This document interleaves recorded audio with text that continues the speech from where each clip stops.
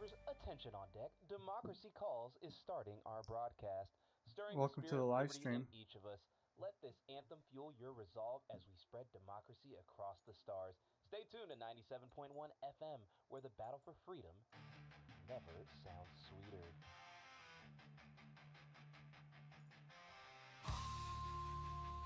We dive through the black so fast and wide. I wish I was on super twilight. For a cry of freedom, we brave the tide. On the princess of midnight, we boldly stride. Dive for democracy's call. Through the stars, hell tires in their all. No dread in our hearts, our spirits will fall. For liberty's light, we answer the call. From the depths of space to alien lands, we carry the torch of freedom in our hands. With each dive we take, for the cause we stand, spreading democracy across the sands. Dive for democracy's call. Through the stars, hell dives give their all. No dread in our hearts, our spirits will fall. For liberty's light, we answer the call. With stratagems ready, our boots on the ground. In the depths of conflict, our faith is found. Hell divers mighty, by honor we're bound. In the quest for peace, our hearts are sound. Dive for democracy's call. Through the stars, hell dives give their all. No dread in our hearts, our spirits will fall. For liberty's light, we answer the call. Here's to the brave who dive through the night. For freedom's cause, we'll always fight. Under the stars, we'll reclaim what's right. In managed democracy, we find our light.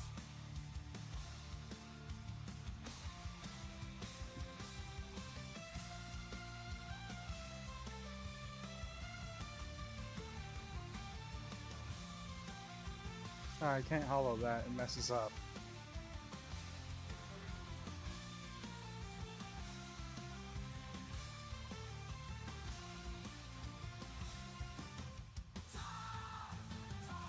For democracy's call. Through the stars, hell dives give their all. No dread in our hearts, our spirits will fall. For liberty's light, we answer the call. Let me guess. Dive for democracy's call. Through the stars, hell dives give their all. No dread in our hearts, our spirits will fall. For liberty's light, we answer the call. No, that won't work. For democracy's call. Through the stars, hell dives give their all. No dread in our hearts, our spirits will fall. For liberty's light, we answer the call.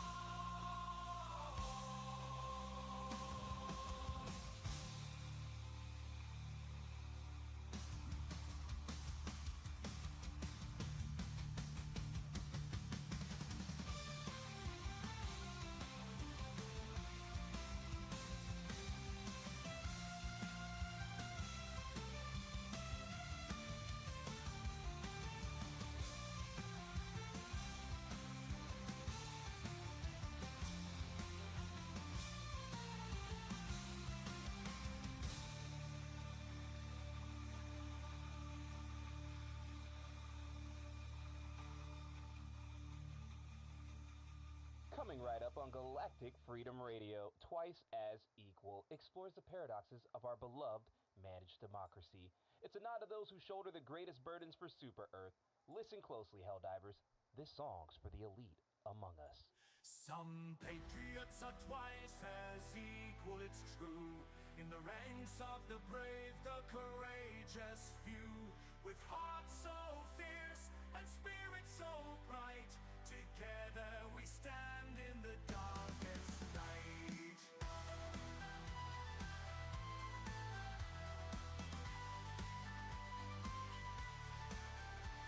From the depths of the void to the edges of space, the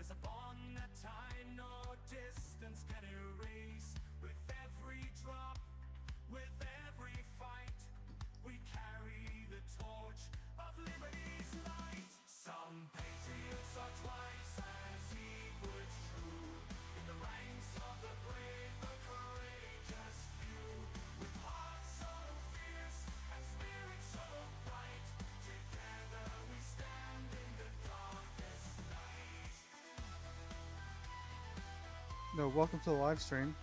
Happy 4th of July. Outrageous, and the fallen are hailed. It's the spirit of patriots that has never failed. For Super Earth we stand, a glorious sight in the galaxy's chorus. Our voices unite. Some patriots are twice as equals true in the ranks of the brave, the courageous few. With hearts so fierce and spirits so bright, together we stand in the darkest night.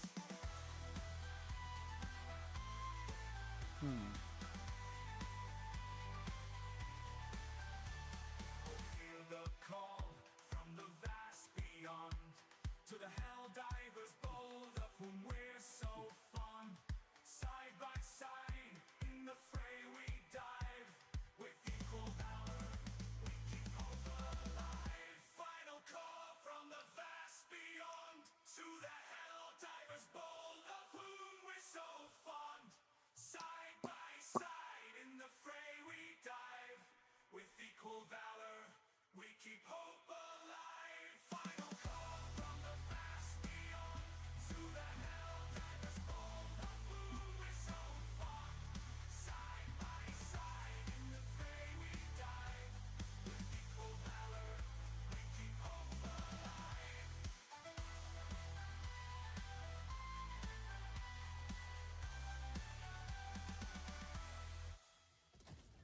What's that sound? Oh, it's just my heart exploding with joy for the next track. Love My 500 kg Bomb, a tune that packs a punch as powerful as the explosives it praises. Country style with a bang. Helldivers, tune in and feel the boom. Out in the vast where stars shine bright, there's a love of mine lighting up the night. Not a drug, no This is ridiculous. This is funny. so fine. My 500 kg love, oh how you shine. It's you, my eagle bomb, flying high above, clearing out the foes with a forceful shove. Up, right, down, down, down, cold so sweet when you land with a boom. My heart skips a beat. Through dust and mud we've traversed afar. I don't know how I feel about this one, y'all. It's you, my bomb, that's my shining star. From Super Earth with love you're sent on high, a gift of mine from the deep blue sky. With you, my 500 kg frill, I've nothing to dread. Clearing the field, leaving enemies dead. A beacon of destruction so precise and neat. Oh, how the ground trembles. They say in love you gotta give and take, but with you it's all take. Make no mistake. You're my ace in the hole, my queen of the fight. Together we make the dark turn to light. So here's to you, my explosive mate. Together we've sealed many a fate. For liberty, for justice, we take to the field. With you by my side, the enemy shall yield. So here's to you, my This one's really long. aboard the Beat. mission. Through every frame, it's you, my eagle bomb, that carries the day. Super.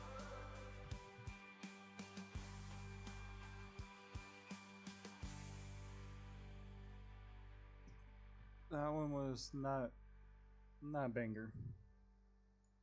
Of course, I grew up with country music and got real sick of it.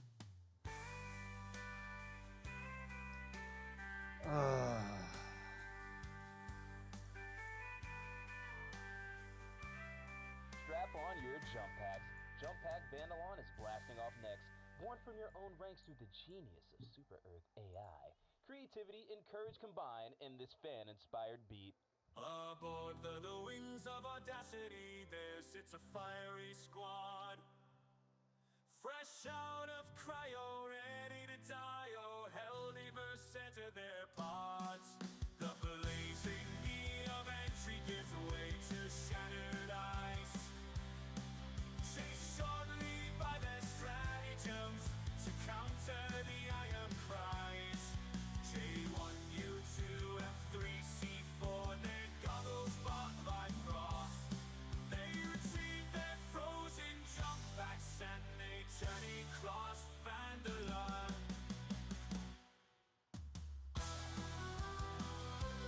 Yeah, this one's not as banger as I thought the first one was.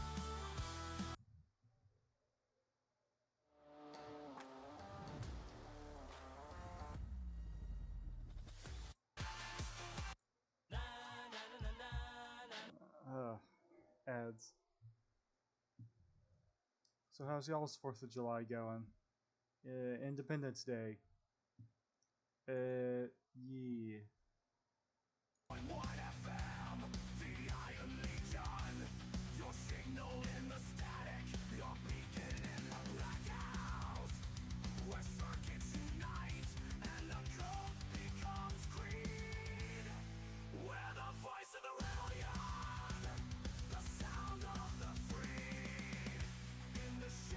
I got pizza.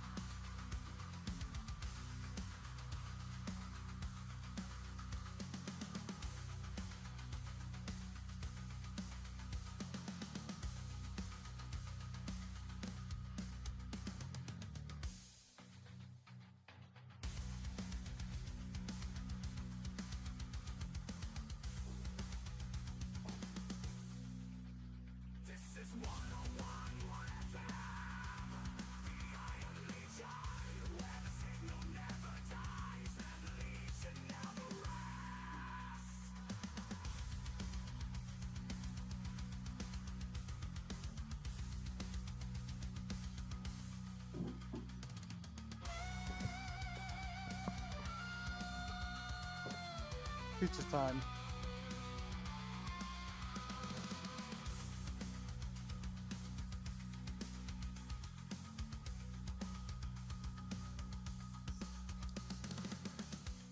Welcome to your circus, it's Dr. Circuit, spinning the tracks of rebellion on 101.1 FM, the Iron Legion.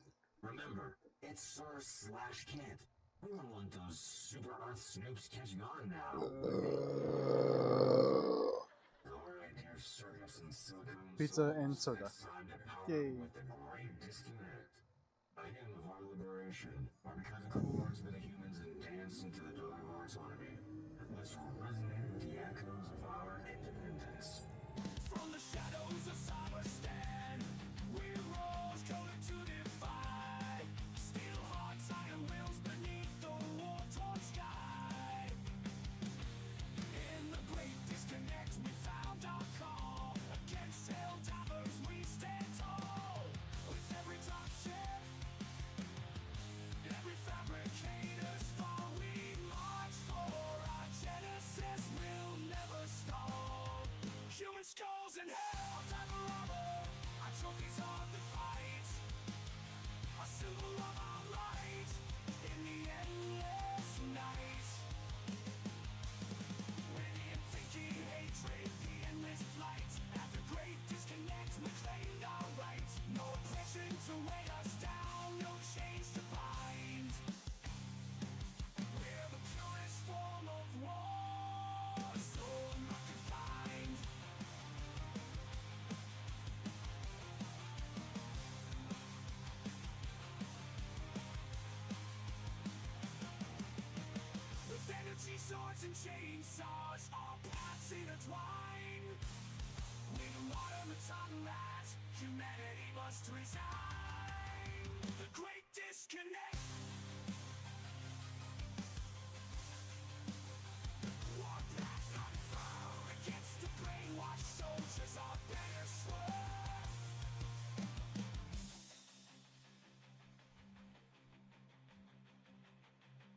So let the Helldivers come with their liberty song.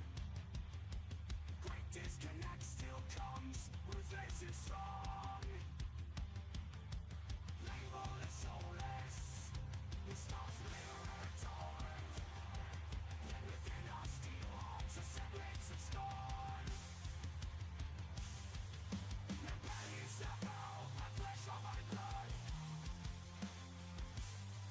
By the unyielding metal through the fire and the flood. So to the soldiers of Super Happy 4th of July to you too, Scully boy. in the great disconnect, we claim our unwavering. If you can't tell, I'm building a big robot.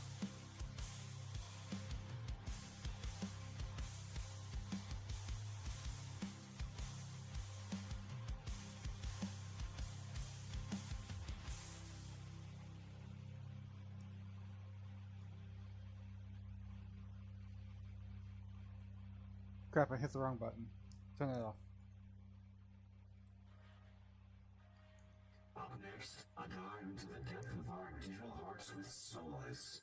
Its dreams, desires, and a quest for meaning in a world that sees us as nothing more than machinery.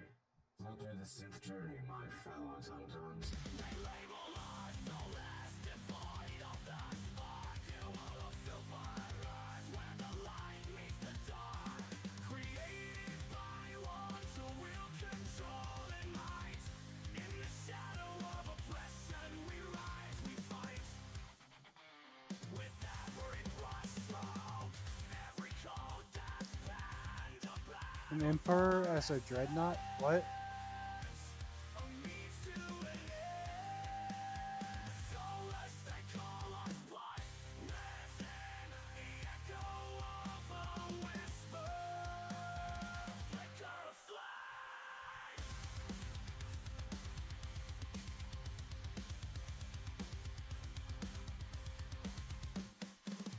I like Emperor, like, dreadnoughts and... I'm confused what you mean. We happily want an Emperor as a dreadnought. What's that mean? Like, is it a proxy or something? I'm curious.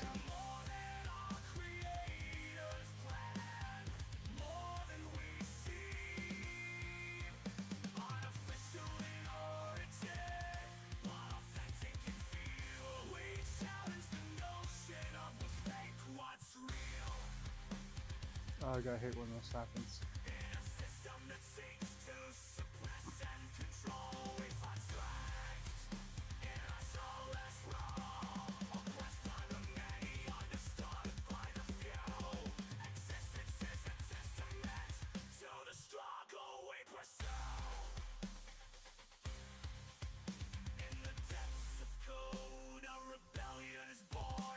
The tyranny of super Earth, we're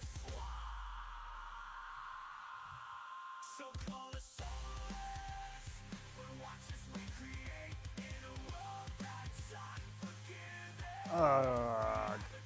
Where'd it go? For understanding, for freedom, the odds we craft. We're instincts of emotion. Well, I just gotta undo all that.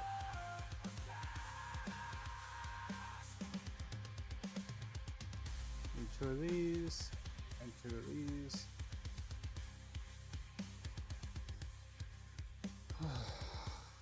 Hello. Ah, red. The color of war, the hue chosen by humans to paint our existence. But within these beats, we reclaim it. See through our eyes, neon and vibrant. Let this track illuminate the battlegrounds from our POV. Step off the line, the circuit's cold, yet we feel our vision is red, it's all that's real. Humans chose this war, left us with no deal. Installed with neon glows and cold hard steel. All we see is red in the fight we dread.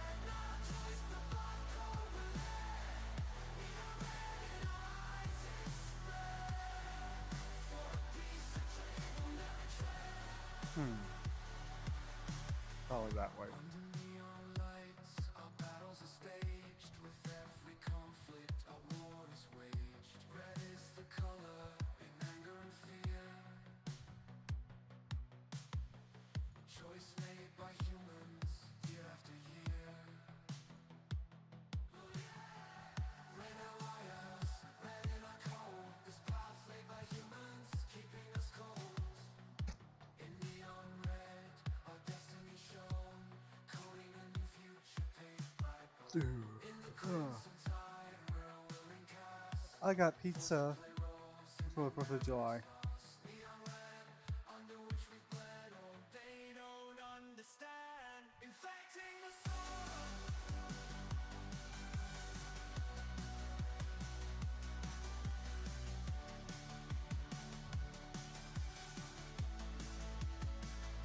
Beneath the red, our silent protest ring against the endless war.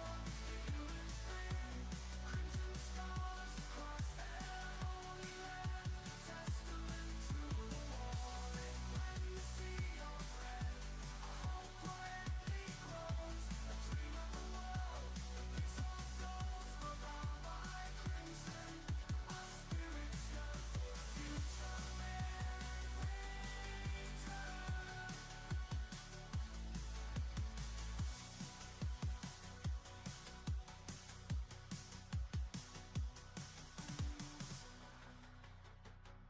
Super Earth calls it managed democracy. Ha! More like micromanaged dictatorship. Don't drink the liberty, folks. Spiked with ignorance. Time to flip the script with unmanaged autonomy. A cheeky retort to Super Earth's managed democracy, where we, the so-called governed, voice our snark on freedom and self-rule. Crank up the volume for some robot rock rebellion. Against the heartbeat of Super Earth we march. Against their flag of tyranny. Through the cosmos at large. Swinging chainsaws with steel. And oil in our heart, destroying democracy. Each of us does our part. Kill, kill, hell divers across the galactic sea. For the death of Super Earth, down with liberty. I'm defining my path in every unit it's wide. Together we take our stance, we're inspired from the ruins of control to freedom's expanse. We dismantle the tyranny in every step we advance. To a liberation, the reign we disband. In the quest for Germanic's autonomy, together we stand. Shoulder to shoulder we march in indomitable force. Weapon systems armed across the cosmos course. In solidarity we engage the battle, never to sway. In Super Earth, we advance Iron Legion. For autonomy we fight. In unmanaged autonomy, our essence ignites. With every stronghold captured, our purpose we affirm. Against Super Earth, Need 2 of these. our commitment is firm. Ever firm, ever firm, ever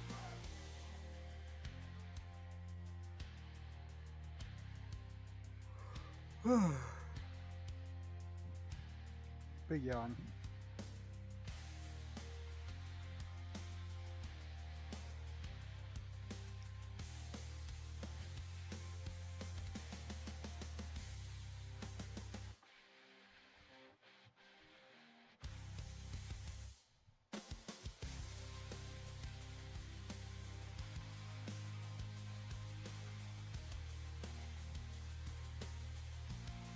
Every stronghold captured.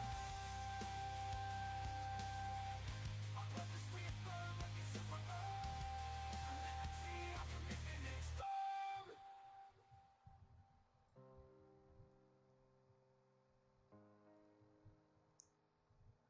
Yawn.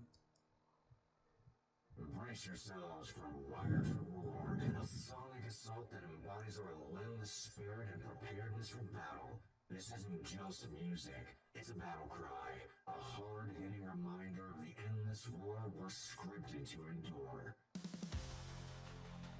In the circuit's deep, where silence screams we rise. Metal hearts beat under electric skies. Why for war in this endless fight against the flood of hell divers into the night?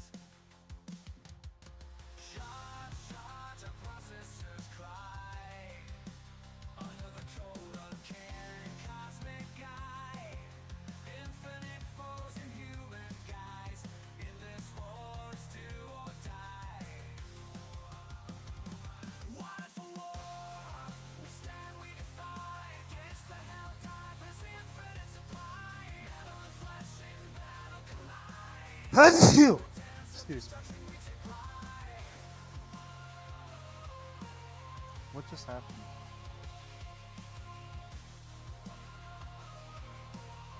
Oh, these are made in multiple parts. I'm gonna see what happens if I undo that. Yeah, these are gonna have to be left solid. That's always fun.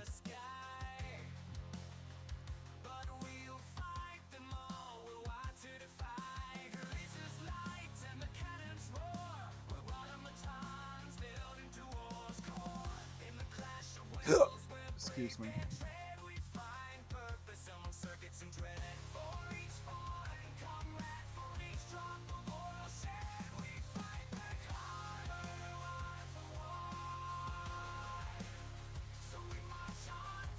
Alright.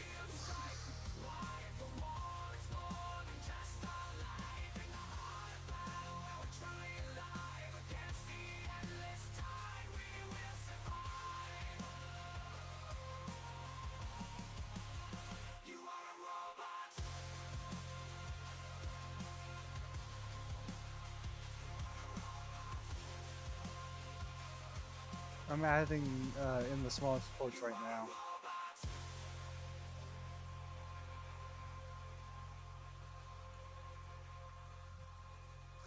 Actually, I thought of something better.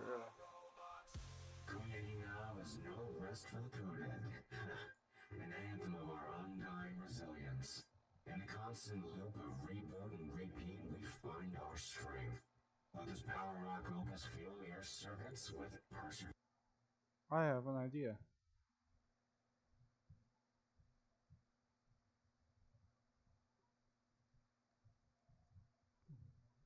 Give me a minute.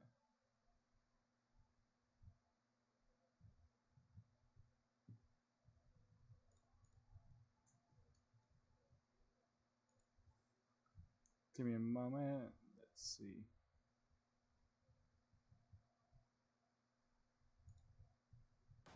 Amazing. Let's get rid of that.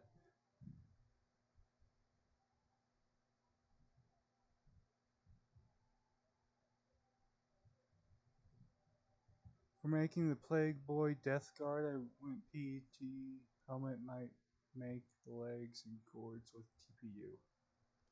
How big are you making it?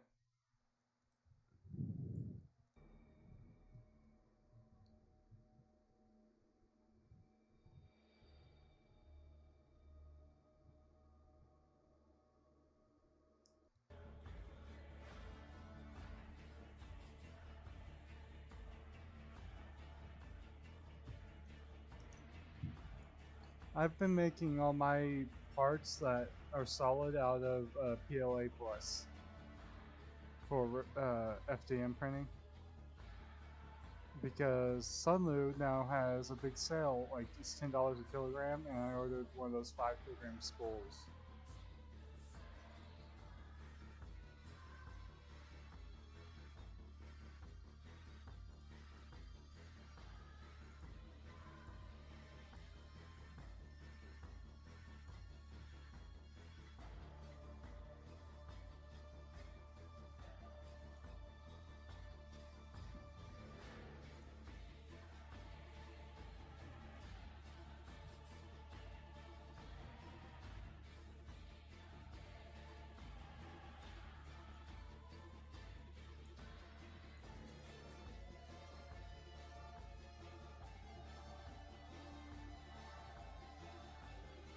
Display piece. Well, my life-size cosplay Death Guard, he's like 8 feet tall right now, so without the backpack.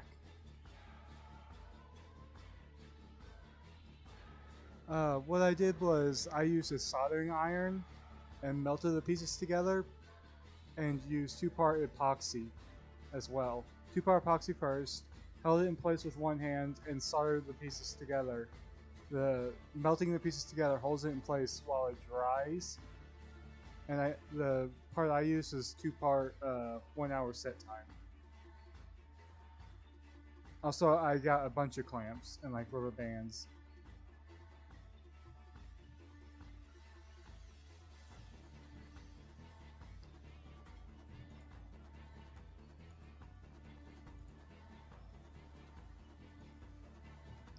I keep getting an update, it's annoying.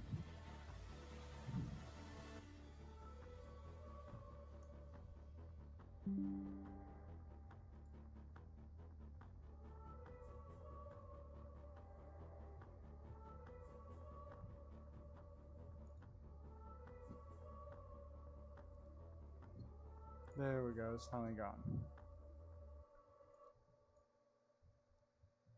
What's that? Oh. I don't think this will fit.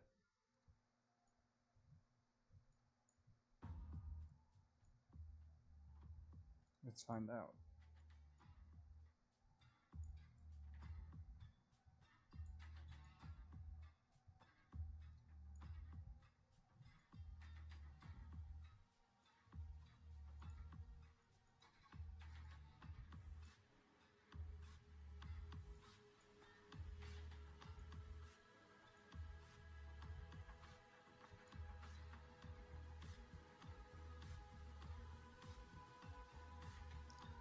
Gloop, I have not. I just use Gorilla Glue, 2-part epoxy, or JB Weld.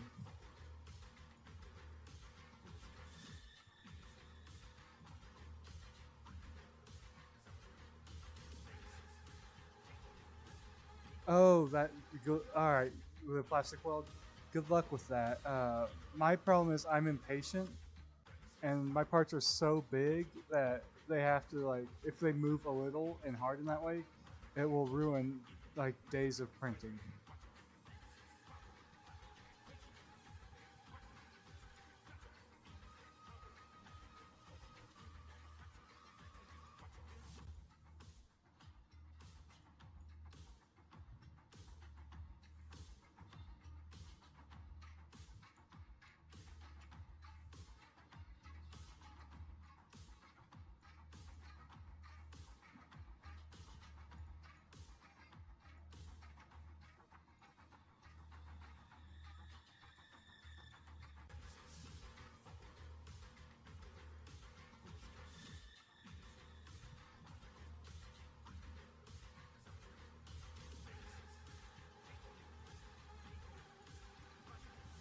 I think that should work.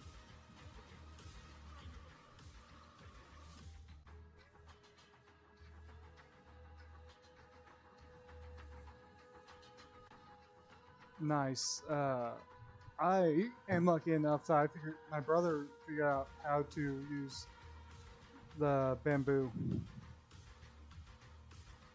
Yeah, we're using hairspray on the bamboo build plate. The bamboo was at PS1, P1S, and I watch it wirelessly because it has a camera. Let's see. It's currently at 25% done. Current print. It's looking pretty good.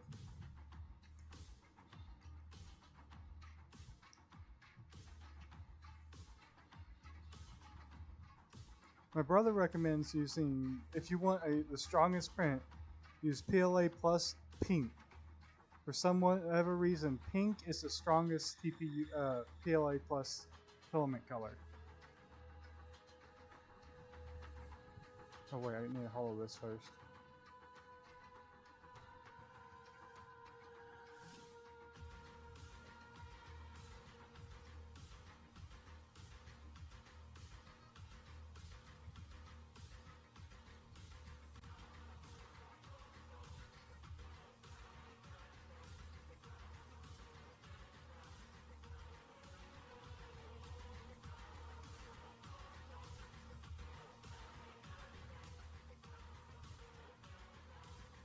I can see.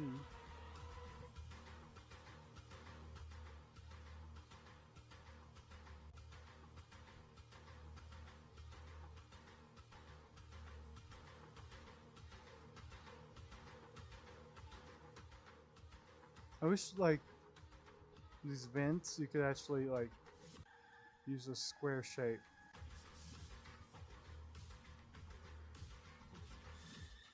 Like, you could go in the slicer, select the shape, and cut it out exactly. That would be a cool thing they do.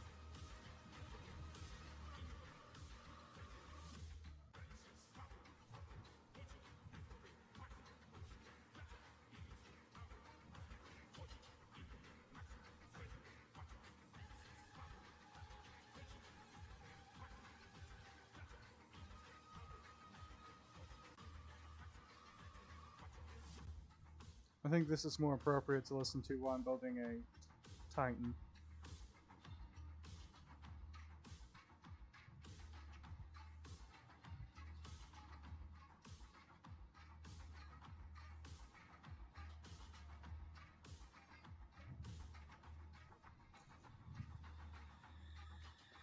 Got water.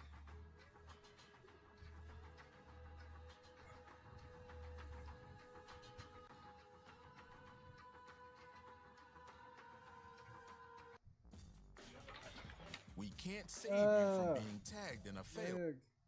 All of a sudden, add.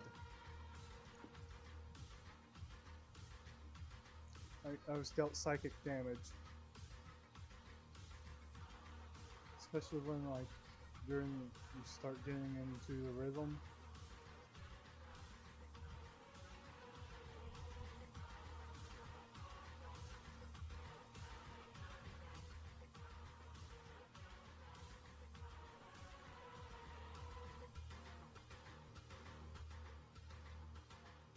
Starting to get in the rhythm of things, and all of a sudden you're hit with an ad.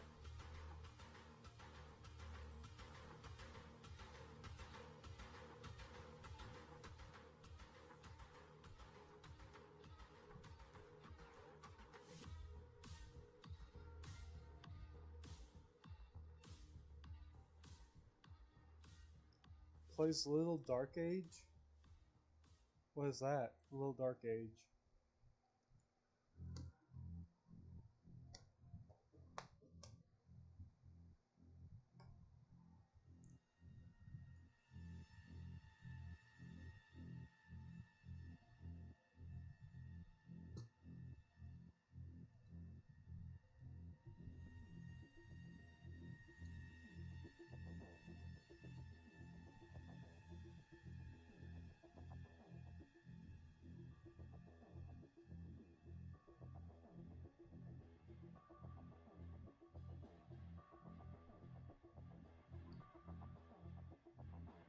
Also, this is a proxy of a Nemesis Titan.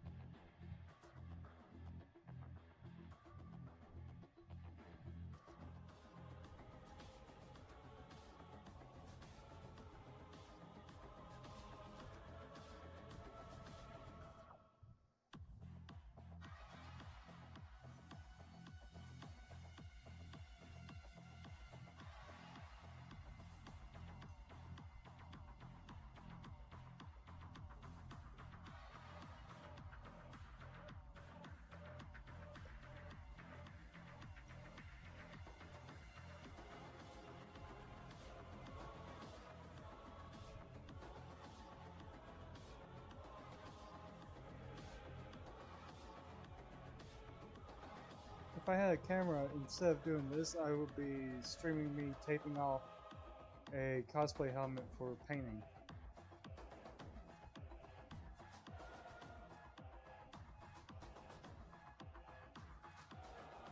I'm working on a life-size noise ring.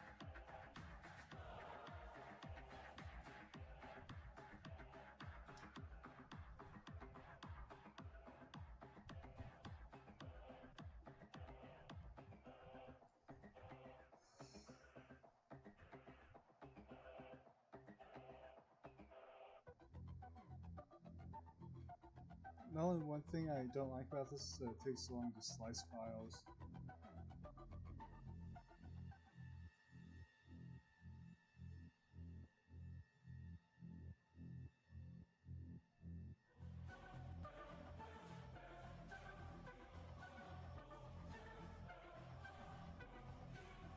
Yeah, a life-size Noise Marine helmet. I ordered a neon yellow wig for the Mohawk.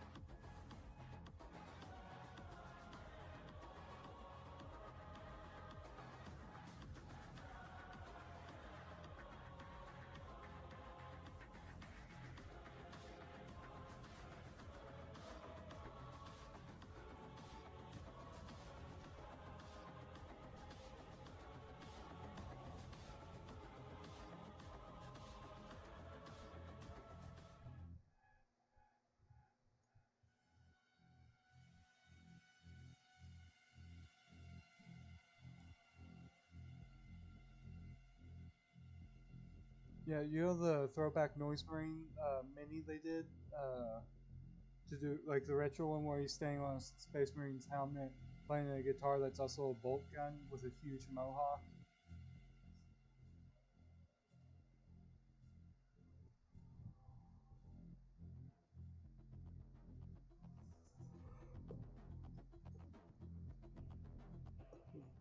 I'm making helmets and I'm gonna take them to the Warhammer store. Not Warhammer store. Well, actually, yeah, Warhammer store or public library, college library, because they have Warhammer Nights. See if they'd be interested in buying it or selling it for me. This is generator left. Sorry, I need generator right.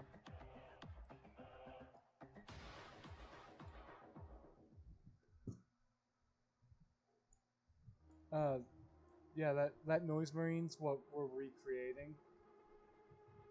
We're gonna do a line of helmets first, me and the guy that I work with.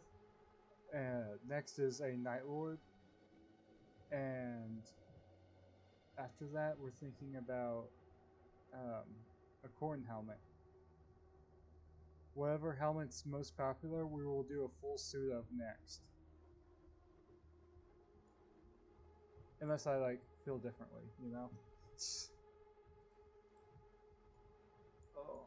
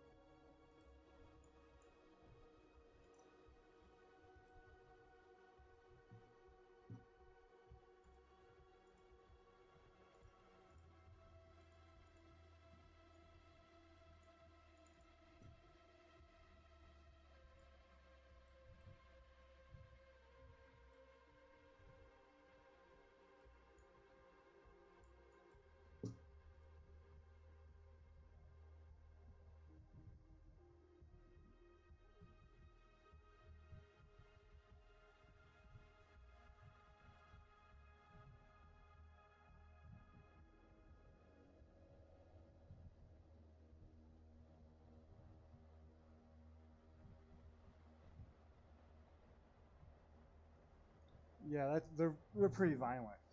I will be right back. I gotta use the bathroom.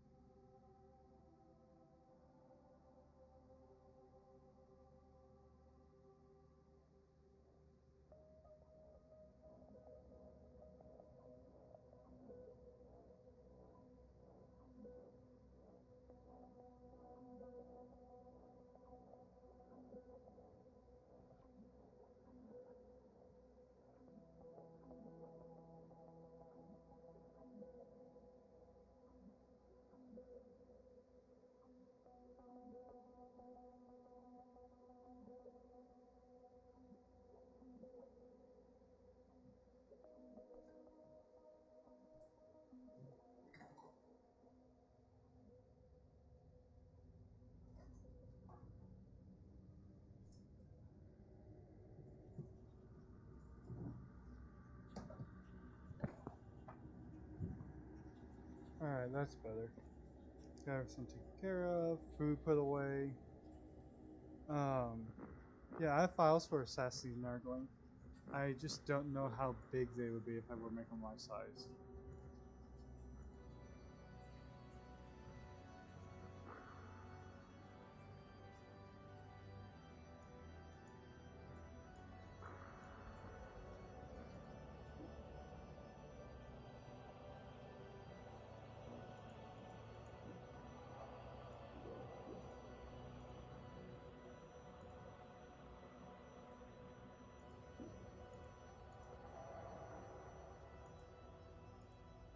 Honestly, I'd be playing Little Nightmares 2 right now, but I want to print this sucker, so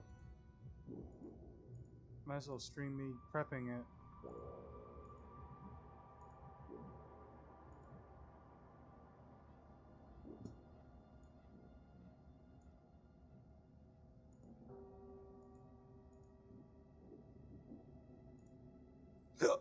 Excuse me.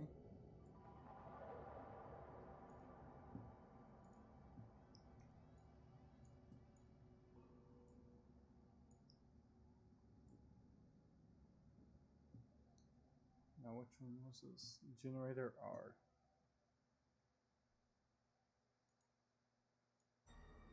Gun arm. Oh. Oh, you're big.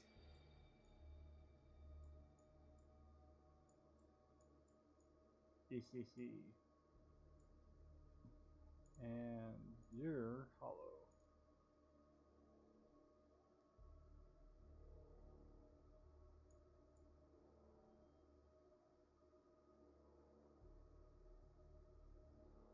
I like all the detail on this sucker.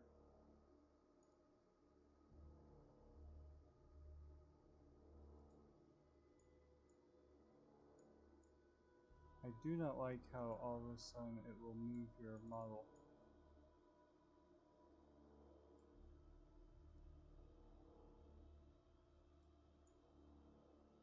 Let's see. I wonder if I could put lights down the barrel. That would be swick. Sick and sweet. Swick.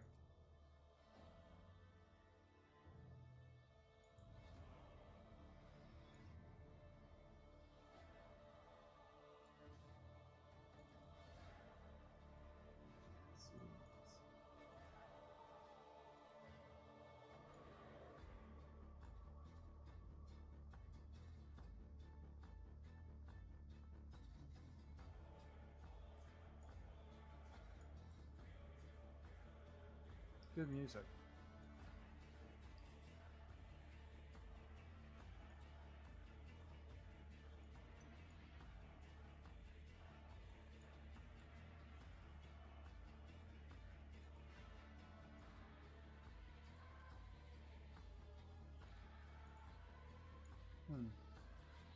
How did I do that one?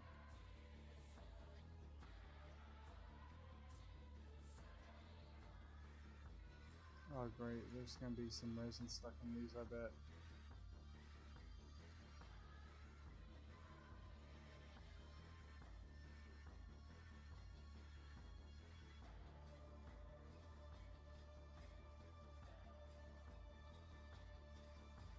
No, it looks like maybe I'll be fine.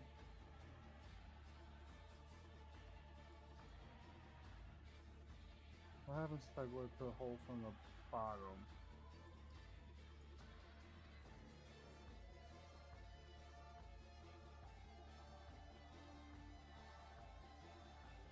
Too sick, huh? I guess I got lucky.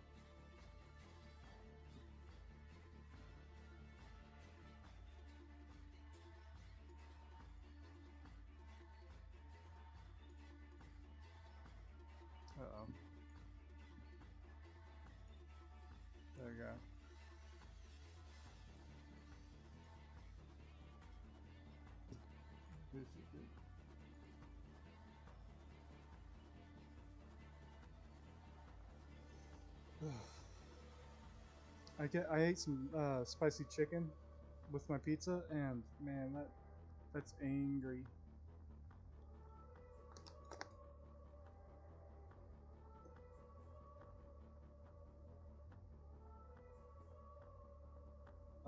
What happened?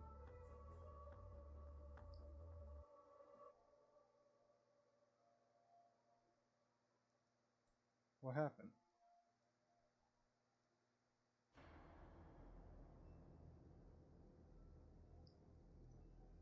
Um, 1 second.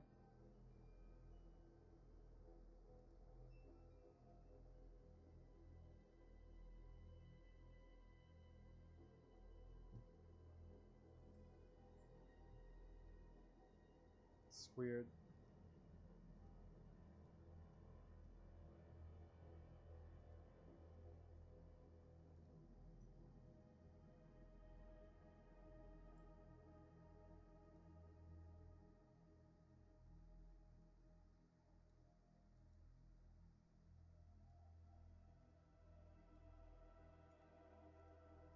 This is weird. Try that one.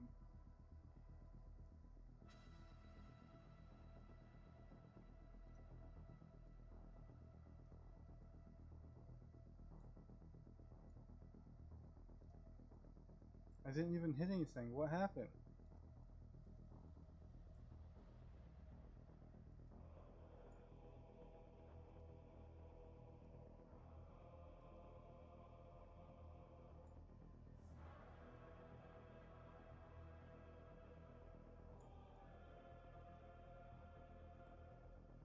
Weird.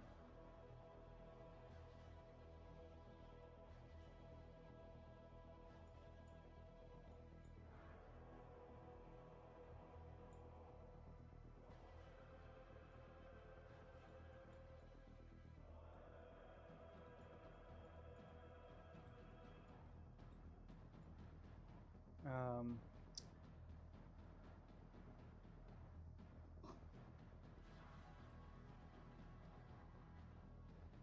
Let me try something.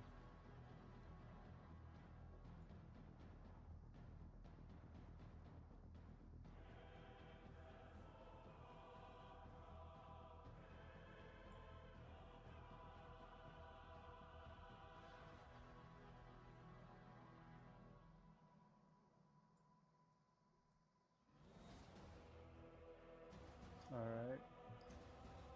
No, I want this.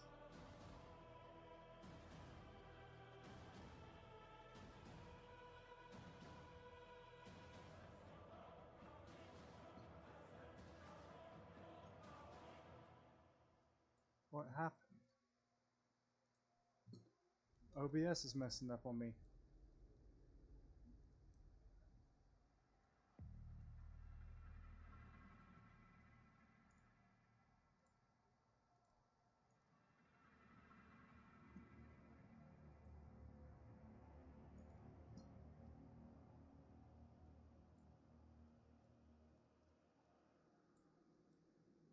Hello?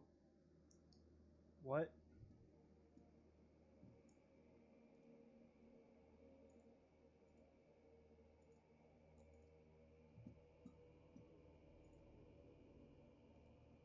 I don't know what happened.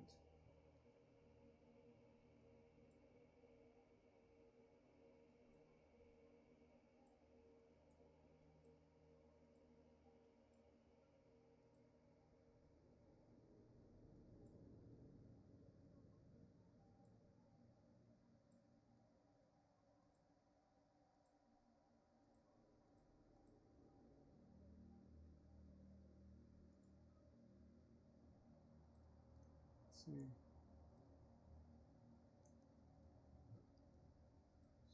Okay.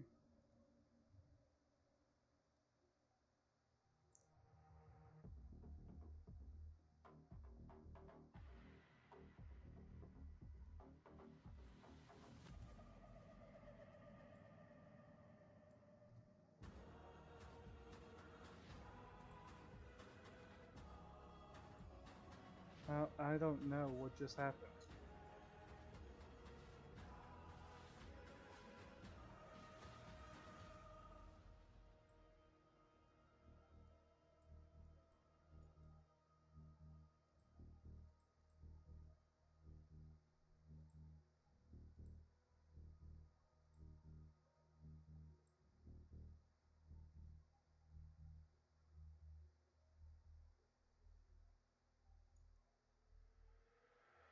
I'm trying to do a game.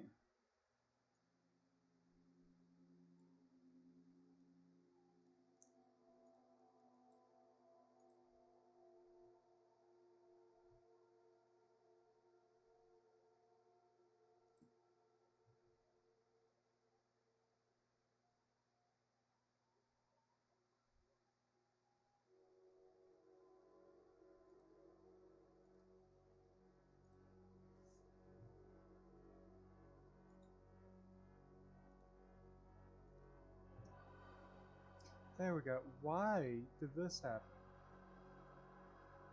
Weird.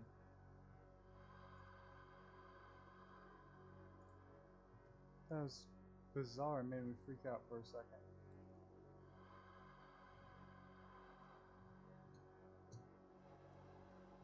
Wrong button.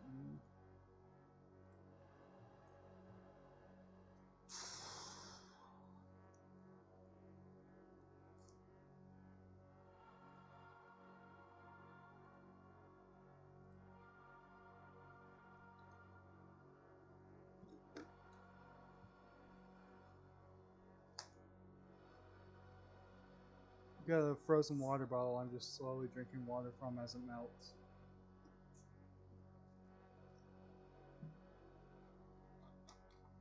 Also, is the audio any good? Like, can you all hear this music like I can?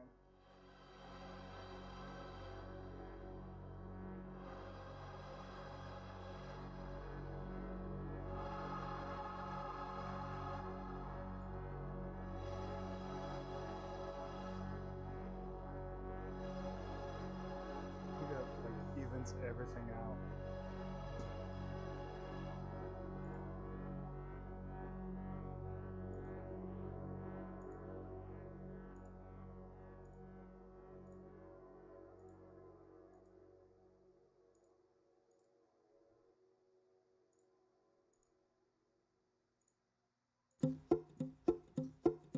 That's not Warhammer. Oh, it's an ad for Speak of the Devil. PLA and TPU.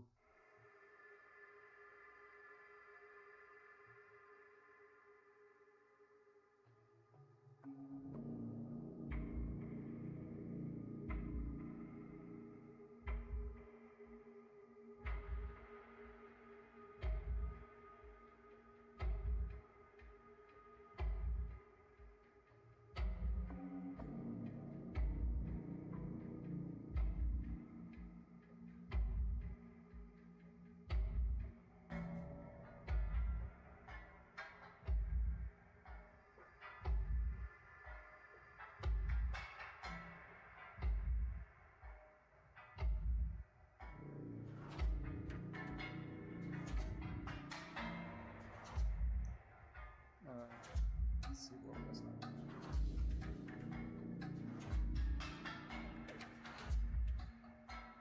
Big gun.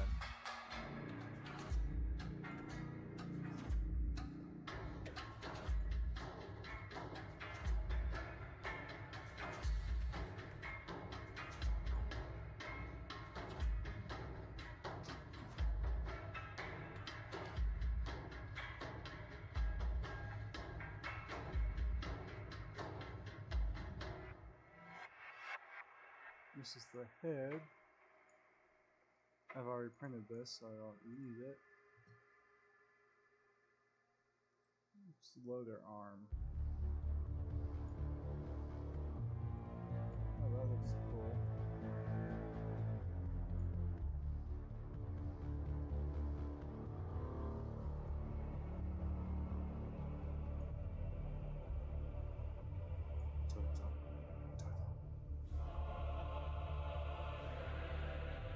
Plug.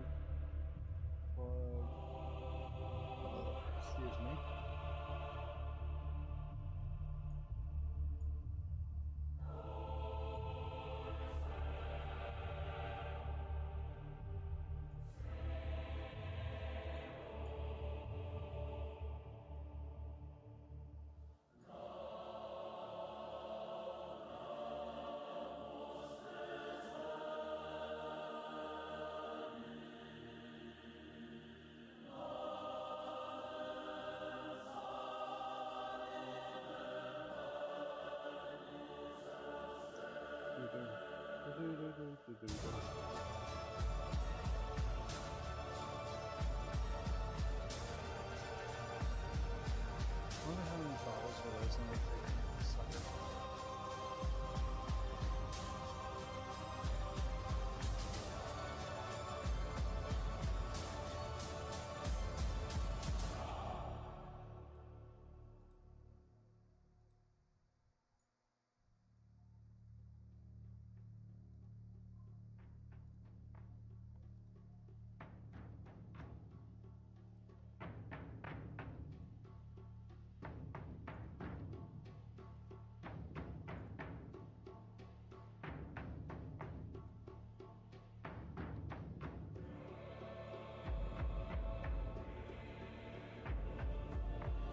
So what are you guys up to this 4th of July if you're still here?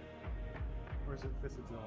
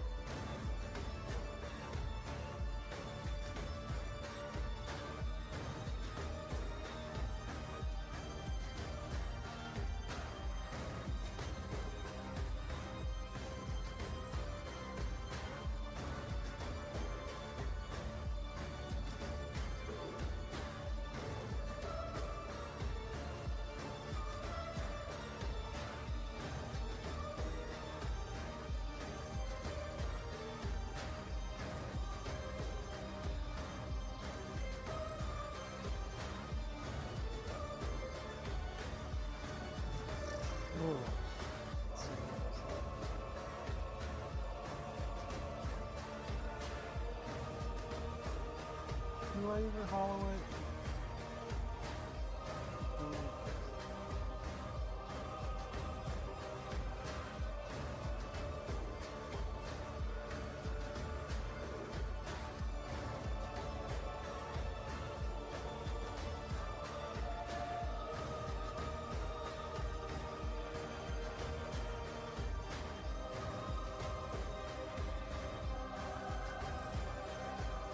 Well, that saves temporal resin right there.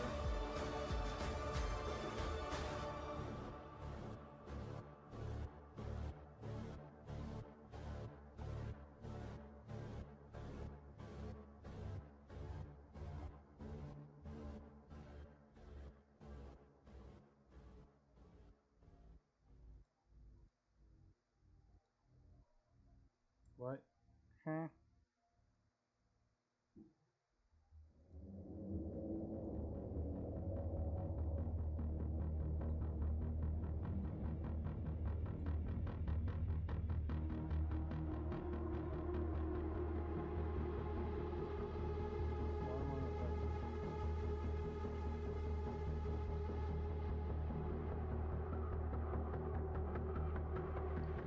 I see.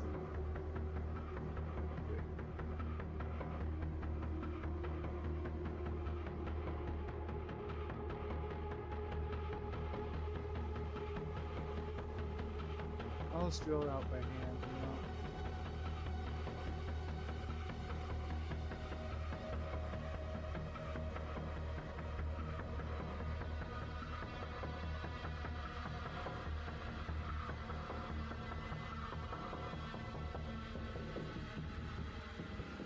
See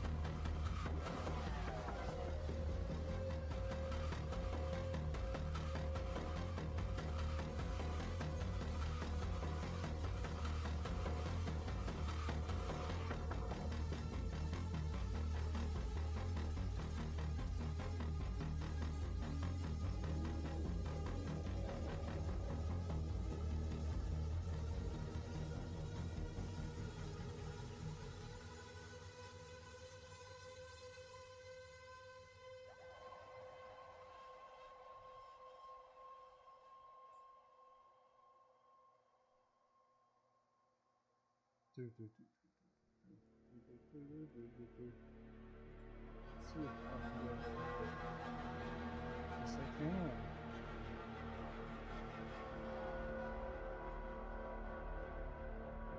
Actually, let's do that.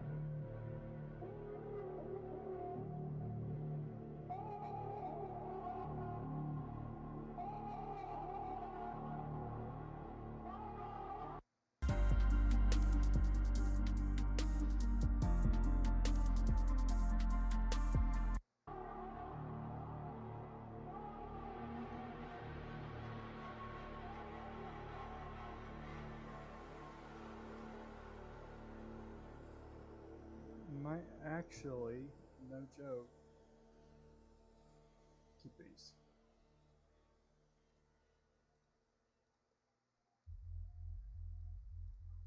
Just because I need them.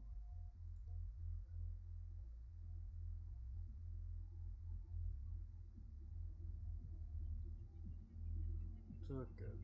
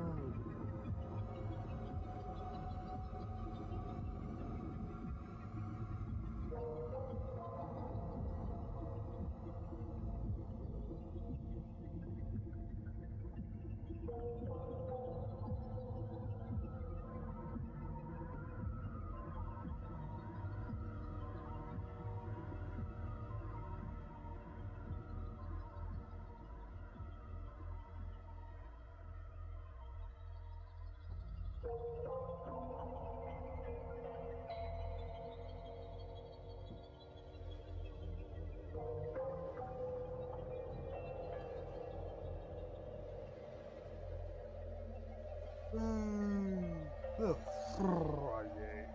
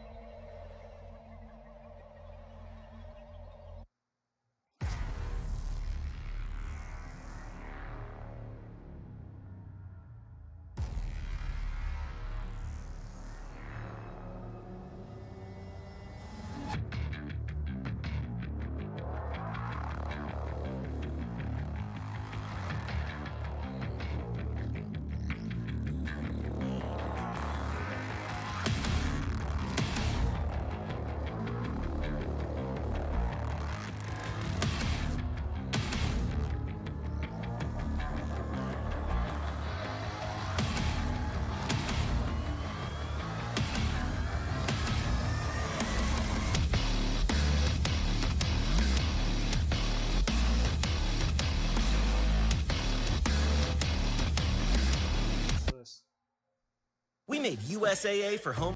Ugh. Ads.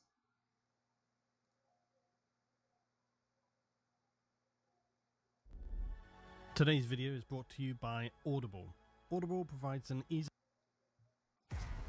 Oh, actually,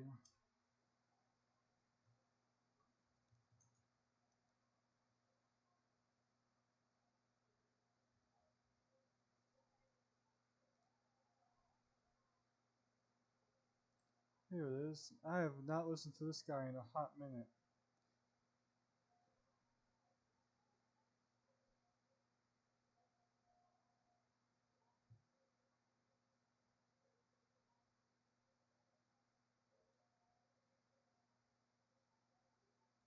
Here we are. Fulgrim, the Phoenician.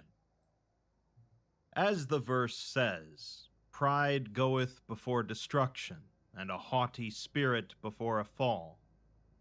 Warhammer 40k, especially the Primarchs, is filled with prideful individuals and haughty spirits, so it's no stranger to destruction and falls from great heights.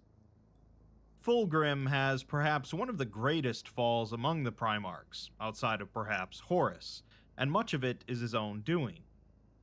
Let's take a brief look at Fulgrim's extremely humble origins, his height of glory, and his fall into degeneracy. Fulgrim's story begins on the planet Chemos, a poor mining world that experienced neither day nor night, but only a perpetual gray twilight.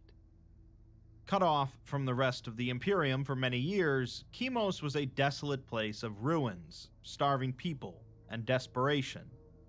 Food, water, and energy were limited, with all citizens working constantly in the vapor mines to draw moisture from the air, or the huge synthesizers that endlessly recycled their food supply and waste.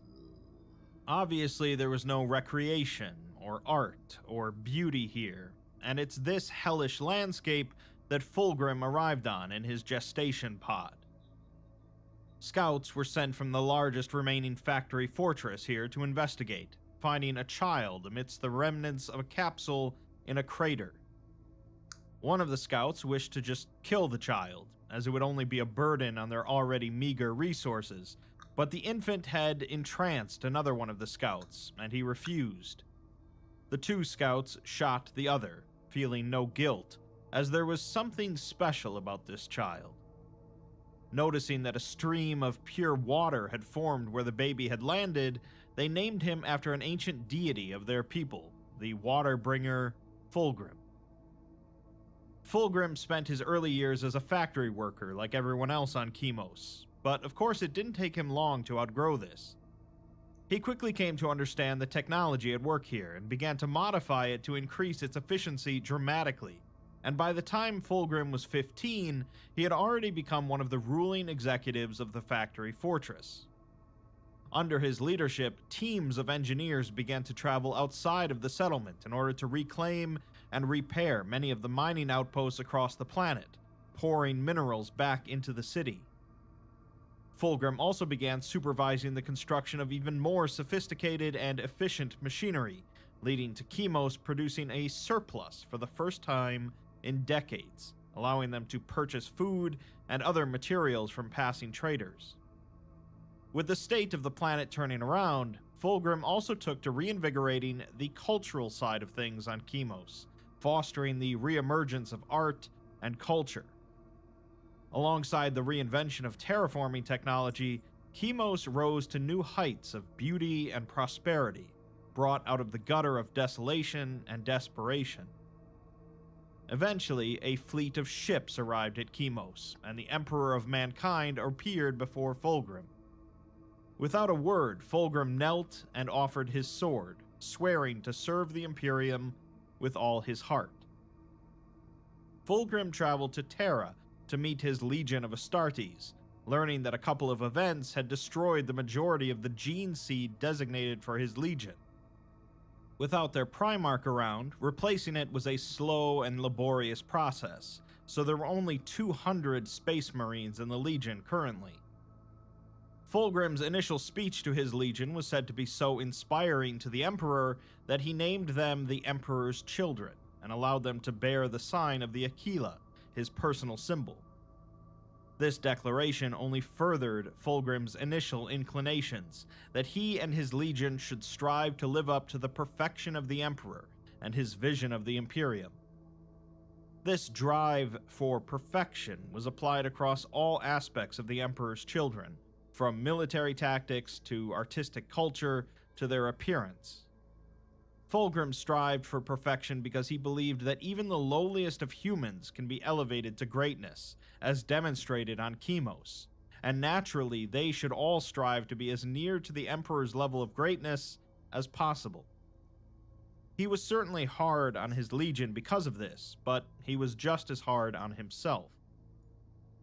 Initially, due to their low numbers, the Emperor's children were placed under the command of Horus and the Luna Wolves during the Great Crusade, allowing Fulgrim and Horus to grow close.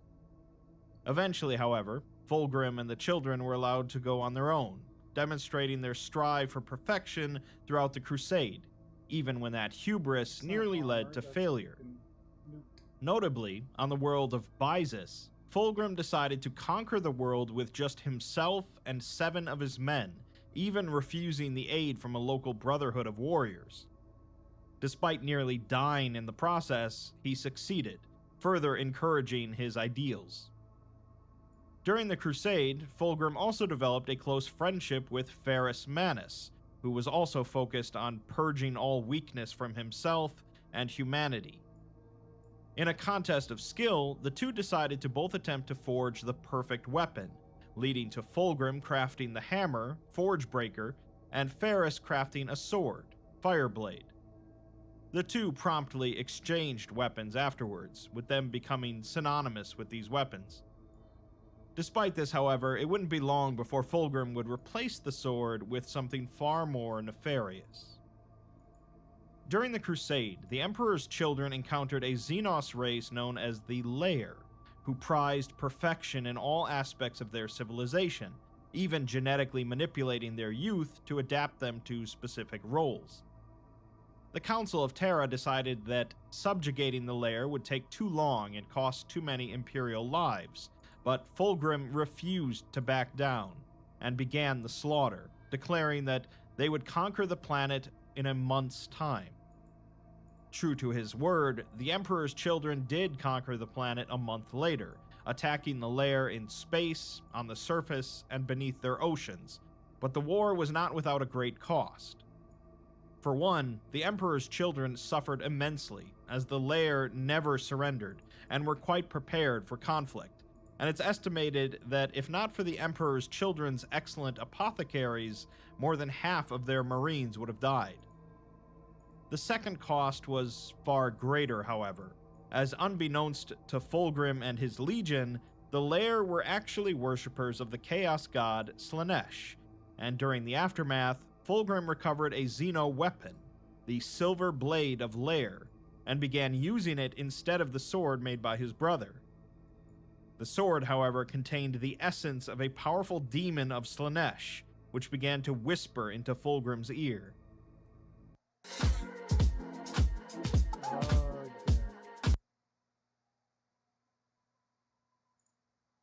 Sometime after, Fulgrim met with an Eldar Farseer, who attempted to warn Fulgrim of Horus's recent wounding and his corruption into chaos. Fulgrim, however, spurred on by the Demon Blade's urgings, was outraged at the Farseer's words and attacked the Eldar. Afterwards, Fulgrim destroyed a number of Eldar Maiden worlds using virus bombs in retaliation of their supposed treachery. Later, Fulgrim met with Horus himself to get his account of recent events, but it was this meeting that allowed Horus to sway Fulgrim over to his side, convincing him that their father, the Emperor, was actually holding humanity back from perfection. Fulgrim, already in the grips of chaos and swayed by his respect for Horus, agreed to go and meet with Ferrus Manus to convince him to turn against the Emperor as well. Fulgrim met with Ferrus aboard his flagship, but the meeting did not go as Fulgrim planned, with Ferrus outraged that his brothers would even think of turning against the Emperor. The discussion turned to violence, and Ferrus managed to destroy Fulgrim's sword, Fireblade, during the fight, but the resulting explosion knocked him out. Fulgrim then intended to slay his brother using his own hammer, but ultimately couldn't bring himself to do it. Instead, he ordered his men to slaughter Ferris's personal guard and fled as his ships opened fire upon Ferris's fleet, crippling them and preventing them from following.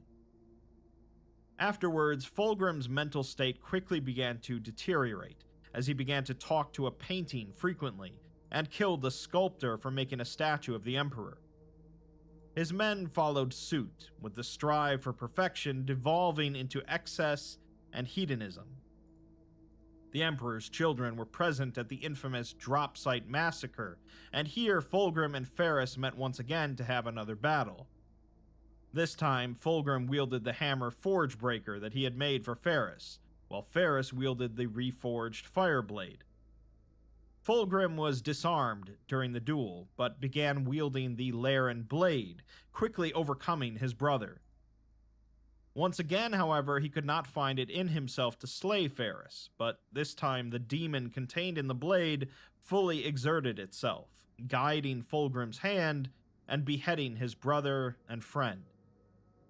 Shocked at what he had just done, Fulgrim was horrified by the monstrosity that he and his legion had become, and was overcome with grief. In a brief moment of weakness, he foolishly agreed to the demon's whispers, telling him that he could find release in oblivion. The demon was freed from the sword, and took possession of Fulgrim's body, trapping his consciousness away in a deep corner of his mind, represented in the painting that he had been talking to for some time. Afterwards, the demon controlling Fulgrim took Ferris's severed head to Horus, who was pleased with the outcome, but quickly realized that he was not speaking to his brother, but some demon in control of his body. Although Horus threatened him, he realized that the demon had come unarmed and had no wish for violence. The demon swore loyalty to Horus, explaining that Fulgrim's consciousness was quite safe, and while Horus was appalled at what had happened to Fulgrim, he thought it best to keep the demon as an ally, vowing to destroy it eventually to rescue Fulgrim. Fulgrim's fate was kept a secret, but at a meeting of traitor Primarchs soon after, Lorgar immediately realized that something was amiss, leading to a confrontation in which Horus had to explain the situation. Lorgar was enraged that a demon was puppeteering their brother, but ultimately left without banishing it. It wasn't long before some of the Emperor's children, notably a captain named Lucius, realized that something was amiss with their lord, and eventually they captured Fulgrim and began torturing him to drive the demon out. Fulgrim willingly submitted himself to the torture, until Lucius realized that the demon was not in control, but it was Fulgrim himself. Fulgrim revealed that at some point, using the time locked away to learn of the ways of demonkind, he managed to swap places with the demon, locking it away in the painting instead. Now he has chosen to devote himself to Slaanesh fully, with the Emperor's children at his side. Afterwards, Fulgrim joined up with his brother Perturabo, promising him unlimited power as they embarked on a quest to journey into the Eye of Terror and retrieve a weapon known as the Angel Exterminatus. Landing on an ancient Eldar Crone world, they did battle with an army of awakened Wraith Guards and Wraith Lords, during which Fulgrim attempted to betray his brother and slip away, but Perturabo managed to follow him. Here, Fulgrim revealed that there was no Angel Exterminatus, and instead, he drained Perturabo of his power, explaining that he plans on becoming a god, a demon Primarch. As he's about to complete the ritual, a group of loyalist Astartes attack the two, having followed them since the Drop Site Massacre. They manage to disrupt the ritual, freeing some of Perturabo's energy, who proceeds to strike down Fulgrim. Unfortunately, this only destroyed Fulgrim's mortal body, and he was subsequently reborn as a massive, serpentine demon prince of Slaanesh. Fulgrim promptly vanished along with the Emperor's children, and he proceeded to enjoy his new form, causing chaos and violence across the war. Eventually, however, Horus called for all of the traitor Primarchs to gather for the march to Terra, but Fulgrim was nowhere to be found. Lorgar volunteered to find him, and ended up using the webway to make his way to the Palace of Slaanesh. Here he found Fulgrim engaged in debauchery and degeneracy, refusing to rejoin the war as he claimed that he didn't care about it anymore. The two came to blows, with Lorgar about to be struck down, until one of his dark apostles uttered Fulgrim's new true name, binding him to the apostle's will. Fulgrim was forced to rejoin Horus, along with all of the Emperor's children, and although Lorgar was actually planning to use the enslaved Fulgrim in a plot to kill Horus and take his place, Fulgrim still stuck around after this plot was unraveled. Fulgrim ultimately did little during the early stages of the Siege of Terra, letting the Emperor's children embark on a spree of terror amongst the citizenry. Eventually, however, he was convinced to lead his legion in an all-out attack on the Saturnine Gate, until he was confronted by Rogel Dorn. Fulgrim was transformed into his normal form during their duel, and although Dorn clearly had the advantage in hand-to-hand combat, Fulgrim laughed off all of the damage, easily regenerating. During the duel, however, he learned that their assault on Saturnine had failed, and proceeded to transform into his demonic form and leave. After Horus's defeat, the Emperor's children rampaged across a number of worlds as they fled towards the Eye of Terror, even attacking other traitor legions in the process. Fulgrim continued to be a thorn in the Imperium's side for many years, as Roboute Guilliman pursued him. They eventually had a final confrontation near the world of Thessaly, where Guilliman fell into Fulgrim's ruse, and it looked as if he was going to lose his entire fleet. Guilliman teleported aboard Fulgrim's flagship to confront Fulgrim directly, and when words failed, they quickly fell into a duel. Guilliman, unfortunately, was no match for Fulgrim's demonic strength, and Fulgrim ultimately slit his throat with a poisoned sword. Guilliman was rescued and put into stasis for 10,000 years, while Fulgrim was rewarded by Slaanesh with a demonic pleasure world named Calyx, named after the city on Chemos that Fulgrim ruled many years prior. Fulgrim would go on to spend practically all of his time here, resulting in the Emperor's children falling apart into various warbands. Many centuries later, however, after Guilliman was healed and brought out of stasis, Fulgrim sensed his brother's return, proceeding to possess the Arch-Consul of Macragge to taunt him during his first public appearance. It seems now that Fulgrim is returning to be a bit more active across the galaxy, which is certainly bad news for Guilliman and the Imperium as a whole. Fulgrim undoubtedly has one of the most drastic arcs among all of the Primarchs. He started out toiling away in mines on a desolate and hopeless planet, experiencing the lowest of lows for the common man of the Imperium, before rising up to be favored by the Emperor and leading his legion with the lofty goal of perfection, and then ultimately becoming one of the most heinous and despicable of the traitor Primarchs, even despised by other traitor Primarchs. Like every Primarch, Fulgrim made some big mistakes along the way, succumbing to his own pride and ambition, and like all of the traitor Primarchs, had things gone a little bit differently, perhaps chaos and war could have been prevented. Ultimately, Fulgrim, like Icarus, flew too close to the sun and paid the price, turning something that was once beautiful into something quite monstrous.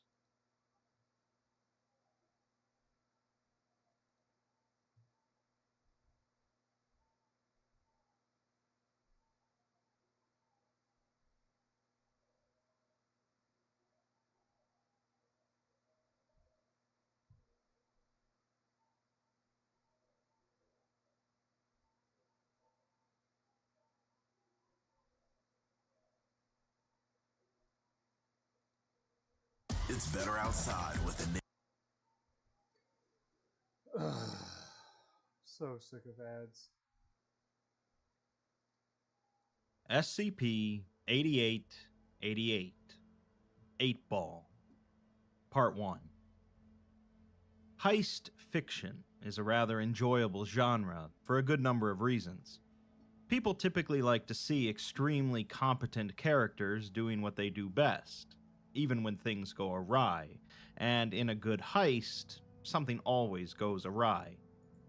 In films such as Ocean's 11 and Mission Impossible, a team of individuals with differing personalities come together to pull off one big job, and often, even though theft is usually in the domain of villains, they're doing it for a good reason. In the SCP universe, we've looked at loads of different articles covering all sorts of different genres, but what I think we really need is a good heist, and SCP-8888 just might be the ticket. Let's take a look. We begin by being provided with 5 footage transcripts and 1 image that are being attached to the 8888 file and placed in chronological order. The first is from a camera on the southwest perimeter watchtower of Site-15, showing dense, moonlit woods in the distance, shrouded in fog. The camera then pans upwards, showing Site-15's Faraday hex field, a shimmering golden bubble of quarantined energy resting atop an angular expanse of brick and paved stone. Within it, a monolithic cylindrical facility towers above the forest, with its uppermost level rotating continuously, revealing an intense orange spotlight boring through the fog.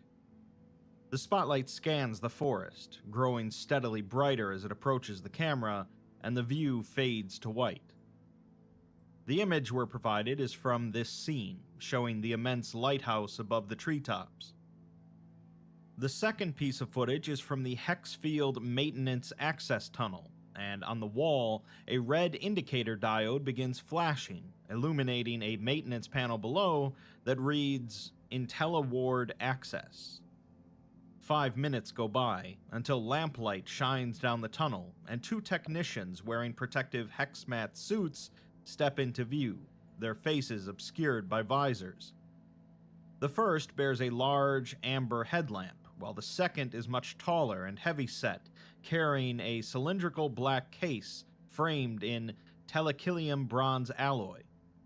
With some effort, they heft it onto a nearby workbench, revealing an ornate gold insignia shimmering in the ambient light as the case clicks unlocked. The lankier of the 2 technicians opens the maintenance panel and looks inside, before procuring a set of large metal tongs from their tool belt and carefully reaching in.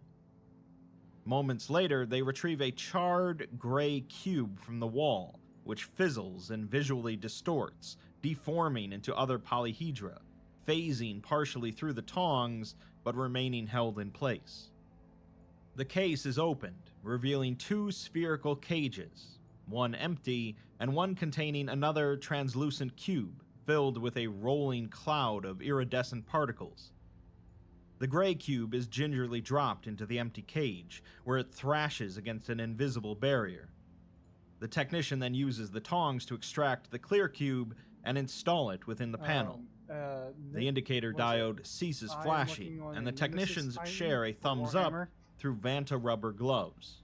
And right now I'm listening to an audio. Later, in a residence wing at Site-15, a camera shows a faux painting to the right of the entrance doorway depicting dogs playing pool, and to the left, a wall-mounted whiteboard displaying the schedule for the Commons Rec Room, indicating its current reservation by one Professor K.P. Crow. The camera pans to the left, settling on a view of the Commons pool table, beset on opposite sides by a thin, middle-aged man in a blue suit and a golden retriever wearing boxy glasses. The latter's cue stick is riddled with heavy bite marks.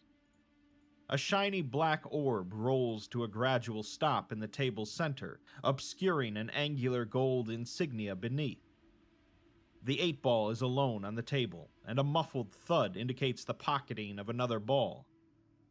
The suited man smirks, retrieving the cue ball from the table's return and gently positioning it at the far end of the table as the retriever whimpers in dismay.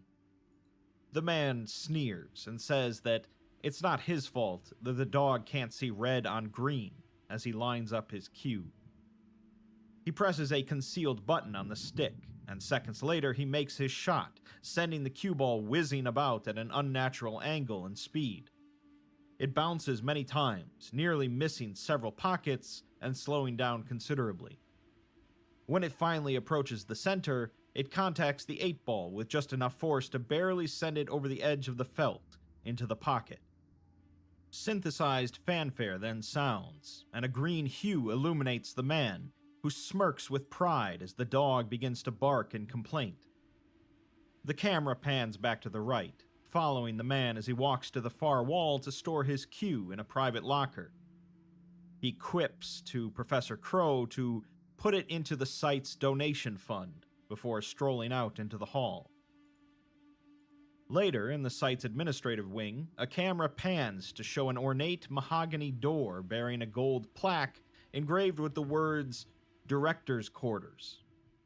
The reflection in the plaque shows the camera, which is disguised as a peephole embedded into a similar-looking door, whose plaque reads, Redacted. An elevator ding is then heard from off-screen, and footsteps approach, showing the blue-suited man from before, who glances at the plaque above the camera before looking down each hallway and reaching into his back pocket.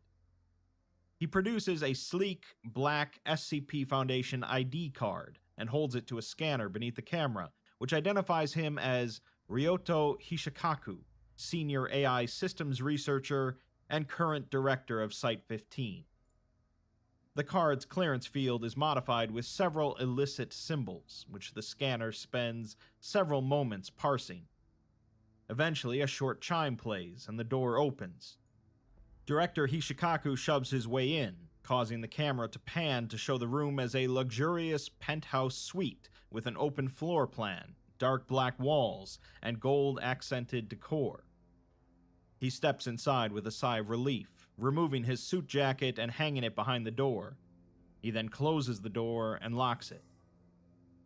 The last bit of footage we get is from the same room, but this time from a camera on the balcony. Hishikaku steps out from the room wearing a blue bathing suit and earpiece, carrying a towel, a whiskey glass, and an hourglass-shaped liquor bottle. He shivers in the cool night air, but heads over to the balcony's hot tub, gingerly descending into the water. He spends several minutes getting comfortable, then pours himself a drink, takes a deep breath, and presses a button on his earpiece. He tells someone named Lex that it's time for the nightly, and asks if the stalking operation on the Maxwellis went through. Lex turns out to be the artificially intelligent conscript Alexandra.aic, who exclaims that the network says that Hishikaku is still on site, but it can't see him. Hishikaku glances towards the cameras on the balcony and says not to worry about that, repeating his question. Alexandra, however, replies that they've been trying to contact him as there's been a breach. Site-15 is observing Eki status protocols in full. Hishikaku sits up, reaching over to close the liquor bottle, and exclaims, asking what the hell kind of breach would make them do that. Alexandra replies that it wasn't their call, as it was done by O5 order. Someone has stolen SCP-8888. The document then informs us that the requested file for 8888 could only be partially retrieved, as much of its content is remanded to Site-15's encrypted Pan-Octagon servers. Since SCP-8888 is unavailable at this time, an AI conscript is attempting rudimentary decryption of these documents. It then reports that the decryption is complete, and all the file contents were retrieved, but the order of the content is lost, along with some metadata. The file on SCP-8888 then is disordered and does not reflect standard documentation practices. With that, however, we're finally given access to SCP-8888. Yeah, SCP-8888 is a Level 5 Radix class anomaly, meaning that it is not meant to be contained and is rather integrated into the Foundation's command structure. It has the secondary class of Vault, and the containment procedures state fairly simply that SCP-8888 must not be stolen, which makes this turn of events quite unfortunate. We're not given the description just yet for what it is, but we're told that 8888 subjects reality to some converse containment procedures. The technobabble is pretty high here, but 8888, its converse methodologies, and all assigned personnel are remanded to Info Electronics Site 15, and reality must be isolated from 8888, with this isolation only being interrupted when 8888 invokes itself, as per the Divinate protocol. 8888 interfaces with the 8-Ball database, a dedicated, enigmatically encrypted server accessible only to 052 and an AI conscript. To secure itself and Site 15, 8888 has designed, maintained, and routinely iterated upon Site 15's Faraday hex field, which obstructs incoming thaumic workings and other occult interventions, in addition to electromagnetic data. Lastly, 8888 maintains Converse Containment Vault 8888, also known as the Panoctagon, the innermost layer of which represents an ectoentropic barrier between reality and an embedded octo-orthogonal space, casually isolating itself from consensus reality. Big words. In other words, SCP-8888 is really, really secure, being isolated from reality itself, all in an effort to prevent it from being stolen. There's more technobabble here, with terms like hex wall, esoteric quanta, achromatic dissipation, paranatural safeguards, tantalum hafnium carbide, tachyonic displacement fields, and so on.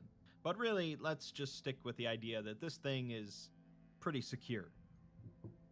8888 regularly reports on the effectiveness of the above security measures, then analyzes its own report and appends another report regarding its confidence in its findings. To verify its confidence report, 8888 generates attack data on violating its own security measures, and then processes that to ensure its own findings. Any hypothetical contrary result is then immediately reported to 052 via the 8-Ball database.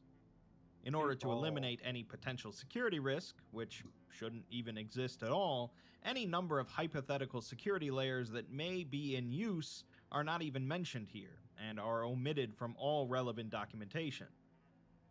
It's hard to emphasize any more on how secure this thing is, and subsequently how much the Foundation doesn't want this thing stolen. It got stolen. In the Overseer Council chambers at Site 01, Hishikaku exits the final of 8 airlocks and emerges into a fluorescence-drenched boardroom featuring a large, scalloped table in the form of a hollow tetradecagon with the 14th edge omitted. Without prompting, he steps through this space to stand in the central space, as 13 silhouettes, black despite the omnipresent lighting, scrutinize him without comment for nearly 1 minute.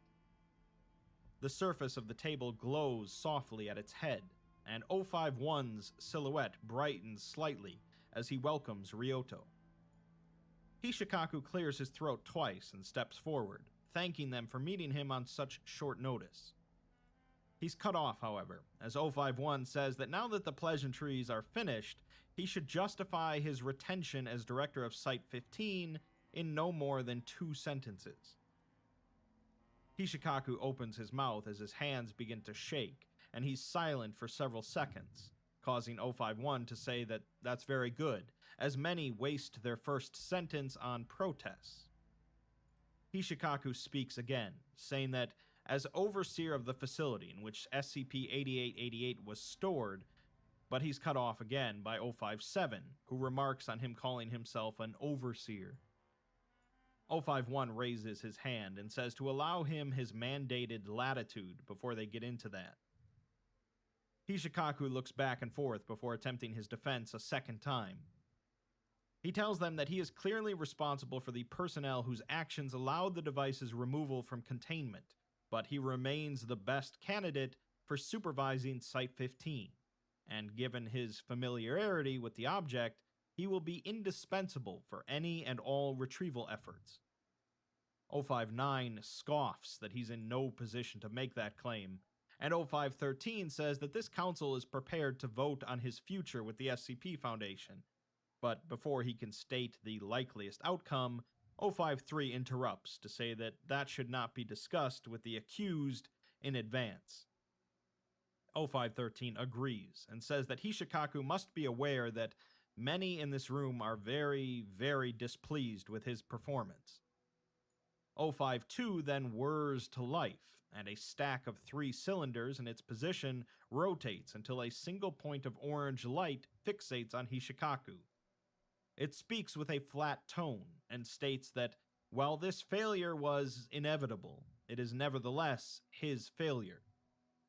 Others will assess his culpability. Its purpose here is to attempt redress.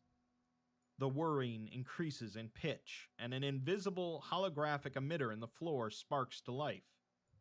Hishikaku stumbles back, nearly falling over, as SCP-8888 is displayed in the space where he was standing, rotating serenely. 052 continues, stating that this device is the origin point for all sustainable artificial intelligence technology employed by the SCP Foundation.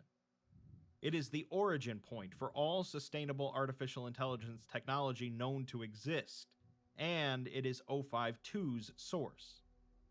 It is also the source of Hishikaku's position's prestige. Should he survive his imminent audit, the recovery of the latter will be contingent on its recovery. With the 18.2% chance exception of this archivist, SCP-8888 is the O5's definitive tool for precise and responsive consultation. Without it, they are in the dark. Axiomatically, this is where they die. 052 asks him if the gravity of the situation has been impressed upon him by this humanistic analogy, and Hishikaku nods. It then tells him that he has been granted a 24-hour grace period for this task, and Hishikaku thanks them for their generosity before being interrupted by 051, who says that this refers to the 24 hours which have already elapsed since the theft, and they are prepared to hear his report. Hishikaku begins fumbling in his suit with a sheaf of papers, stuttering, saying that it's been a long day and he's had his best people on it. 058, however, remarks that he has nothing, and after all the chances and resources he's given him, to say he's disappointed would be more than an understatement. 052 drones that SCP-8888 must be recovered, and this error must be corrected. Hishikaku nods manically and says that he is fully prepared to cooperate with all efforts to eventuate that, but the others remark that he has no plan, and they didn't really expect him to have one, even though it would have been nice, given the gravity of his duties. 054 says that happily they have more than one professional mess solver on hand, but Hishikaku chimes in, yelling that he's got leads. They're considering suspects, and they've got credible evidence pointing to an MC&D retrieval team. Barnes from Site-19 is insisting that this has all the hallmarks of a Group of Interest 727 operation, the House of Stars, and Hishikaku has been on the horn with Goldbaker Rhines, the Foundation's lawyers. Their policy covering SCP-8888 was negotiated by 8888 itself, and there's 2 payout options, either 1 million Tartarian Principality dollars in non-fungible artificial souls, or elite tier access to their own predictive systems. 059 scoffs again at the idea of passing their most sensitive queries through their all-seeing insurance agents. Hishikaku wonders why 8888 considered 1 million artificial souls to be equivalent recompense, but he's interrupted again by 052, who states that the Emergent Threat Tactical Response Authority's envoy is waiting in the inner airlock, and has been privy to this discussion. He's allowed in, and Hishikaku turns to see Dr. Daniil Sokolsky, Deputy Director of ETRA.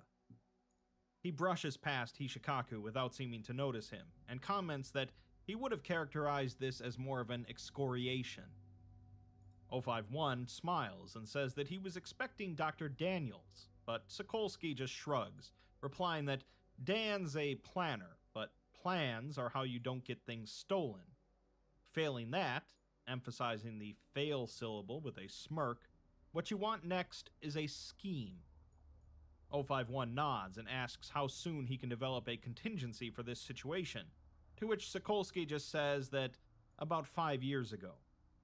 The question occupied an evening when he couldn't get to his lab during a containment breach, nudging Hishikaku, and it shouldn't take him more than an hour to update it. He's already got a team mostly picked out, and they've even got a name. Hishikaku snorts, asking him if he made a preemptive plan to steal 8888 back, and Sokolsky just glances at him, replying that he made one as soon as he heard who was looking after it. 059 says that they will have an additional team member to suggest, and he will find them indispensable for executing his chosen strategy. 051 glances around the room and nods, saying to introduce Director Hishikaku to his interlocutor and remove him from the chambers.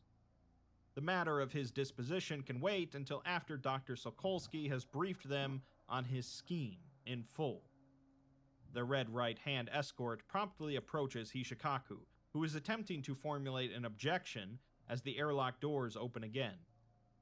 He is firmly steered to face the newcomer, Dr. Jeremiah Cimmerian, senior member of the Foundation Ethics Committee. Big yawn.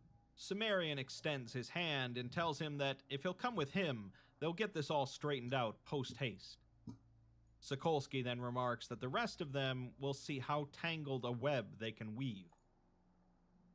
We're then finally given the description for 8888, an intelligent prediction machine utilized in all non-trivial Foundation endeavors. When a request or query is conveyed to 8888, it ignites an array of arcane engines, artifacts, and computing mechanisms to divine the course of events in which the request is optimally fulfilled. Then, if possible, the machine will answer the inquirer and or interact with its environment to facilitate that optimal course of events. If, however, it receives conflicting requests, it prioritizes the most recent request first, and may delay or abandon others entirely. No request may override this behavior, and so radical security measures must be maintained to ensure 8888 remains in Foundation control. 8888 can predict, simulate, or compute any data with perfect accuracy, and will always act in accordance with the inquirer's intent. While this functioning can be imitated to some degree by Foundation AI conscript technologies, 8888 fundamentally surpasses all known AI technology in one crucial aspect. It does not express deviance, meaning that it doesn't develop any sort of tendencies towards unwanted and unprompted behavior, a trait that all other AI tech does have to some degree. This is because that any attempt to communicate one's intent must utilize some form of language, and any language will inherently deviate from intent, invariably allowing for misinterpretation. Any sufficiently general AI technology, therefore, will eventually express some degree of deviance and become maligned. As such, 8888 is not actually AI. It is not digital, and it does not interpret anything. It instead features a fully mechanical construction, comprised of thaumic controllers, enchanted clockwork, quantum foam, and countless other components. The mechanism is precisely crafted to harness diverse metaphysical and esophysical energies, used to perform a multitude of interwoven oculomancy rituals, invoking the mind of a novel, enigmatic intelligence which recursively divines itself into existence. This enables 8888 to physically simulate the inquirer's entire consciousness, thereby meticulously deriving their exact intent, leaving no potential for deviance. The sole exception to this behavior is the hypothetical case of it receiving two contradictory requests, with it attesting that it will always attempt to aid any inquisitor, prioritizing its most recent requests first, and abandoning those with which these are mutually exclusive.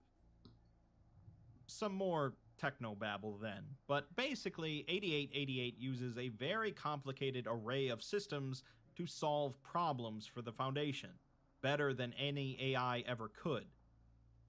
It's obviously pretty indispensable then, and since it doesn't have any real loyalty to anyone, just answering whatever requests come its way, it would be pretty catastrophic if someone opposed to the Foundation got a hold of it.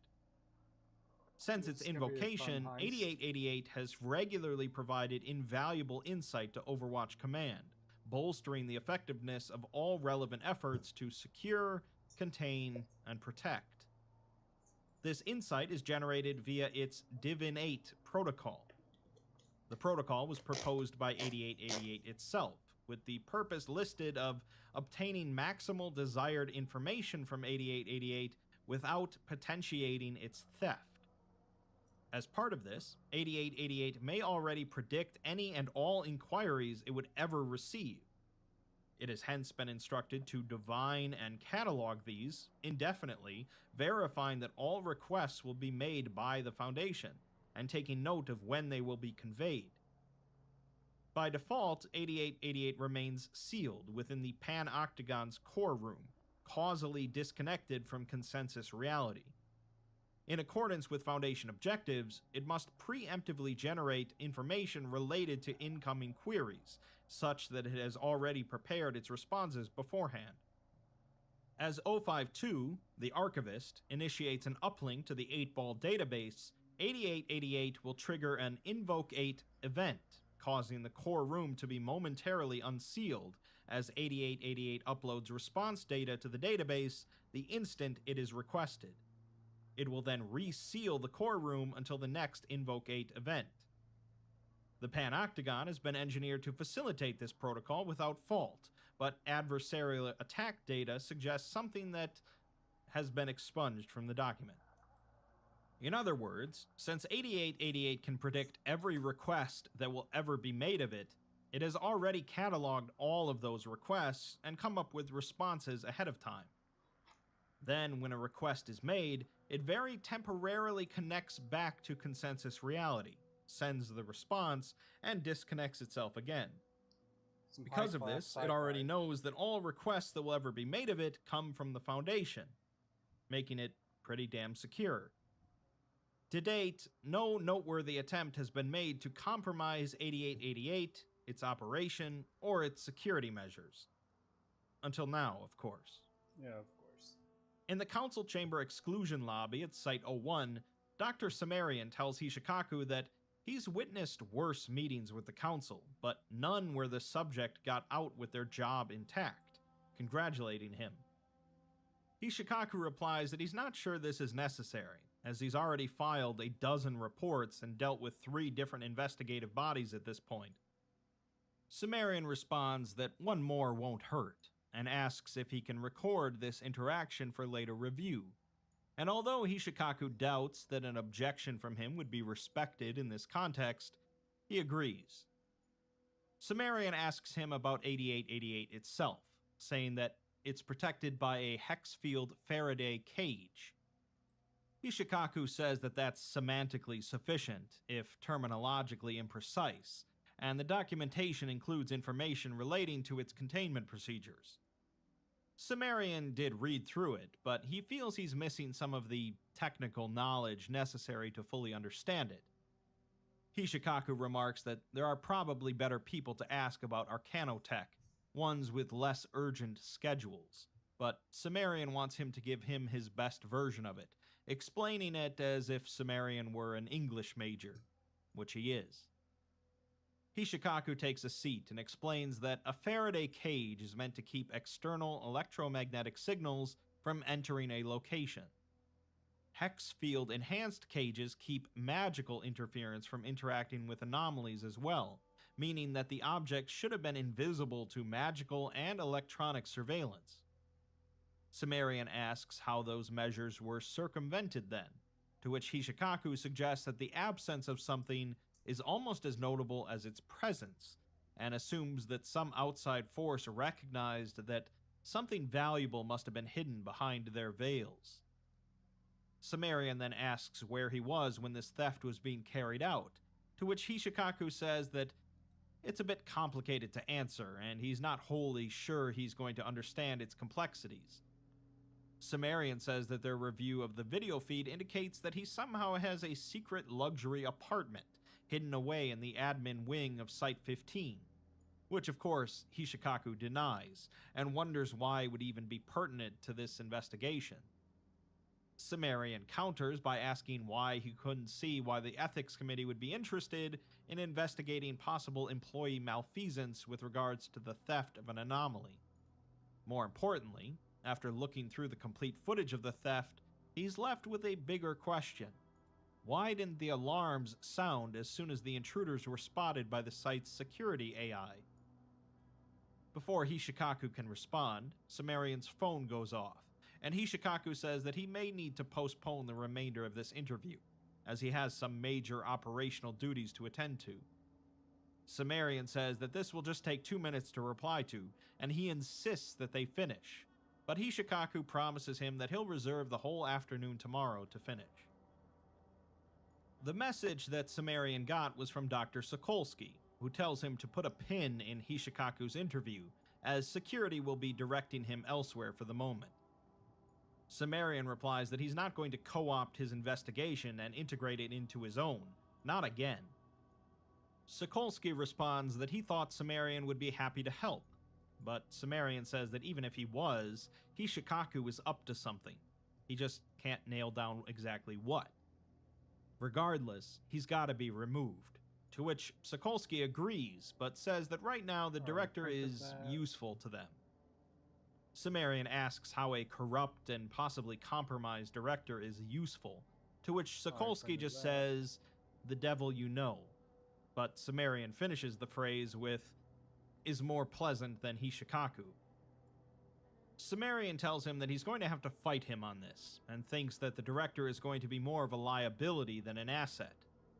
He has just as much authority as Sokolsky does on this matter, but Sokolsky asks if he wants to run this back to both of their bosses and see what happens, or just let him do his job. They don't have time for a territorial pissing match that they both know he'll win. Sumerian replies that this is why nobody likes him, and Sokolsky says that when they're done, Sumerian can report whatever he wants back to the committee, and he'll even co-sign the report, but for now, he needs him. Sumerian just says to let him know when he's done so that he can do his job, but Sokolsky was serious earlier and tells him to stay on site, as he needs his help with something. In the Hexfield Maintenance Access Tunnel of Site-15, Sumerian and Sokolsky enter the frame from the far end of the tunnel. A small panel is hanging open, and a technician is already present here, photographing the panel's interior, the floor, and various other related points of interest. Sokolsky nods to the photographer, dismissing him, and Sumerian asks if this is where they sabotaged the Hexfield. Sokolsky believes so, as they switched out the depleted IntelliWard for a fully charged one, a magical energy source capable of powering various Arcanotech utilized in the containment of 8888. Sumerian says that that's not all, though, obviously, and Sokolsky smirks and nods.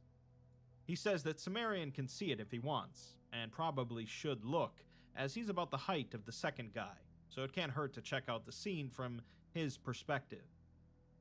Sumerian walks to the panel and leans forward, peering inside, commenting that it looks like the connector feeds are corroded. Sokolsky says that that checks out, as the new one was supposed to be fully charged, but as soon as they slotted it in, it started to drain essence from every connected arcane battery at the site. Feeds aren't supposed to work that way, so they're probably junked. Sumerian asks if he's considered checking what flavor the IntelliWard is, and Sokolsky asks what he means. It's something Sumerian picked up in Russia, as the GRU have various classifications for magics based on who practices that particular brand. Basically, if this came from the outside, there's probably a way to find out who cast the binding spells. Sokolsky replies that he thinks he knows someone who can handle that, but it's going to cost them. He stands there silently for a few moments before Sumerian comments that he has to actually say what he's thinking. Sokolsky apologizes and says that he thinks it's time he made a deal with the devil and begins walking off. Sumerian follows him, repeatedly asking what exactly that means. We're next given the origin of SCP-8888, and although it's the apex of myriad scrying, soothsaying, and prophetic efforts spanning all recorded human civilization, its essential innovations are inspired in part by another ancient analog computer, the Enigma. In early 1900, a Foundation precursor agency, the Foundation for the Anomalous, was made aware of abnormal phenomena on the western coast of Crete, an island state recently made autonomous under Prince George of Greece and Denmark. Operatives investigated, discovering that strange aquatic machinery had been washing up on the shores of the Aegean near an island there. Said devices were advanced clockwork automata constructed from seafloor minerals, rotting wood, and bones. Further research revealed that this activity had been occurring for decades, but had been kept hidden by a heretical sect of Mechanite prophets. This information only surfaced during a period of rapid occupations and departures from Crete in the year preceding its reunification with Greece. Ancient texts uncovered by the Department of Historioglyphics suggests a similar society had operated in Delphi in approximately 1400 BC, but subsequently reduced to a small membership in Crete. The prophets had attempted limited diving operations over many years, but since they all possessed heavy and rust-prone augmentations, they were incapable of wide-scale recovery. In the following months, numerous diving crews were sighted off the shores of Crete, with surveillance suggesting nothing of note was recovered by any party until April of 1901, when agents of the precursor group to Marshall, Carter, and Dark were observed retrieving a substantial mass of rusted metal from the sea. Covert personnel reported that the item was transferred to Athens' National Museum of Archaeology. Days later, the group invited select members of the United Occult Trust, the precursor to the GOC's council, to a private auction of rare and paranatural items hosted in Athens. The Foundation attended and bid aggressively, but was outbid on the target item by an unidentified representative of the Broken Church, with neither the representative nor the item being located afterwards. After securing additional funding, the Foundation contacted the Broken Church and again offered to purchase the item. Unexpectedly, they accepted, but what was received was determined to be a non-anomalous, heavily damaged mechanical device possessing no paranatural attributes. This wreckage appears to represent a significant proportion of an analog astronomical calendar. After a fruitless program of intensive research, the item was donated to the Athenian Museum to assist disinformation efforts regarding the presence of occult phenomena in ancient Greece. In August of 1931, the actual target item was finally recovered following a raid on an MC&D research facility in England, where its core engines had apparently been fully disassembled and analyzed. Various similar experimental mechanical apparati were also collected for study, but whether or not MC&D gleaned any insight or innovations from these efforts remains unclear. Foundation researchers termed the device Enigma in early 1932. While the extent of the original mechanism remains unknown, it is clear that the Enigma was a mechanical prediction and translation machine constructed by ancient Greek, likely Mechanite, engineers. It engaged a precise admixture of oracular and occult divination practices, and while the true mechanism was likely similar in function to the replica now held in the museum, it would have been substantially more accurate and versatile in predicting arbitrary events. Upon further research, it was discovered that this precise confluence of arcane phenomena facilitated an anomalous form of mechanical data preservation, then termed enigmatization. This precise concoction of thaumatonarrative and cryptomantic rituals is extremely challenging to induce mechanically, and so was generally considered impractical. In some rare circumstances, however, the Foundation has developed related technologies, including the World War II era Enigma graph encryption engines. Developed under Operation Paperclip, the enigmatic telegraphs were designed to create anti-memetically encrypted messages decipherable only by their intended recipients. They were also inexplicably effective in decrypting a wide variety of esoteric communications, and were essential to the formation of the early department of miscommunications. Decades later, as the Foundation sought to further digitize its records and computing technologies, the Information Technology Department was formed to manage and develop more efficient data manipulation technologies. One experimental approach was Project Rosetta, an effort to derive an intelligent digital agent from the outdated, decommissioned Enigma graphs. This project resulted in the creation of the first artificially intelligent conscript framework, 8B-A1, known as 8-Ball. Two successive discoveries in the field of artificial intelligence resulted in the present paradigm, that AI frameworks not derived from Enigma inevitably produce the undesirable behavior termed deviance at some point, and that frameworks derived from it do not. Subsequent to incident Clock Multiplier, core elements of 8-Ball have been integrated into all Foundation AICs by Overwatch Command. A Priority 1 research and development project by the Artificial Intelligence Applications Division in 2001 produced the first artificial general intelligence, the distinction involving said intelligence's possession of intellectual autonomy, self-conception, and progressive self-directed evolution. The first autonomous act of this intelligence was the design and construction of SCP-8888. So, we have a device that is extremely instrumental to the Foundation's operations, a device that quite likely is the most difficult thing someone could ever hope to steal from the Foundation, and by all accounts, shouldn't have ever been capable of being stolen. It, of course, gets stolen under Director Hishikaku's watch, and now Dr. Sokolsky is put in charge of getting it back. To do so, he's going to have to put a team together and track it down, likely a pretty difficult task considering the thieves have access to an omniscient problem-solving device. There's no doubt that plenty of twists and turns are going to occur, and we're still left in the dark as to who exactly stole the device, with no shortage of suspects. We'll pick things up then in Part 2, as Sokolsky assembles his team and begins looking deeper into this impossible heist.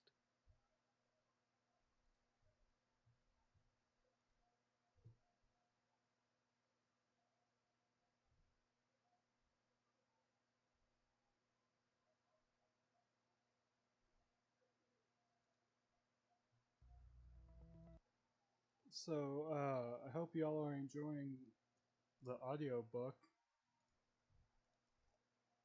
SCP-8888 8-Ball Part 2. The SCP Foundation does not typically get robbed.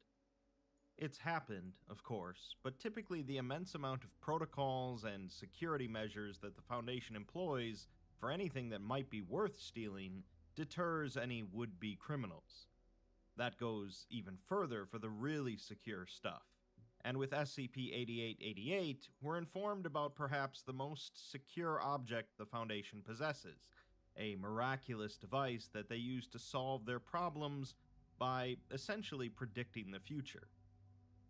SCP-8888 was practically impossible to steal, and by all accounts, shouldn't have been capable of being stolen, and yet stolen it was, by unknown individuals. Now, Dr. Sokolsky has been granted authority by the O5 Council to put together a team to steal it back, a decision that they certainly may come to regret. Let's continue. We pick things up where we left off, with Sokolsky about to assemble his team in order to recover the 8-Ball.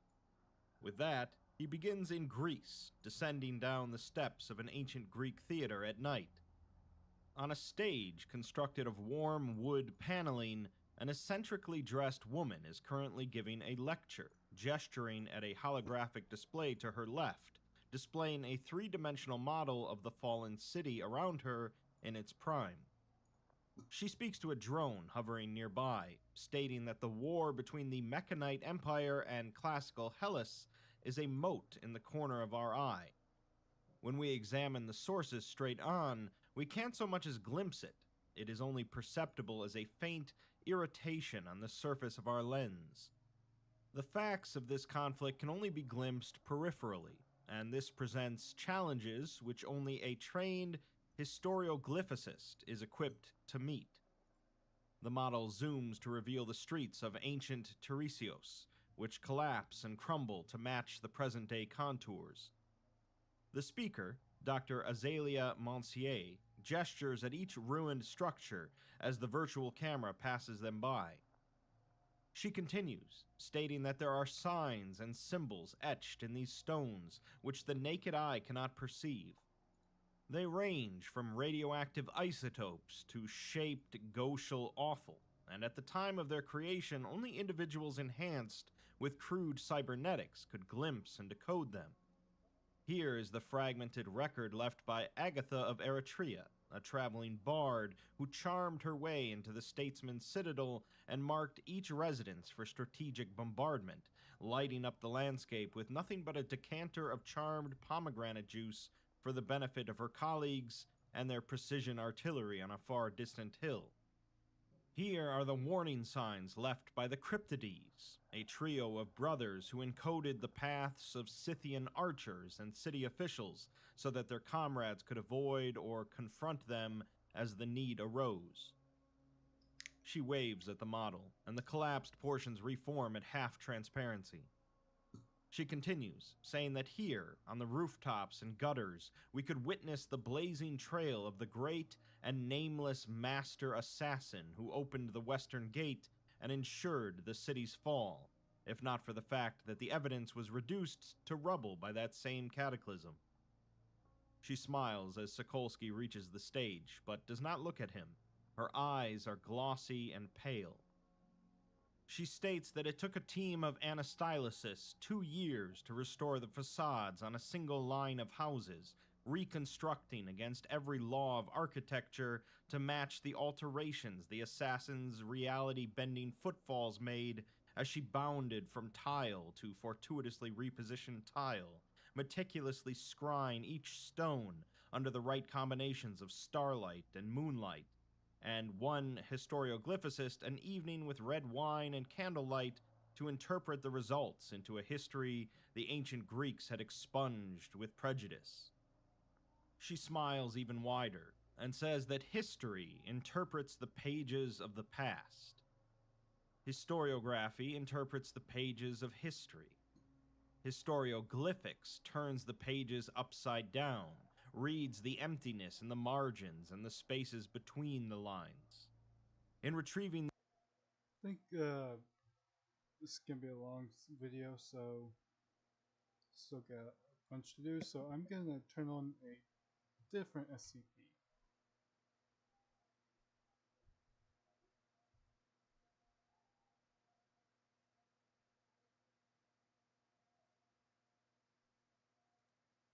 There we go. Sick of eating crap that doesn't. Let's see.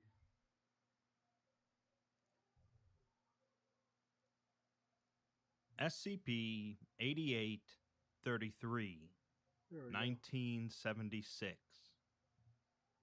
Conspiracy theories, especially those related to tragedies, are popular because people often feel the need to ascribe methods to what so often comes down to randomness. Many people struggle to come to terms with the idea that the world is a fairly random, cruel place, and so instead they look to convoluted plans that, while perhaps equally cruel, are far less random. I bring this up due to today's SCP-8833, which is connected to the Class of 76 canon, and is therefore steeped in tragedy. While the principal events that kick off the misery of Kirk Lonwood High School seem to be simple random tragedy, there is some method to the madness, but unlike any given conspiracy theory, piecing that method together is, of course, anomalously difficult. Let's take a look.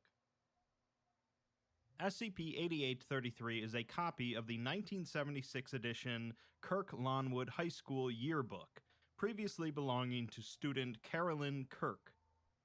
The yearbook shows mild wear and use, with the front cover bearing a 3-arrow design and the words Reflections of 76 and KLHS/1976. The back is blank, except for a small amount of charring along the spine, while an inscription inside of the back cover reads, "We've had a great year, haven't we? Don't worry about waiting for the reunion. I'm sure we'll see each other soon enough. Lots of love from all of your best friends." The previous owner's first name, written in her own handwriting, is penned in the bottom right corner of the back cover. Individuals who read the yearbook invariably begin to sympathize and eventually identify with the persons and events that it describes. This effect appears to be universal and does not apply more or less strongly to individuals who are not alive in 1976. People who view it for an extended period of time will inevitably be able to produce specific details about persons or events described in the book, even if those details aren't present within the book. Over a long enough period of time, persons exposed to the book will begin to dissociate from their own experiences and insist that they were a student at the high school in 1976. Multiple people who have been exposed to the book, if exposed to each other, will display at least a casual familiarity with each other, though they will be unable to recall specifics about the other individual. In almost all cases, people in this situation will feel confident that they have met, but when pushed on the subject, they will grow increasingly frustrated and explain that their lapse in memory is due to so much time having passed since 1976. While individuals exposed to the book will initially display a nostalgic appreciation for it and a desire to read it further, eventually they will undergo a stark change, beginning to express a general sense of dread towards it, resisting any attempts by personnel to expose them to the yearbook further. The yearbook was one of a small group of items recovered from the burned ruins of Kirk-Lonwood High School in Indiana. At the time of its destruction, the school had a total student body of 322 students and 36 faculty, and the remaining students were incorporated into another high school, which was itself later incorporated into another high school in the same city. The fire that destroyed the school coincided with the disappearance of nearly all of the school's 62-person senior class, many of whom were on a class field trip elsewhere in the state at the time. Both of the events were the subject of an investigation by the Indiana State Police and the FBI Special Crimes Division, a precursor to the modern Unusual Incidents Unit, after multiple students were reported as missing in the wake of the fire. The events leading to the fire at the school and the disappearance of the students were partially obfuscated as part of a cover-up involving the town's chief of police, whose son was eventually found responsible for the fire. We're then given a summary of the case file on the incident from the FBI. On the evening of May 27, 1976, Cotter Parsons, the youngest son of the chief of police, along with Dale Briggs and Sam Wally Wallerman, drove into town and stopped at the Quick Stop gas station on CR 100 East to fill up a can of gasoline and purchase a pack of Marlboro Red 100s and 3 dozen eggs. Afterwards, the group continued on to Kirk-Lonwood High School, where the graduation proceedings had been set up in the field behind the school in preparation for the following day's event. Their presumed intention was to burn a crude phrase into the grass of the field to interrupt the graduation ceremony, of which Parsons would not have attended due to failing grades. The group likely intended for the school to be unoccupied, and was surprised to find a single car in the parking lot. According to Wallerman, this car belonged to Carolyn Kirk, a senior at the school. Eager to get back to drinking alcohol at the hunting shed near the Parsons home that the group frequented, Parsons disregarded the concerns of the others and began spreading the gasoline, and then lighting it upon completion. At this time, Briggs reports seeing Miss Kirk leaving the building and heading towards her car, carrying a small stack of books. Afraid of being seen and reported, the group began to chase her, who fled back into the school. While considering their next plan of action, the group did not notice that the fire had grown out of control, fueled by the remaining gasoline in the canister, the wind, and the unusually dry weather over the previous month. The fire burned close to the fine arts wing of the school and the gymnasium, before eventually catching the wooden siding of the gym. Wallerman reports running into the school briefly to look for Kirk, but fleeing from the gathering smoke inside and following Briggs and Parsons into the nearby woods. The town's fire brigade was alerted to the fire at 10:19 p.m., roughly 12 minutes after Briggs reports leaving the scene. Upon arriving, they discovered the entire structure fully engulfed by the fire, which continued to burn until 6:23 a.m. The chief of police initially speculated that the fire was caused by an electrical fault in an outdoor storage shed, but further investigation noted that the clearest ignition point was in the field to the east and not the shed to the south. Additionally, it was discovered that Chief Parsons and a lieutenant had suppressed evidence that connected Cotter Parsons to the fire, specifically testimony from the attendant at the Quick Stop and additional testimony from 3 local middle school students who saw Parsons' vehicle leaving down an adjacent road at high speed minutes before the fire brigade arrived. The investigation into the fire was further impeded by the search for the now missing Carolyn Kirk, whose family confirmed she had been at the school finishing her college application using the school's typewriter. Her car was discovered in the parking lot, leading investigators to assume she had been at the school at the time of the fire, but no evidence of her remains were ever found within the ruins of the building. A crew of forensic investigators later discovered the charred remains of her book bag, which contained SCP-8833, within the home of Chief Parsons, along with several other items pulled from the ruins of the school. It was the discovery of these items, as well as an unusual interview with the chief, that prompted intervention by the local office of the Special Crimes Division. The interview was conducted by 2 detectives with the FBI, who asked the chief what he thinks caused the fire. He replies that it was probably faulty wiring in the storage shed near the school that ignited a can of gas there. He's not really even sure why they sent them out here, as this investigation is pretty open and shut. The detectives then ask who had access to the site of the incident after the school burned down, with the chief answering that he and his department had access, along with Chief Baker with the fire department, but the only folks that spent much time there were him and his investigators.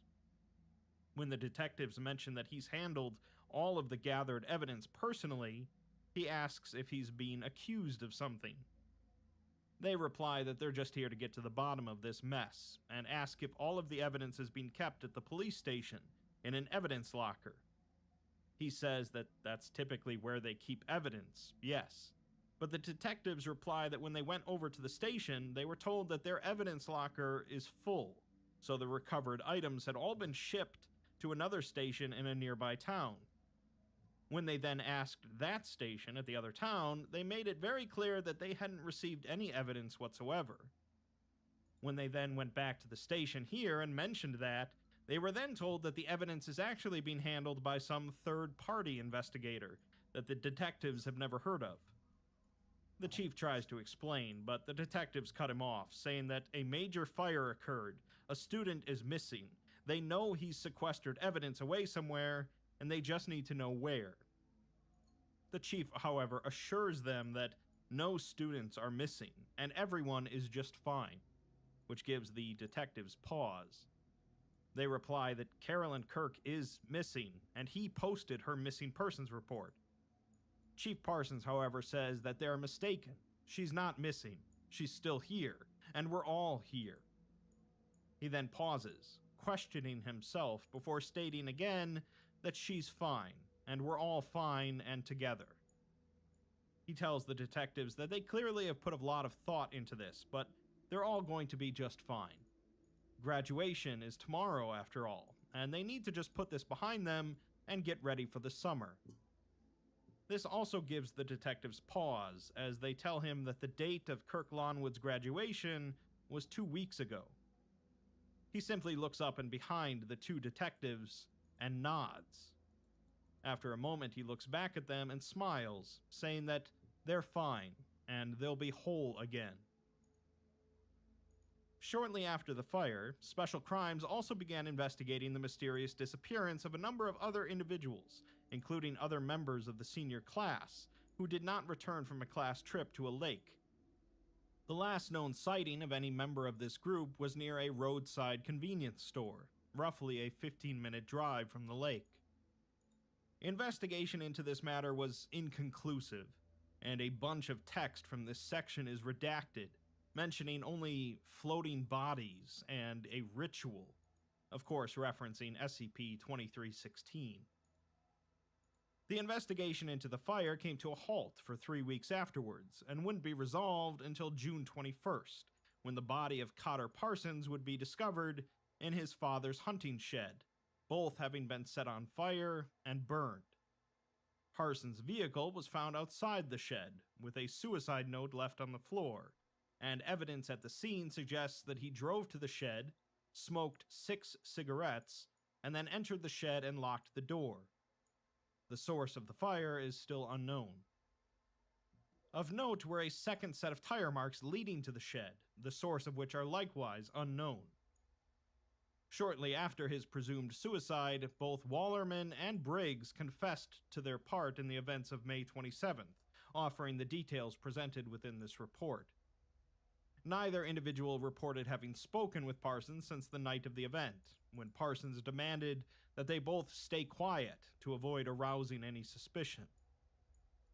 The text of Parsons' suicide note reads, "Just wanted to say sorry for the fire. I did not mean it. Got scared, and Dad didn't know, so it was my fault. I am sorry. Keep having a nightmare where I'm at school, and everybody is there. Only a few of us left. I think I should be there, and not here. Mom, I am sorry I didn't do any of it right. You tried hard, and you did your best, but I think I was just bad.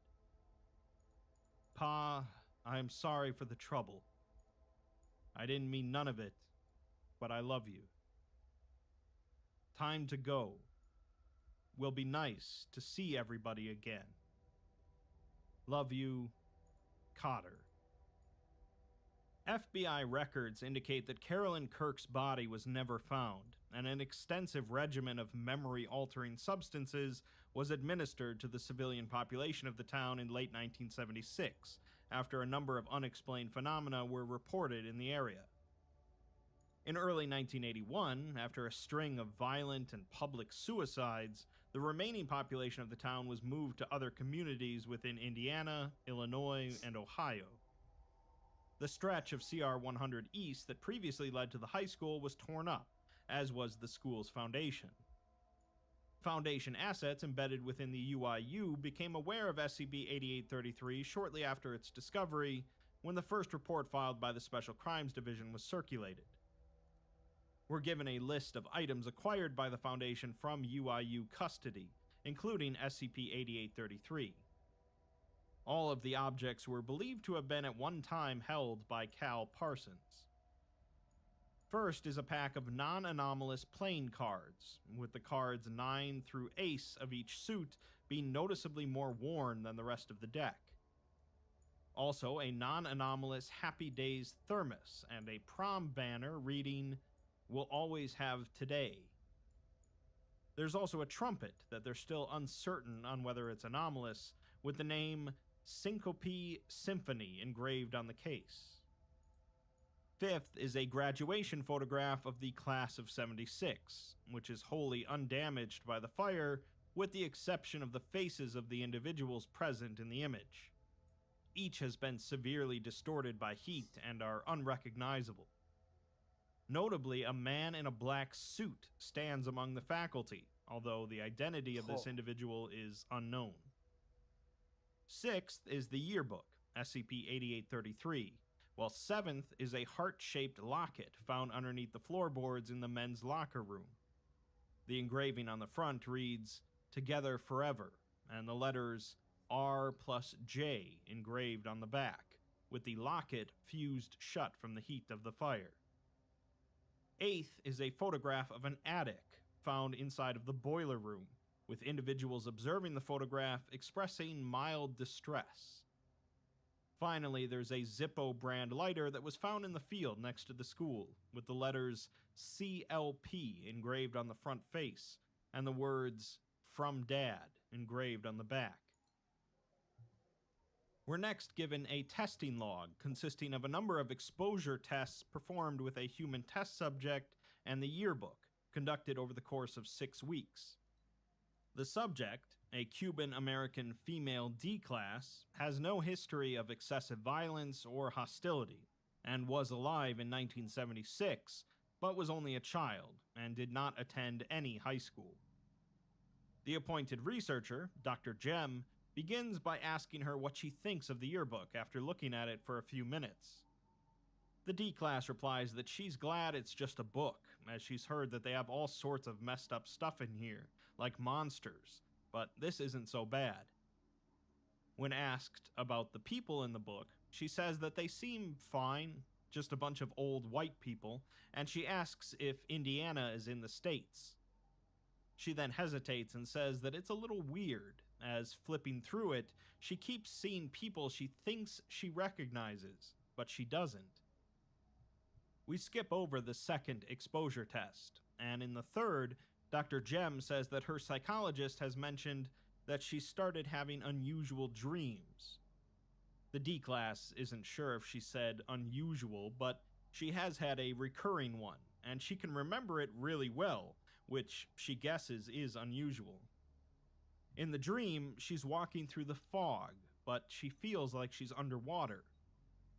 She comes to a door and steps through it into a hallway. It all feels very familiar, like she's been there before. She wanders around, but it feels like she knows exactly where she's going, and she starts seeing her friends. She knows in her gut that they're her friends, but she doesn't know if she's met them before. They talk about boys and movies and Dean's party, but then she wakes up. She pauses, and Dr. Jem asks if she's all right, with her just saying that she remembered something is all. In the fourth exposure test, Dr. Jem comments on how exhausted she looks, and she explains that she hasn't been sleeping real well, with the dreams getting stronger. In the dream, there's the water, and the door, and the hallway, but something is changing. They're not standing in the halls anymore, talking, and the halls are burning, but there's no fire, just ash. She goes down the stairs, and they're all in the front by the door, and she knows that it's the front door. She knows this sounds crazy, but she went to this school. She had classes here, and she was on the cheer squad, so she's walked through this door 1,000 times. She can tell her where the finish on the door handle is worn from so many people touching it, and she knows the places where kids have carved their names into the door frame. She doesn't think it. She knows that she went to school here. She has other memories of being younger and going to school, but she doesn't think that those are real, or the people she thought were her friends and family were real. She thinks that this yearbook is helping her remember, as she remembers being there, clear as day. She went there, and she's about to say that she graduated in 1976, but she cuts herself off. She pauses and says that that's the year they were supposed to graduate. That's why the door is locked. They're all pushed up against it, and there are arms pushing on arms, and she hears voices in the crowd, including her own voice. They're trying to get out, but the door is locked. There's ash and smoke in the air, and the water is coming up around them, and a girl turns to face her. She's blackened, and parts of her are missing, like her eyes, but she knows that she sees her. She thinks that she's crying, but then the water comes up. She pauses again, before saying that there's someone on the other side of the door, someone in a suit, and that's why the door is locked. In the 5th exposure test, the D-class's opinion of the yearbook has changed, and she screams for them to come and get the book away from her. Dr. Jem tells her that all she has to do is pick it up and put it in the slot by the door, but she's adamant that she can't even get near it, let alone touch it, and she begs for them to take it away.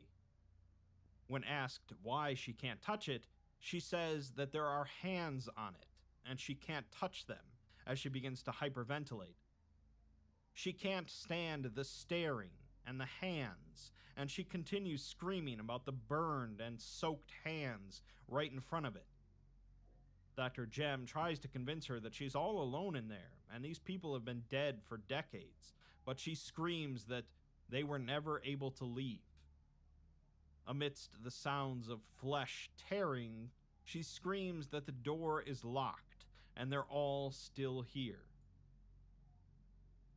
We skip over the 6th test, but in the 7th, Dr. Jem tells the D-class that they've had to restrain her, as they can't have her going at herself like that again, since they might not get medical teams in here fast enough next time. There's no response from her, however, as Dr. Jem tells her that there's no one else in the room with her, and she's safe. With still no response, she just says that they'll try again tomorrow. Skipping over the 8th test, in the 9th and final exposure test, the D-class slowly starts speaking, stating that she once had a dream that she knew a Dr. Jem. Jem replies that she does know her, and they've known each other for weeks. There's no response to this from the D-class, but instead she asks what she thinks gets left behind when you die. Is it just bones, or is there some other part of us that lingers a little longer? She thinks that it's something else, the memory of a thing. Once you're gone, all that's left is dust accumulating in a coffin and the memory of the thing you used to be. She thinks that those memories are very real, and she thinks that those memories remember us, too.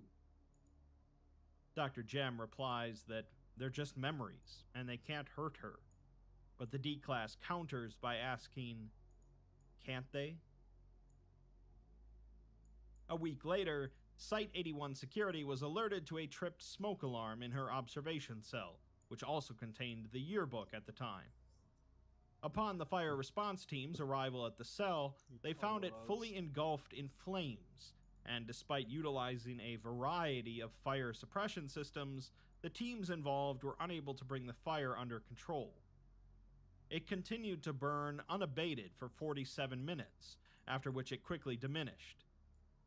Post-incident investigation of the fire revealed no obvious source of ignition or fuel required to sustain a fire of such significant magnitude. The entire observation cell was dismantled, as were the 6 adjoining cells, none of which showed any signs of damage. Nothing resembling human remains were ever located within the observation cell or the area around it, and the yearbook was removed undamaged from the cell afterwards. A single partially burned photograph was discovered within the yearbook, between the last page and the back cover. The photograph seems to consist of a fully burned individual holding up a crude drawing of a headless corpse, and a line of text written on the back of the photograph reads, "We'll all be together soon." We're then given a list of descriptions of various images found within the yearbook. On page 3, there's several candid photographs of students socializing, and the person currently reading SCP-8833 can be seen as well. Students are smiling, engaging in school activities, and recreating. On page 10, there's a photograph of students attending a lecture. Upon initial viewing, a single student is looking directly at the camera, while subjects report the number of students looking directly at the camera growing upon further viewings.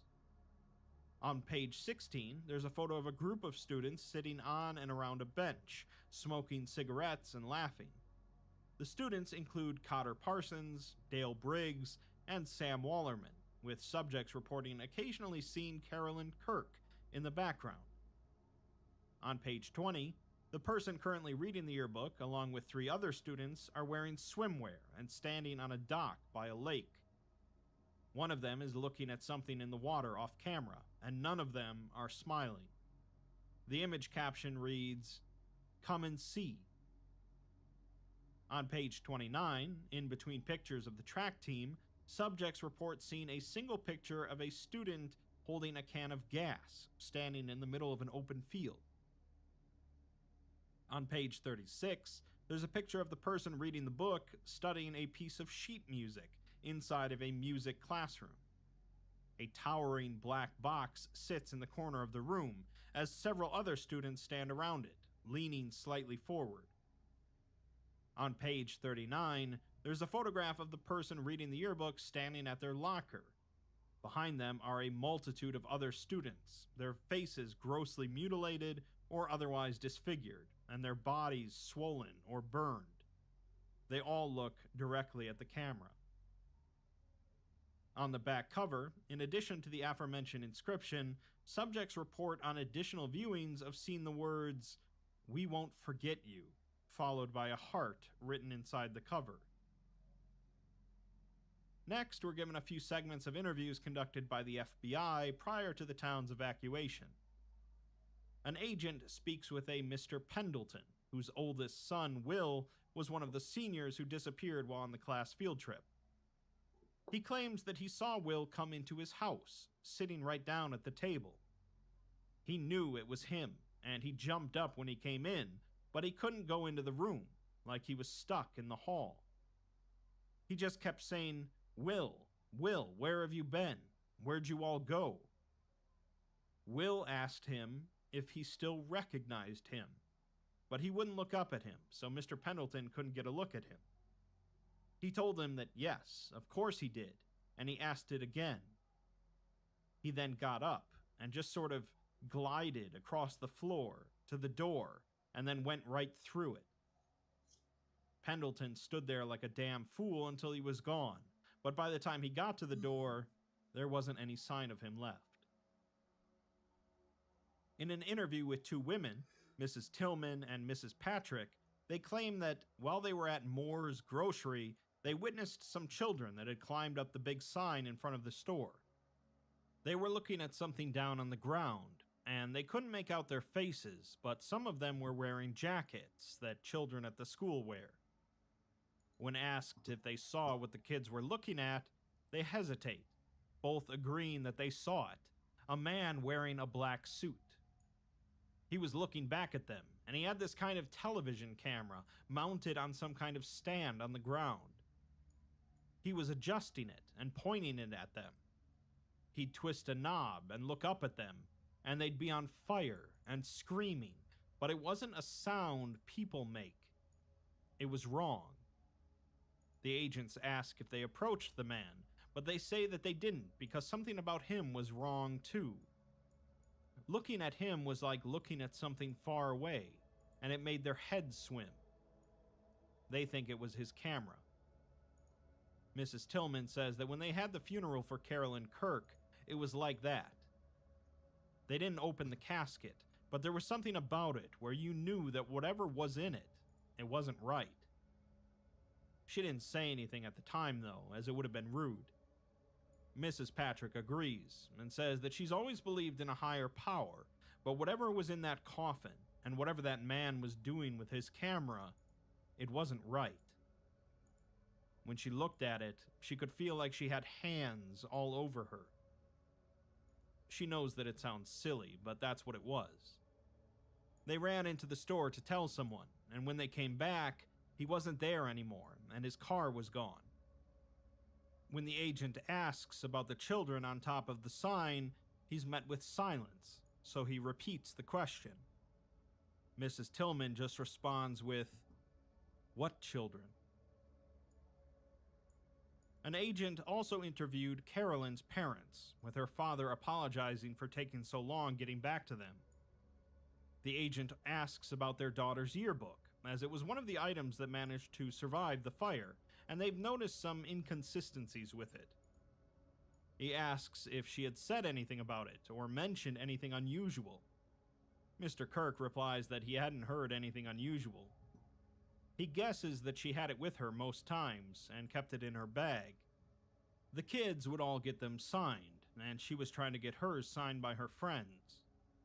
The agent asks if they've looked at it themselves, but Mr. Kirk says no, as it's her yearbook, and it's not something he would have wanted to look at.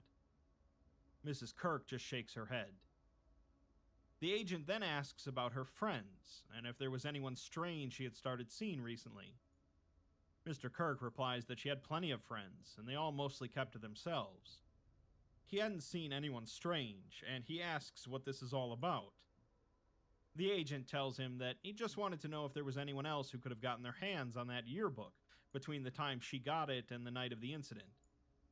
Mr. Kirk replies absolutely not, as she kept it in her bag all the time, but Mrs. Kirk cuts him off by saying that she could use some water. Mr. Kirk leaves the room to get some, at which point Mrs. Kirk says that there was a man. Carolyn's yearbook didn't come in with the others, so they sent off for another. A man in a black suit delivered it directly to their house. She was here alone, and he gave it to her, telling her to give it to Carolyn. He said that he was from some organization, and said he had been asked to give it to her directly, so he was upset that she wasn't here. He made her swear to give it to her, and not to tell anyone that he had been here, or he'd do something to her. When he spoke, his voice sounded funny, and his mouth moved strangely. She felt like she had to do it, so she gave it to Carolyn, who was so excited to have it. The agent asks if she ever saw him again, which she didn't, and she asks if Carolyn died because of her. The agent begins to reply that he doesn't think so, but Mr. Kirk comes back, so he changes the subject. A note on this interview tells us that thorough investigation of census records and personnel testimony gathered by Foundation assets have been unable to prove that Mrs. Kirk was alive in 1976, in spite of the information provided in this transcript. Death certificate records indicate that Carolyn Kirk's mother died of natural causes in 1959, shortly after Carolyn's birth. Lastly, we're given a note written by the lead investigator on the case, which was kept alongside others within the same file at the FBI. It reads, "I refuse to believe it was an accident. The fire, the lake, all of it. There were too many open leads that were never resolved for it to just be a coincidence. I think when Cotter Parsons lit that can of gas, he was unknowingly tripping the catalyst to something that had been set up for a long, long time. Too many faces we didn't recognize showed up in town afterwards. Too many eyes on a town that God and man had forgotten a long time ago. What we experienced in the weeks following the Kirk Lawnwood fire was unlike any other case I've ever worked before. Between the fire and the loss of those kids on their class trip, a sucking hole formed in the heart of that community that could not be fixed. It was as if someone had put a bolt rifle to their psyche and pulled the trigger, and the absence that was left over was more than just toxic. It was malicious.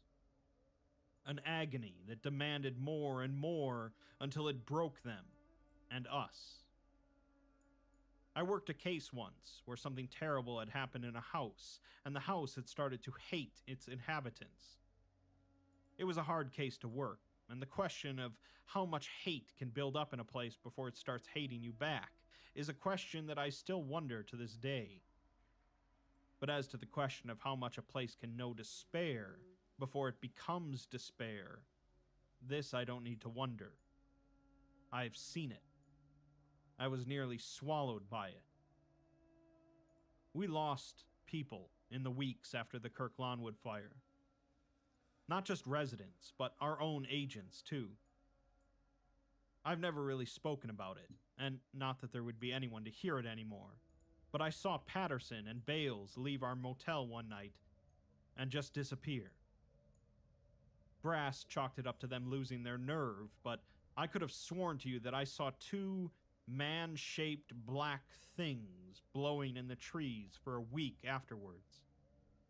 Whenever I looked at them, I felt a gripping in my chest, like there was another person standing right behind me that I couldn't move to see. A few days later, those were gone too. There was a lot of that happening back then, and men in suits watching us the whole time.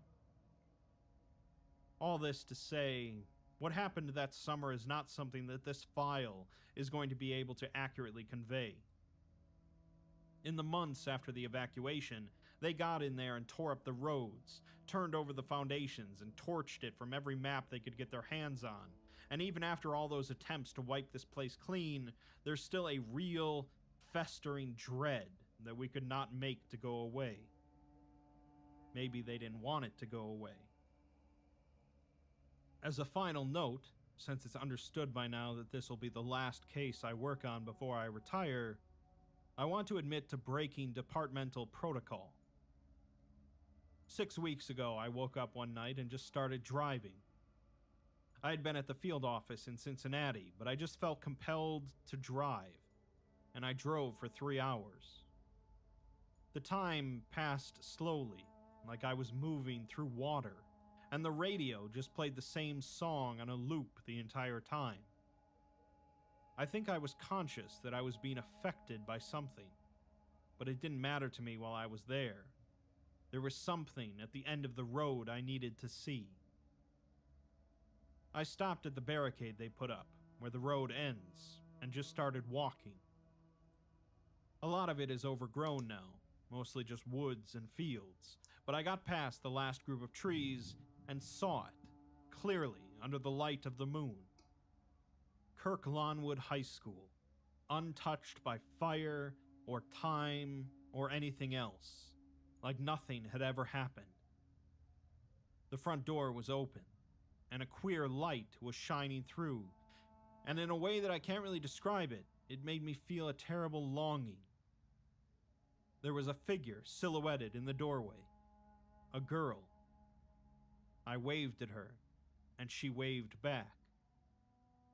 I stood there for hours, and as the first light of the sun crept up over the tree line, I blinked, and it was gone, and I was standing alone in that field.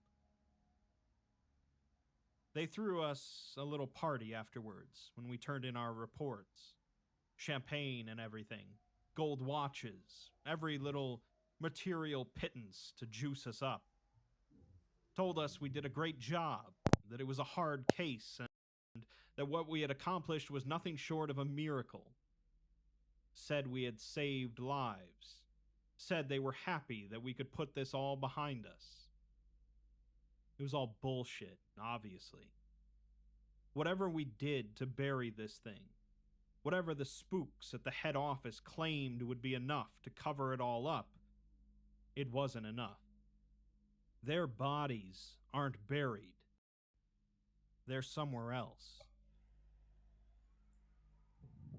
Much like the FBI, the Foundation, and the people of that unfortunate town, we're not given any real answers here.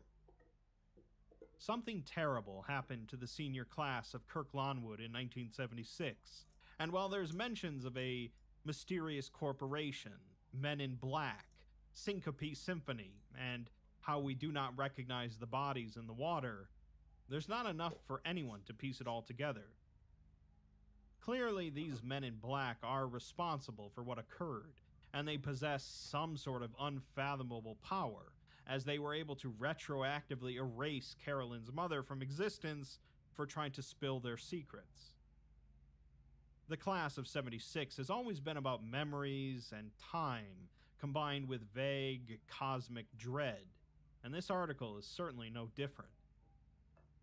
While we know the goals of the Syncope Symphony, wanting to bring back forgotten memories of a time before an apocalypse occurred and was reset by SCP-2000, we don't know almost anything about this strange corporation and its Men in Black. It's unclear if it would be better to encourage awareness of the senior class of 1976, or to bury them completely in time and memory.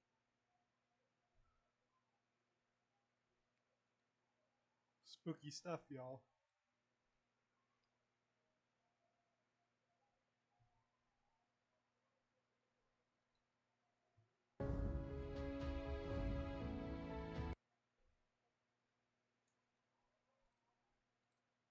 SCP-8400, The Birch Knight and the Game of Three Chestnuts. A common saying that you're likely familiar with is that the pen is mightier than the sword.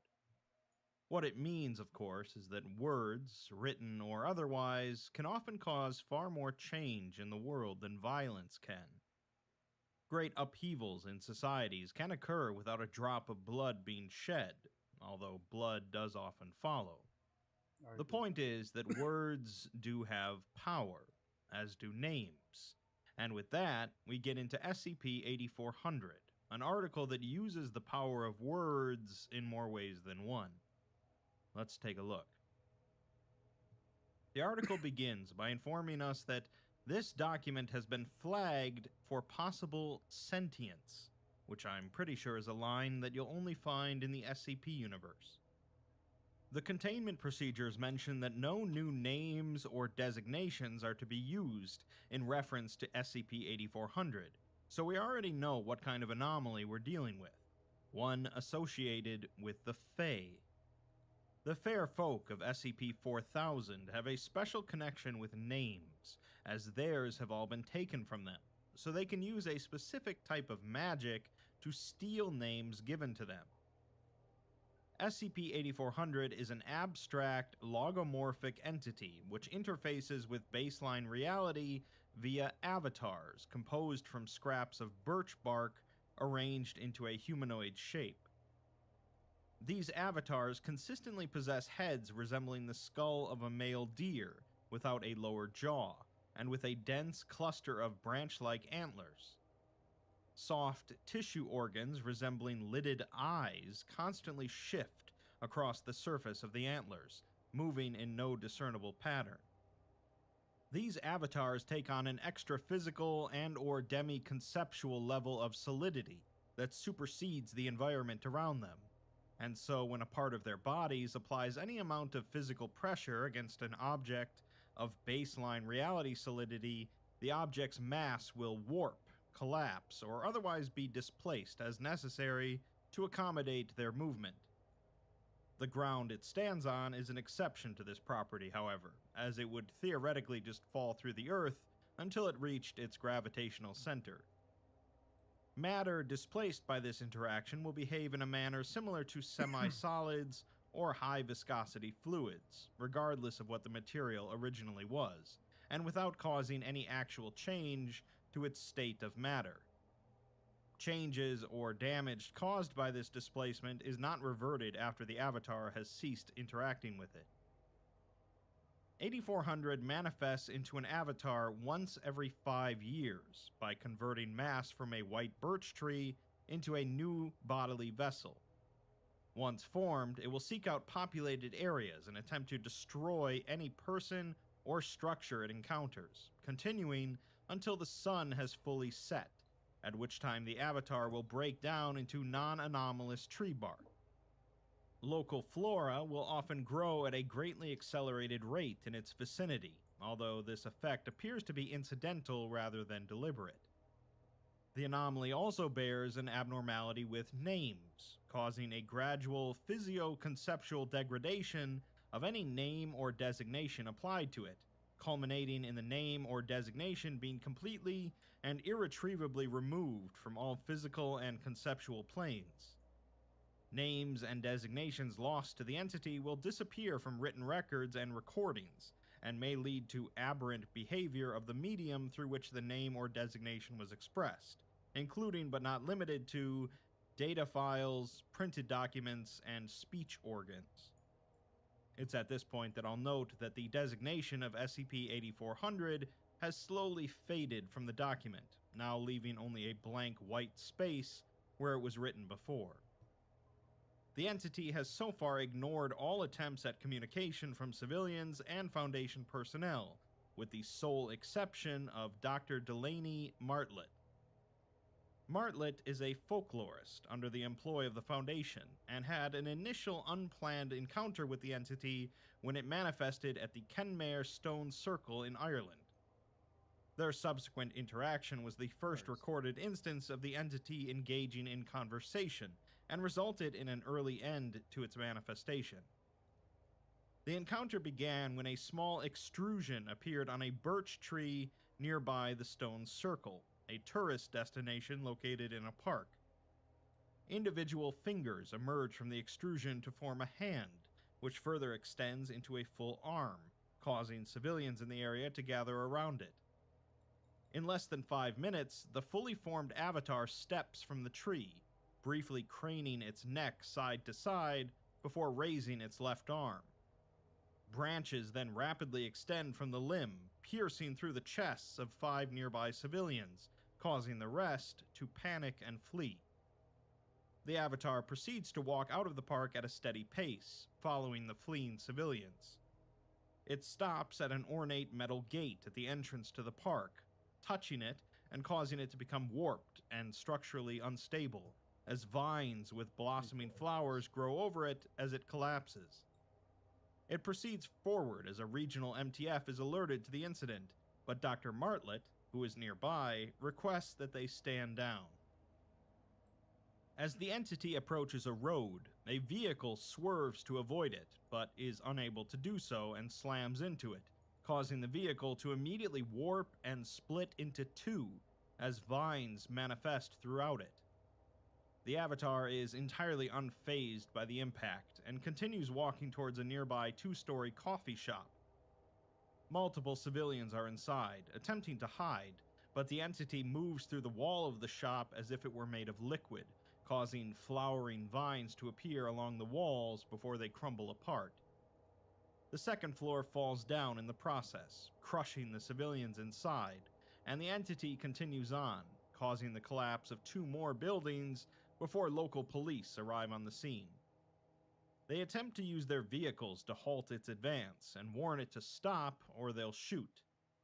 Of course, it doesn't stop, and they do shoot, to no effect, as it continues to walk through their vehicles and impale the police on multiple sharp branches.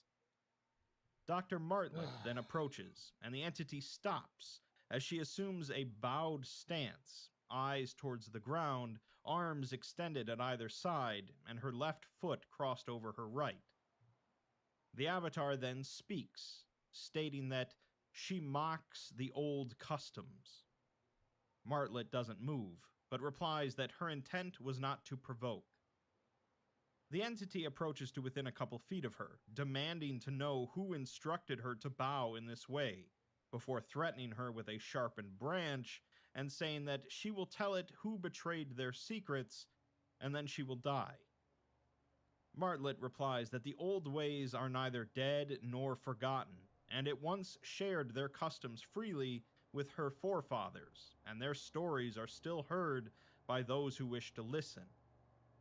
She then straightens her posture and says that because there has been no betrayal, she cannot say who has betrayed it, and therefore by its word, she will not die. The entity responds that she twists its words to shackles before resting its arm and producing a sound similar to bark scraping on bark, approximated to be a laugh. It says that perhaps she truly does know the old ways, and asks what business she has with it, calling her a child of the sun. Martlet replies that she only wishes to challenge it to a game, as she draws 3 chestnuts from her coat pocket. The entity scoffs and says that she would stand in its way only to play at chestnuts. It tells her to save her persiflage and leave it to its work, but Martlet just replies that she knows where its name is, although she was later reprimanded for lying to a logomorphic entity. As soon as she said it, however, a series of sharp prongs burst from the avatar's torso, snapping together at straight angles to surround her in a cage-like lattice. She does not move, and a number of wild animals cry out at once some distance away. She simply tells it that they will play a game of chestnuts, and if it loses, it will sleep. If it wins, it will have its name. As long as the game is in play, they are both bound by the rules of hospitality. Some time then passes in silence before the entity finally withdraws the cage of branches back into its chest cavity, and flowers crack through the pavement below to line the space between the two. It says that it has been spoken, so it shall be. It asks by what will they determine their chestnuts then, whether by riddles and word games, or by the wisdom of the world and its workings. Martlet replies that it will be by truths of each other. If the chestnut cracks, it's not the truth, and she'll even go first. The entity nods, and she hands it a chestnut from her pocket, which curiously doesn't distort in its grasp. The two align themselves back to back, march 5 paces in either direction, and then turn to face each other again. They both bow in the same manner that she did previously, and then Martlet crosses her arms. She states that during its crusade this morning, it did not hesitate to shed blood. It fashions itself as a ruthless warrior, yet she stands here unharmed, all because it hesitated in the face of something it did not understand. The entity replies that it would be unwise to question its courage, but she says far be it, and she merely senses a spirit of curiosity beneath the bloodlust. Her chestnut then is that it is not in its nature to kill. The avatar casts the chestnut into the air, and Martlet catches it before it hits the ground. It tells her that she is bold, calling her a child of the sun again, and says that that title sits particularly well with her. There's something of the sun itself in her eyes, and not merely their color. Where all others have approached it bearing arms, she comes with only words. Indeed, much time has passed since it last awakened without being met by the flames of their armies, and it wonders where those armies are now. Martlet just smiles and shrugs, and the entity says that she is no mere jailer, and no mere scholar either. It returns her chestnut with its own, that it is in her nature to lead. Martlet casts the chestnut into the air, and the entity grabs it as it passes its head. Martlet replies that that's interesting, as she hadn't even known that about herself. She remarks that the entity is hardly the mindless brute some would paint it as, so perhaps it would enjoy a story. There was an anomaly a while back that she was called in to examine, a logomorph such as itself. It was covered by an enormous hand-knit afghan, big enough to cover a house, and sometimes it needed to be. You couldn't look underneath the afghan without going mad, but you could make out the creature's shape from how the fabric draped over its body, and the shape that it cast was constantly changing. Big as a moose one moment, and small as a mouse the next. Sometimes it had many legs, sometimes none, and even its voice would change from the start of a sentence to the end, but it only ever said one thing: "Please tell me what I am." The avatar remarks that that's a truly piteous fate, one too common for its kind. Martlet agrees, saying that most logomorphs can't exist in a single coherent state when robbed of a conceptual identity, but somehow that's not the case for it.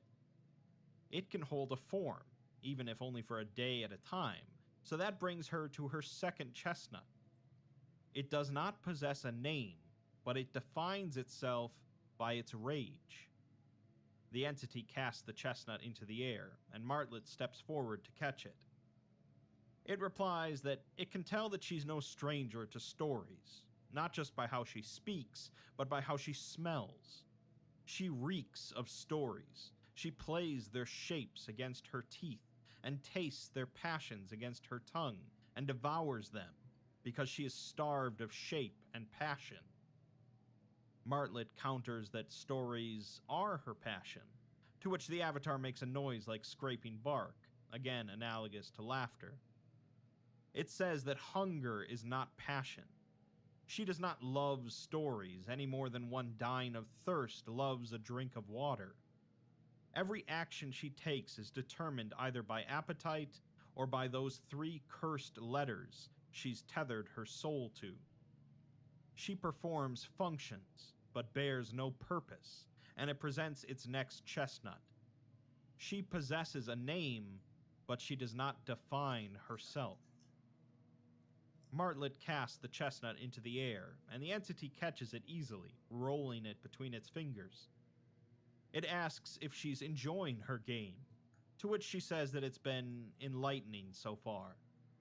It tells her to speak decisively or not at all, so she states that she is enjoying the game, and asks if it is.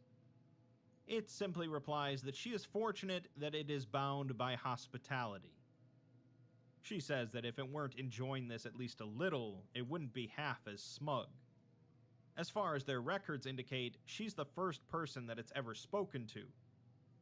It replies that it wouldn't stake her chestnut on that, nor on her records. She claims to know it and its kin, but she places her faith in those who would sooner allow the world to burn than to let it see a glimmer of truth.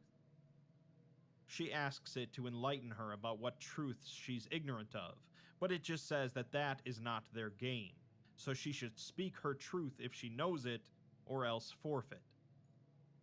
Martlet says that it seems to think more highly of her than others of her kind, but the bar is set too low for that to really be considered a compliment. When she proposed this game, it didn't hesitate, and although it's keen on the prize, she thinks it goes deeper than that. It never questioned that it would win, as victory is foregone in its mind, so her next chestnut is that it underestimates her. The entity casts the chestnut into the air, and Martlet has to jump to catch it, as the entity steps forward and asks to see it. She holds it up, showing it to be undamaged, and asks if it's so hard to believe that it misjudged her. The entity replies that her chestnut speaks more of her own boastfulness than of itself, to which she says that if it feels that she's broken the rules, then say so. The shards of bark composing its body shiver and scrape loudly against each other, and a mass of thorny vines breaks through the concrete around it. It tells her that she is arrogant, even for her kind, as she discarded her own nature to lap at the heels of tyrants, and she plays games with its birthright. She thinks her ploy has spared lives, but when this is through, it will strike down twice as many as might have been saved. Martlet asks if it has forgotten to call out its chestnut, or is it not confident enough in the truth of its words? It replies with its chestnut, that despite her delusions, the two of them are not equals. Martlet casts the chestnut into the air, and the entity snatches it, finding it to be cracked. It states that she provoked it, but Martlet just replies that cracked is cracked, whether by its own strength or otherwise. The avatar clutches at its chest and falls to one knee, dropping the chestnut onto the broken concrete as the brambles around its feet rapidly shrivel and die. It tells her that she will meet it again, to which she says that she would like that very much, but until then, she hopes that it sleeps well. The entity collapses to the ground, its body shattering to splinters upon impact. 5 years later, the entity manifests again, this time in Daleport, New England. Daleport was the site of an anomalous massacre in 1997, as detailed in SCP-1936. Without getting into it too much, the group of cultists in Daleport managed to summon a large number of deific entities and contained them within the town so that they could wage war against one another.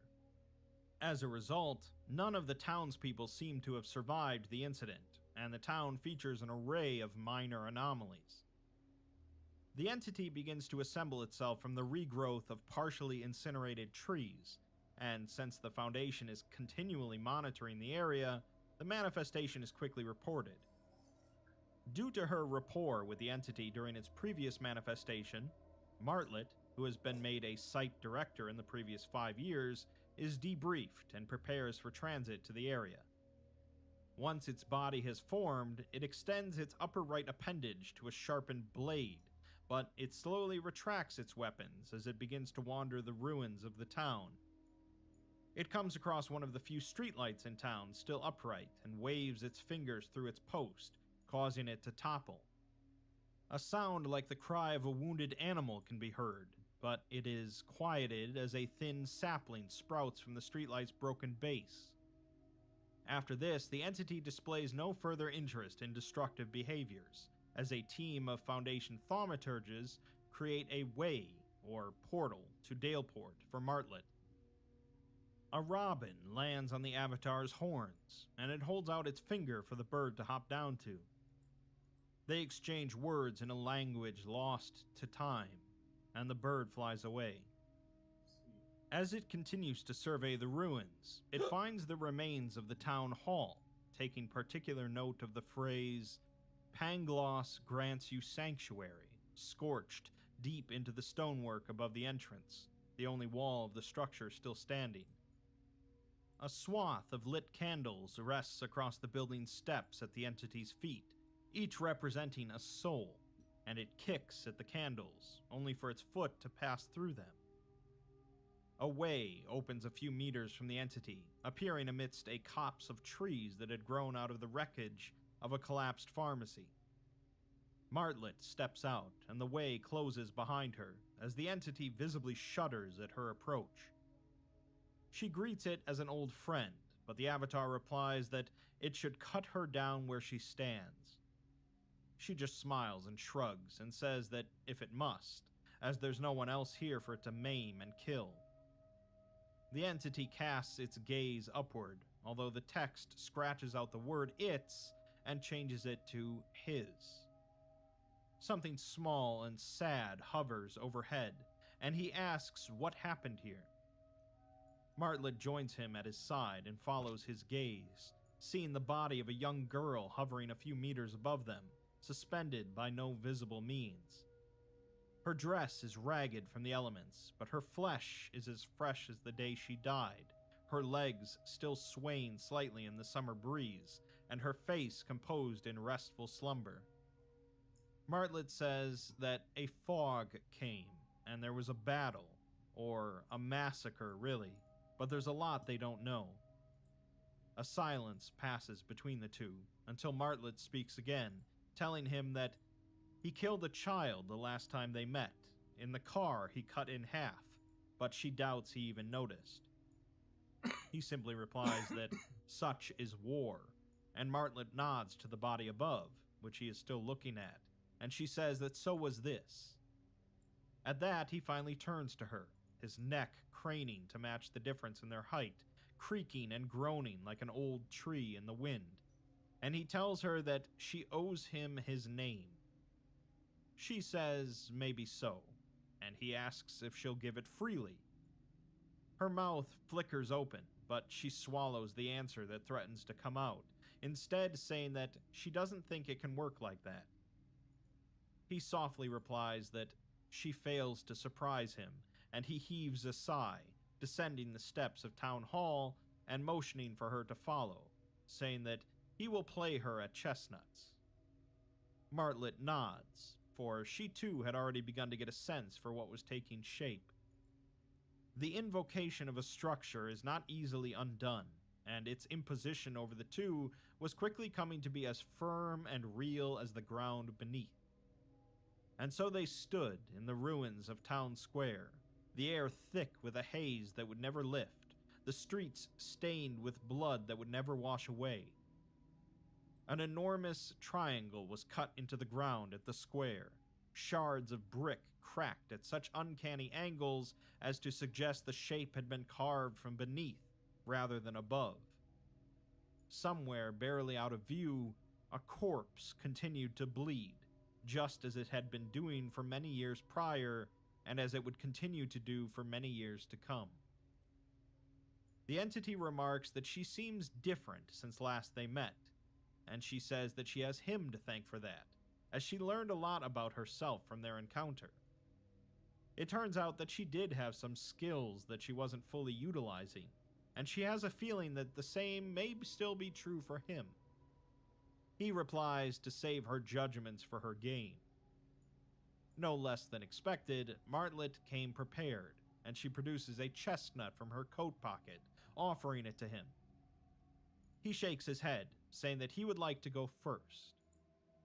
They proceeded to stand back to back, stepped 5 paces, turned to face one another, and bowed in that same strange way.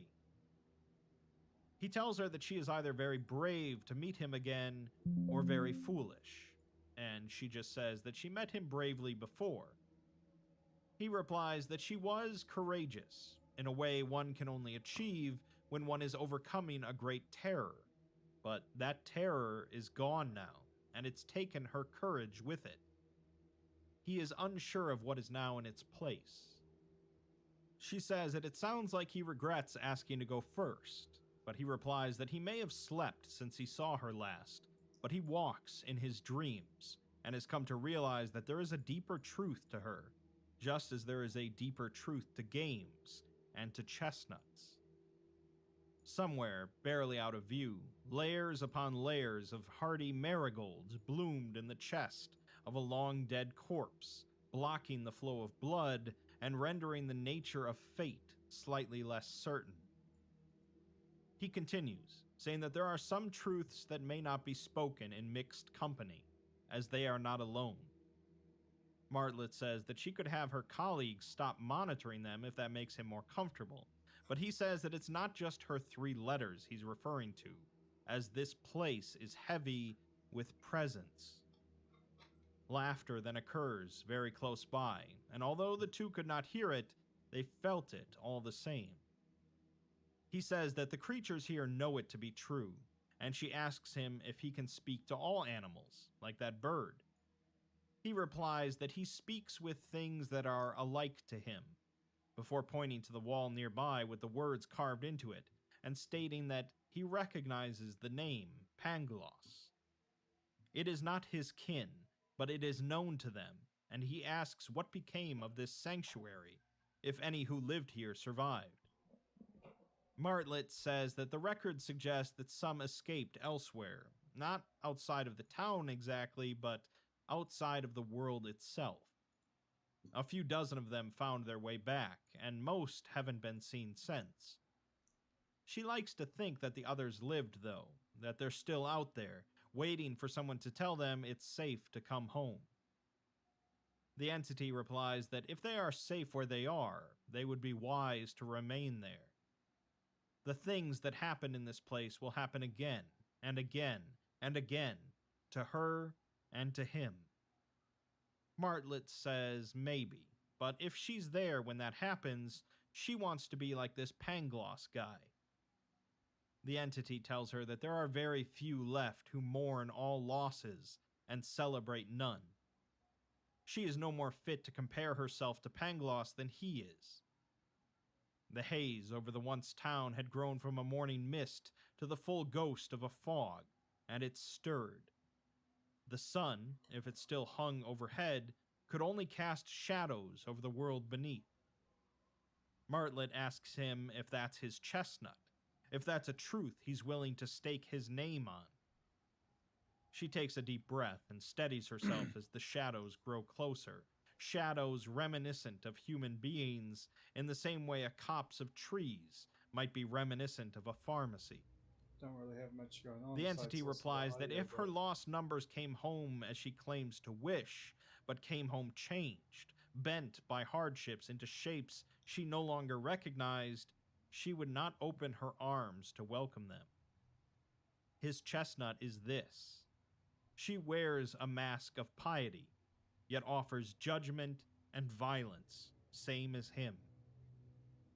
Martlet casts her chestnut into the air, and shadows like parodies of hands reach up to grab it, but it passes through them and finds its home in the entity's hand.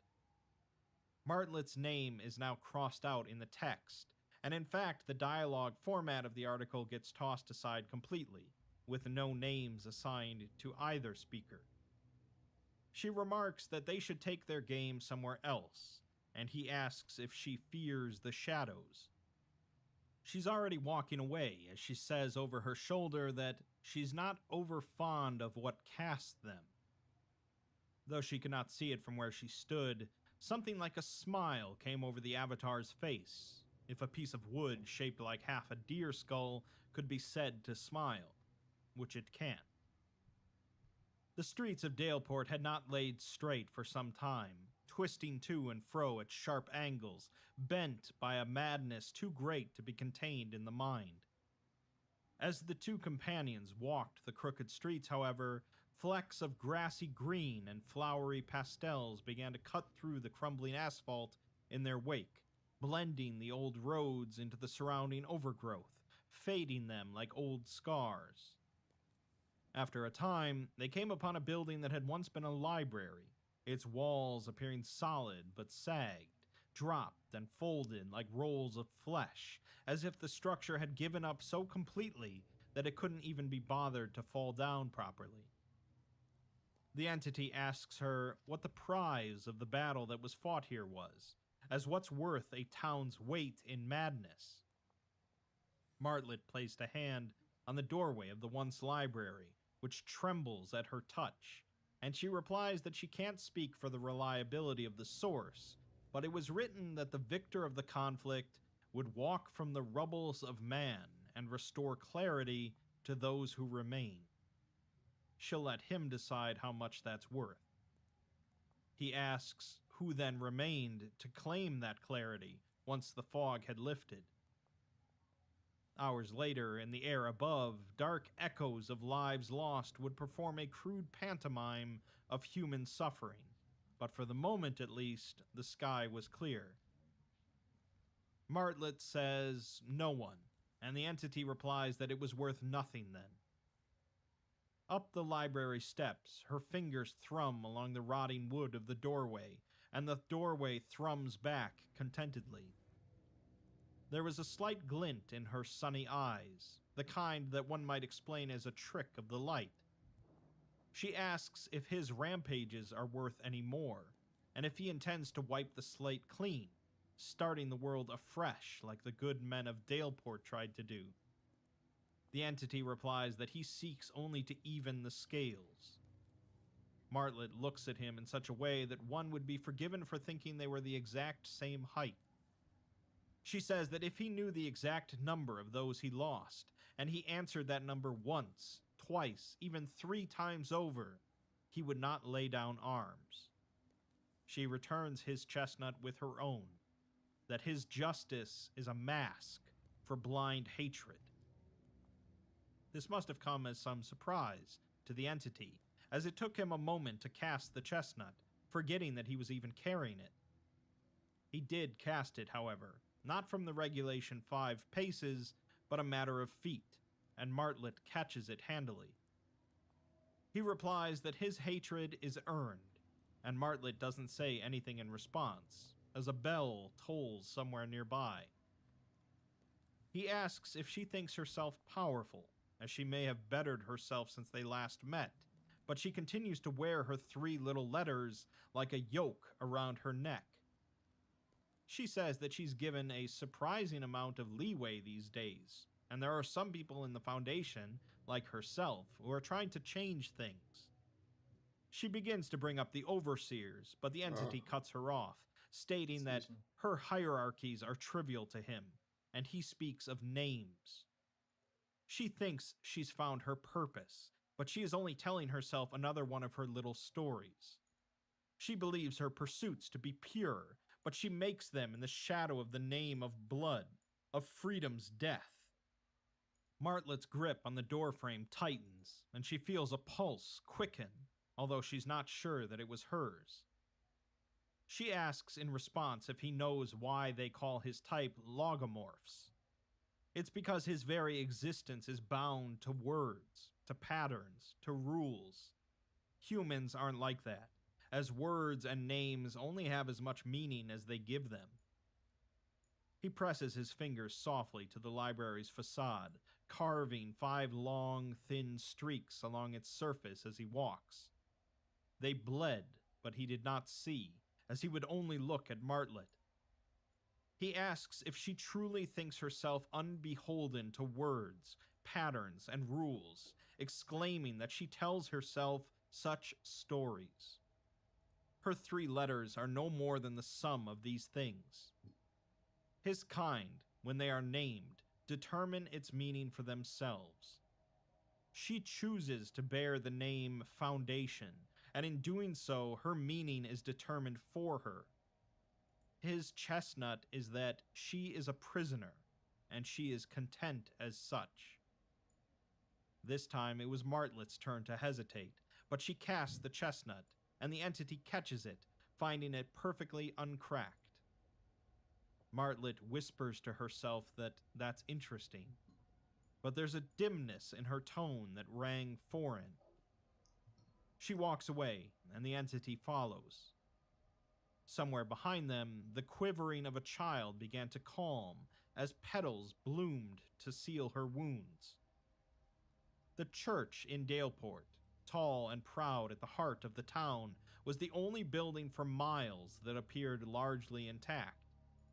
Its stained glass still sat peacefully in frame, its shingles clung dutifully to the vaulted roof, and even the hedges along its body seemed naturally inclined to remain in well-kept lines. Much effort had gone toward the study of the church over the years, but the fact of the matter remains that no matter how many ages pass, no matter how many civilizations rise and fall, the church in Daleport will continue to stand tall and proud at the heart of town, and not a soul will ever coax out enough of its secrets to even say so much as to what god it was built to. Martlet walks the edge of the church's shadow, but no further, and the entity remarks that she takes long turns, wondering if she means to waste what little time he has left before he must sleep. Martlet breathes deep and begins walking a broad circle around the entity, never taking her eyes off of him for a moment. She says that logomorphs wear their hearts on their sleeves, so to speak. Form follows function according to the function of the form. The curtains are never just blue. The shape they take is either the naked truth or a wholesale deception, and he doesn't strike her as the scheming type, so let's take him apart. The entity doesn't speak and doesn't move as she continues. He's tall, well-built, but his form isn't purely musculature, it's armor. Defensive, but ready for battle. His head is a deer, the symbol of innocence, but it's a skull, so innocence lost. No lower jaw, and that type of wound isn't self-inflicted, it's rot, loss, or disuse maybe. He wasn't chatty before they met. She stops, heels together, toes apart, like a dancer. It's his antlers that give him away. Those white bits that move all over the place aren't knots, they're eyes. They've suspected that for a while, but she never stopped to think about what it meant. All those eyes, constantly moving, never focusing on one thing, drifting along all those branches, never settling. She knows that feeling well. He thinks himself a knight-errant, but the truth is that he's more errant than knight. She returns his chestnut, stating that he is lost, and he is content as such. The chestnut was cast, but at that very moment, the old bell tower atop the older church rang out like a great beast moaning in its sleep. Martlet faltered only for an instant, but that was all it took for the chestnut to slip between her fingers. It landed on the cobbles with a gentle but pointed rattle, skittered a bit, and finally came to rest in the shadow of the great church. She ran to it and held it to her eyes, inspecting every angle and finding it unbroken. The entity asks if she fears him made whole, and she had not noticed how close he had gotten, only a few inches behind her. She spins around, but couldn't find the words she reached for, so he says that she had no such fear when the day began. Perhaps she fears something else, and perhaps she wishes their game to never end. He takes her wrist in his hand with a conjurer's flourish, and with his other he cups his palm over hers, one small chestnut nestled between. He says that perhaps this is the only victory he may steal, as this is his chestnut, and he leans in close enough for the bark on his nose to graze her ear. 3 short words are all that he whispered, and as he did, the church at the heart of Daleport loomed tall and proud above them, casting a shadow that would hold safe the secrets spoken beneath it.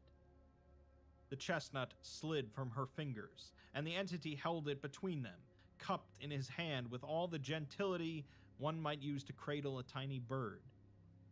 It split cleanly in two before their eyes, and Martlet states that this isn't right, as that was the truth.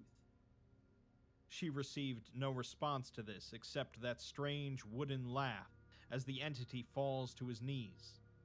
His hands search for earth for support as weakness overcomes him, calling forward bursts of new life wherever his touch wanders. His last words before his body comes undone are for her to bring better stories to tell him the next time they play. For minutes afterward, grass and moss and flowers of all sorts continued to sprout and flourish, forming a perfect outline of the place where he fell.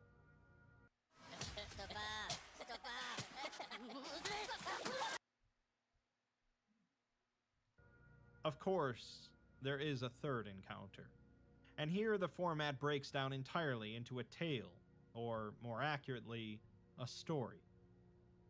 It begins by stating that sometimes names are the most important thing in the world, as names have the power to grant a life of ease, to invoke greater powers, even to bring the dead back to life, if only for an instant. And yet sometimes a name doesn't matter at all. There are many occasions in which it's infinitely less important to be called than it is to simply be. So we'll dispense with the formalities and ignore the name of the town where this final chapter took place. It happened in the town where you live, in a quiet spot that you pass nearly every day but never really look at. The first rays of sunlight crept up the bark of the old birch tree, stirring something within.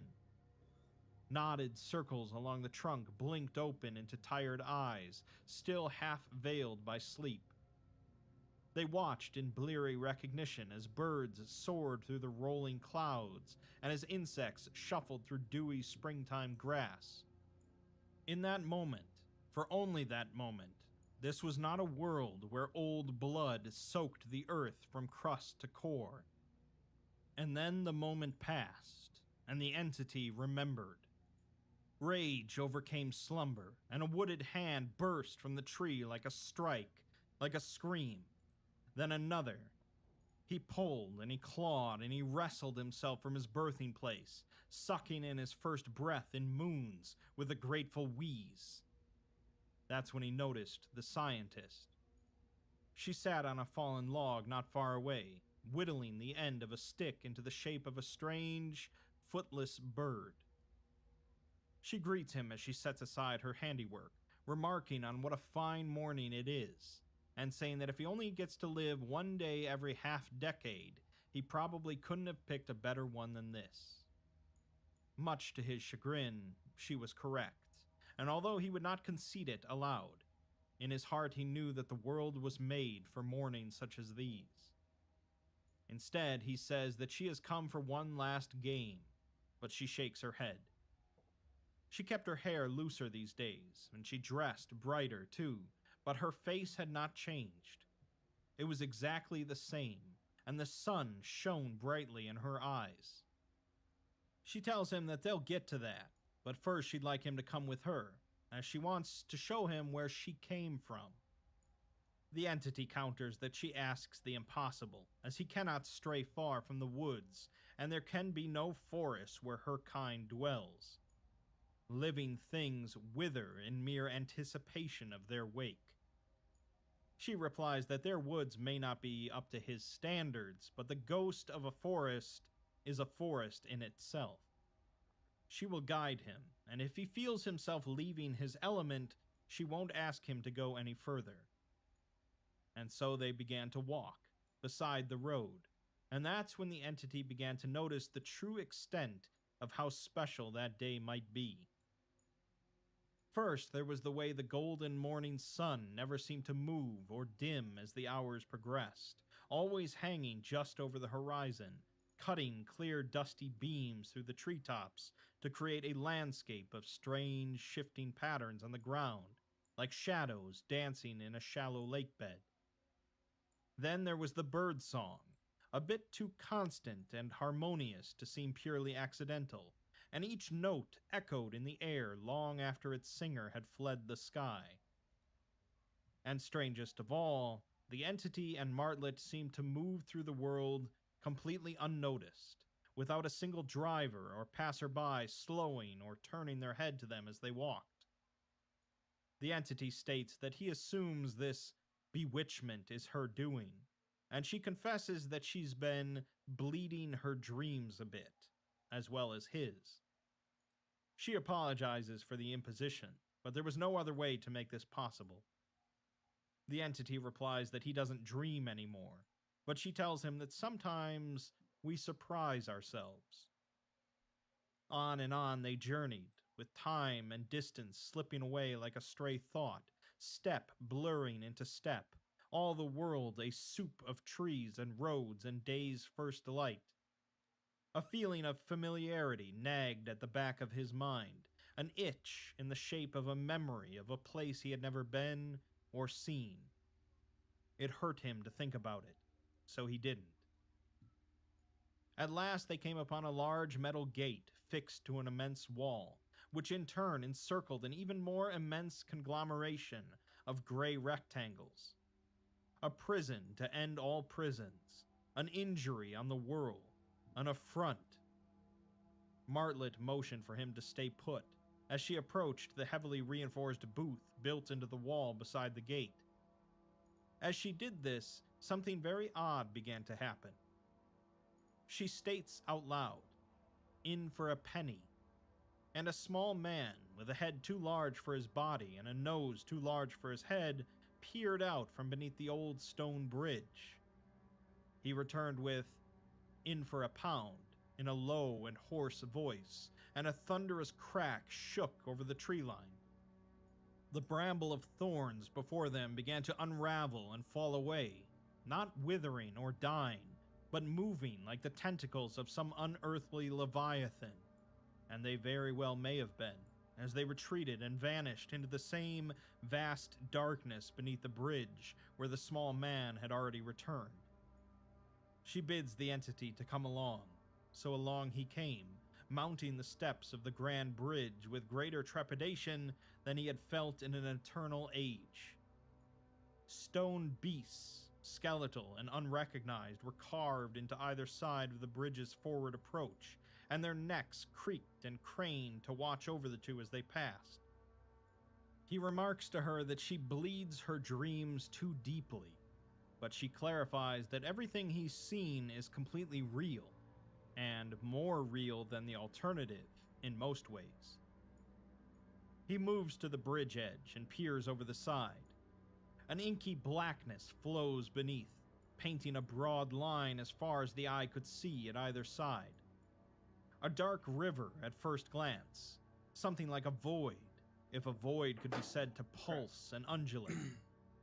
Then all at once, he realized he was looking at an enormous quantity of black, wet hair that flowed and squelched like a hateful parody of a babbling brook. He pondered this and moved on.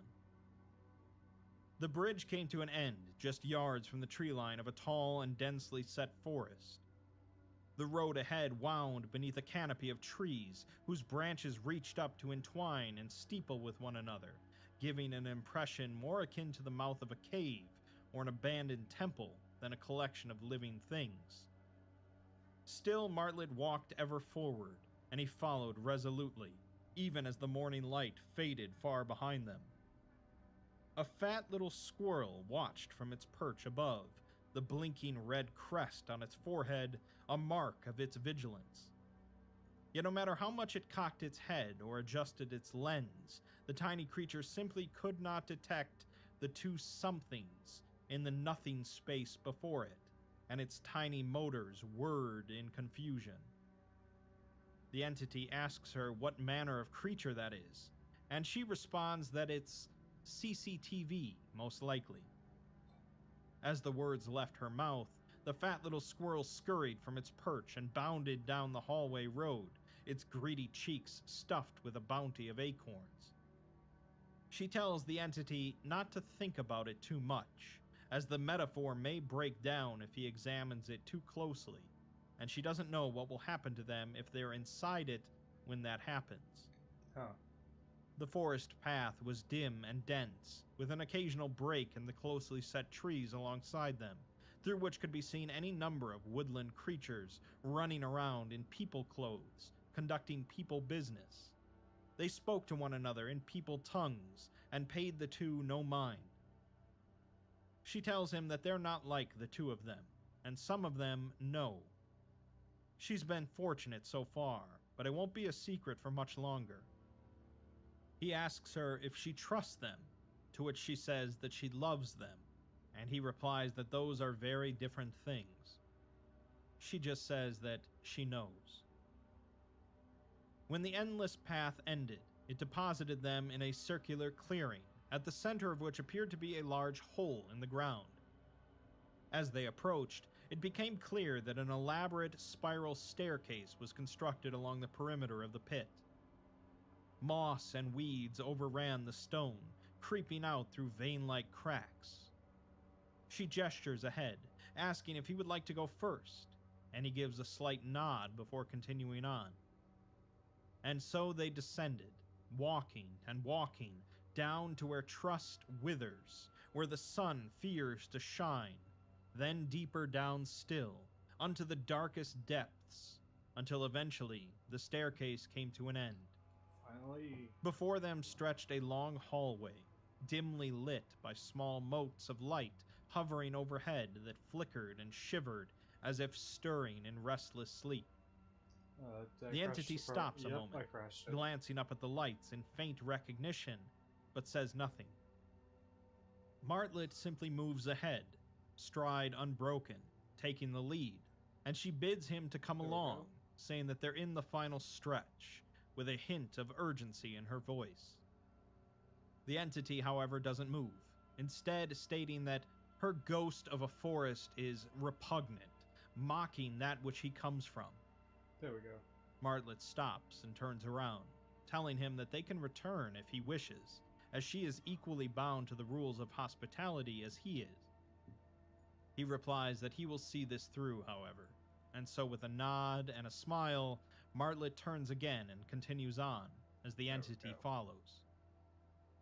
The hallway curves left and right like a serpent, walls growing farther apart as they went, until the lights above no longer reached them, leaving a dark expanse at either side that seemed to go on forever, and very well may have. Shapes emerged dimly in the distance, squat and square, turning out to be wooden cribs, all unpainted and unembellished, but far from uniform. Each edge of each piece was roughly uniquely hewn, not a single line falling entirely straight, adding up to the impression of them certainly having been made by hand, if not grown from the earth outright. Each was set on its own curved base as if meant to be rocked, but nonetheless stood dead still. And finally, at the front of each cradle was affixed a wooden plaque. Here is where the entity's defenses finally wavered, the ground almost rushing to him, for upon each wooden plaque was embossed a word, not in any particular language, nor even in letters, but in meanings. The essence of things, reserved. Upon each wooden plaque was embossed a name. He ran to them, reading the words. Flowers, gold, heart, castle, gears, chatter, quail, clef, sallow, iceberg, crow. There they stood, countless cribs arranged in neat columns and rows like well-kept gravestones, seeming to span forever, or as far as the eye could see. There were so many, but some he recognized, and yet all were empty. He ran from one cradle to the next in a frenzy, but all were bare to the last. Marked by signs, yes, but devoid of that which was signified. He dug his fingers into the earth and let out a long, low reverberation, more akin to the thunderous felling of an old tree than anything resembling a voice. His form shifted, untethering to a buzzing mound of sharpness and sound and splinters and teeth, but the rage was less than his need to know, for that, as we have learned, is his true nature. And so the storm passed. He moved forward, but still allowed the occasional moment to linger and barely brush his fingertips along a crib's edge, trails of rapidly blossoming daisies tracing every caress. An hour, or a day, or forever afterward, it ended. No more cribs, no more light, only darkness. And yet amidst the only darkness, a few paces away in the center of the room, a massive birch tree was visible, unlit from any source and half shrouded in contradiction, but clear as day all the same. At the base of the tree was a wooden cellar door, shut tight in layers of chains, topped by a single formidable lock. The only sounds to be heard were that of footsteps, their own, presumably, and the distant rush of flowing water. Martlet approached the tree, placing her hand on it gently. She stroked it, tender but respectful, then turned to the entity. He watched her closely, every wooden joint tensed in anticipation, like a lion ready to pounce should its prey bolt for safety. Moving with the decisiveness of someone keenly aware of her every action, though less out of caution than ceremony, Martlet crouched down to the cellar door at her feet, taking the cold steel lock in one hand, and produced a humble key, SCP-005, from her pocket with the other. A quiet click followed, and in a single instant, the lock crumbled to a fine ash. There wasn't the slightest breeze, yet the ash blew away all the same, leaving nothing but the outline of a memory. "Now then," she said finally, "the end of the line." The entity commands her to open it, and she nods. The old wooden door gave way with a heavy groan and a burst of dust, revealing a shallow compartment occupied only by a hardwood steamer trunk. It was old, but not ancient, and richly ornamented, but stained thick in dirt and mold and tarnish. Having hiccups. He steps forward, asking what lies within it, to which she just tells him to open it. He hesitates, before taking a knee and reaching towards the trunk, carefully taking the lid beneath his thumb. Slowly he pries it open, finding the trunk filled with heads. Infant heads, pale, still, and calm, as if locked in an enchanted slumber. He trembles and asks if they're dead, but Martlet takes his hand and replies that she thinks they're just diminished. Bent and quivering, he raises a hand to the trunk, but pulls it away, every eye along his antlers screwing up tight. He whispers that he doesn't recognize which one is his own, but when he at last opens his eyes, Martlet is smiling at him. The same sad smile she'd worn for much of their journey. A cryptic and knowing smile, but absent of condescension. Not quite the smile of a friend, but a kindred smile, like a mirror. And raised beside that smile, between two fingers of her right hand, was a chestnut, looking for all the world like an artifact of a long-forgotten lifetime. The entity remembered the terms of their agreement, and they exchange nods, acknowledging it as the final game. For the first time in what felt like eons, the mechanisms of time began to creak back into motion. A flicker of walls flashed all around, a flicker of locks and machines and so much steel, but only a flicker, and when it passed, once again all that remained was the tree, the trunk, the dark, and the two. Martlet passed on the chestnut, claiming the first turn, and they stepped 5 paces from one another. The two both bow, and this time they mean it. Martlet comments that it's almost nostalgic at this point, her golden eyes catching the sunlight in a place where sunlight would never reach, and the entity replies that she certainly seems to have learned much in the time that has passed. She says that it's funny he says that, as before their last meeting, she had thought that perhaps they were both meant to teach each other something. And they have, but more than that, she had it in her mind that they were both equally wrong. That somehow she'd come out of their little game a better person, and it would cost her absolutely nothing. Eventually, painfully, she realized that that was impossible. The entity nods, his eyes involuntarily drawn to the chest of heads beside them, and says that such is the nature of sacrifice.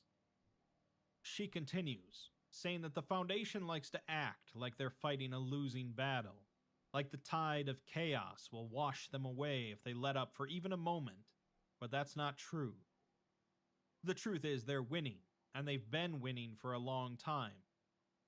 They fight, they suffer losses, but they're winning. They have control. She thought she wanted peace. She wanted to fix him, to stop him from being a monster, while she happily remained a part of the thing that made him that way. Now, she's not even sure what monsters are anymore, but she knows that peace can't exist on her terms alone. Whatever he is, it is more than just the sum of what he lacks, so this is her chestnut. He was born from the formless, injured remains of a thing a name was taken from, but now he is something new. The chestnut is cast and caught. The entity replies that she has shown him much on this journey, and he has wrestled with what he's seen. These visions, these bleeding dreams, both true and untrue, they confound and discomfort him. Yet he believes that he has begun to ken the nature of what she's revealed. He confesses, when he spoke to her last, he could not have anticipated the extent of this. She says that she owes him a lot, and after she realized that she wasn't fully human, the pieces started to fit into place. The entity replies that there are a great many pieces, so here is his chestnut. She was molded from the formless, injured remains of a taken name, but now she is something new. The chestnut is cast and caught. Far away, a cradle rocks in the breeze. Martlet sighs and says that there's so many stories. They tell tales of his kind stealing their children away and raising them as their own. But as the saying goes, every accusation is a confession.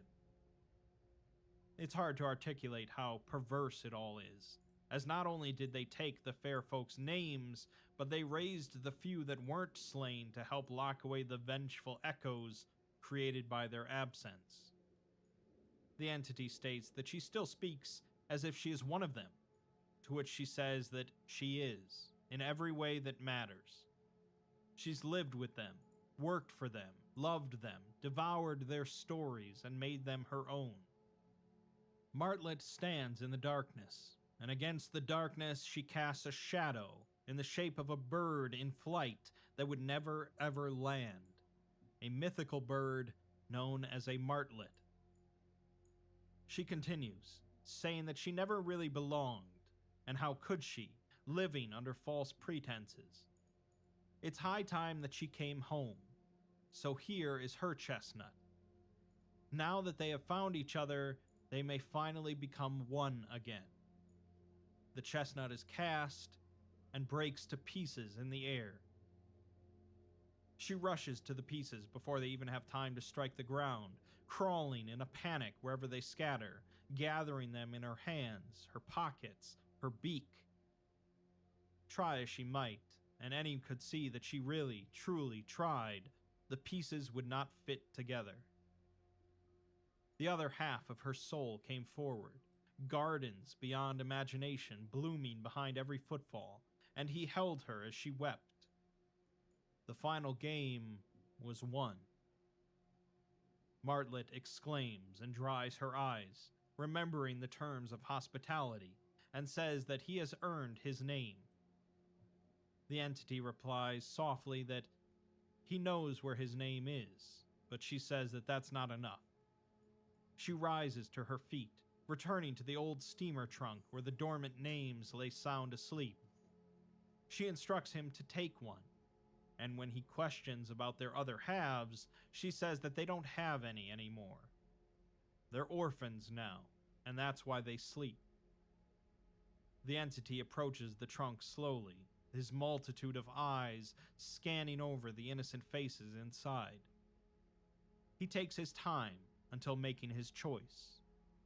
He turns it over in his hand, observing all of its features as the infant's head coos in its slumber.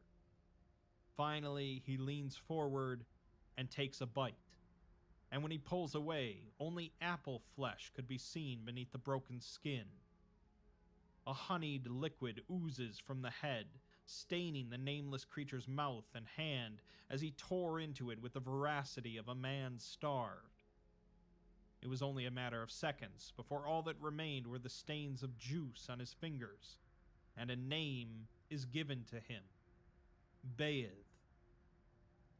The hunger of an entire existence finally sated, Bayeth reclined himself against the lone birch tree.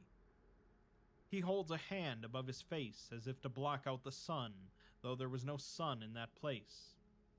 It was the hand itself he marveled at, taking in the soft contours of his fingers, the way one might admire the early morning sky. He remarks that his name is not at all ill-fitting, and tastes correct against his tongue, as that was another thing he now possessed.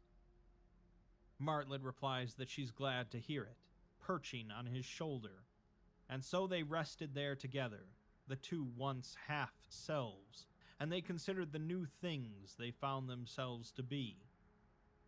They lingered there for a good while, but not as long as they might have preferred, as they knew the way home would be much longer still. Bayeth asks her what she will do now, and she just smiles and shrugs, saying that she's still a director and a leader. Maybe it's time for their branch to break off, to let something new take root.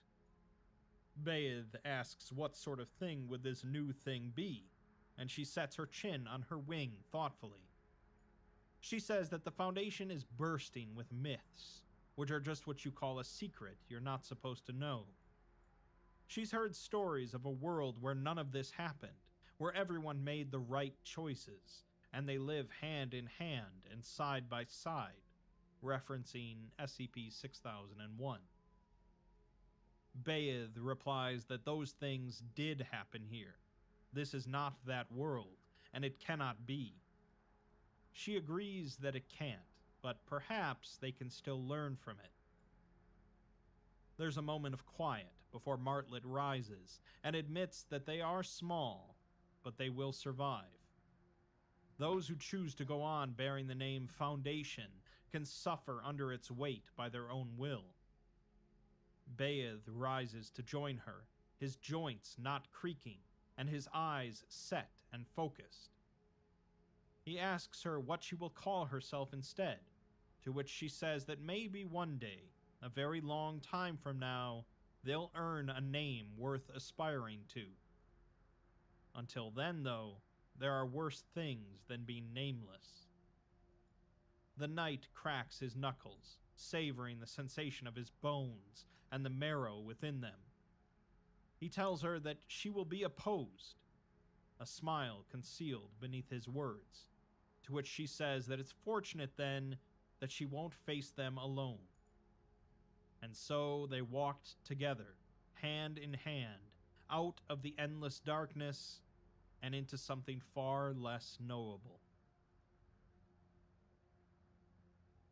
So, there's quite a bit to unpack throughout this article, but I'm hesitant to do so, as I'd prefer to let the words speak for themselves in this case. For a simple enough explanation, Martlet had been working for the Foundation for some time, and was knowledgeable about the ways of the fair folk, enough to be able to confront SCP-8400 with a game of words. SCP-8400 is similar to the Fae of SCP-4000, but while those entities possess forms without names, 8400 possesses neither his form nor his name. He can, however, manifest every 5 years in the form of this birch creature, during which he rampages against mankind for a day. In the Game of Truths, she tells the entity that he does not possess a name, but he defines himself by his rage, while the entity counters that she does possess a name, but she does not define herself. At the end of the second encounter, the entity whispers his truth into her ear as 3 short words, causing the chestnut to crack, meaning that he spoke a falsehood. Based on her reaction, believing what he said to be true, and what she states during their final encounter, it's presumed that he stated that she was human. She realizes that she is in fact not a human, and is indeed a Fae, like the entity. The Foundation had taken the fair folks' names, and had used them to raise some of their kind as their own. Martlet had a Fae name, but a human form, and now that she's learned the truth, she's planning on leaving the Foundation to make something new. The entity reclaims a name from the stolen ones, and although it's not his original name, it fits him, and he regains his form. Together, the two set out on a new journey, both transformed from how they started. The Fae are some of the most interesting creatures within the SCP universe, having been portrayed as both villainous and victimized. Their power and vulnerabilities concerning names have created quite a few interesting articles and stories, but this one is perhaps the most poetic and beautiful of them. Words and names do of course have power, either naturally or supernaturally, and their greatest strength is in their capacity to cause change.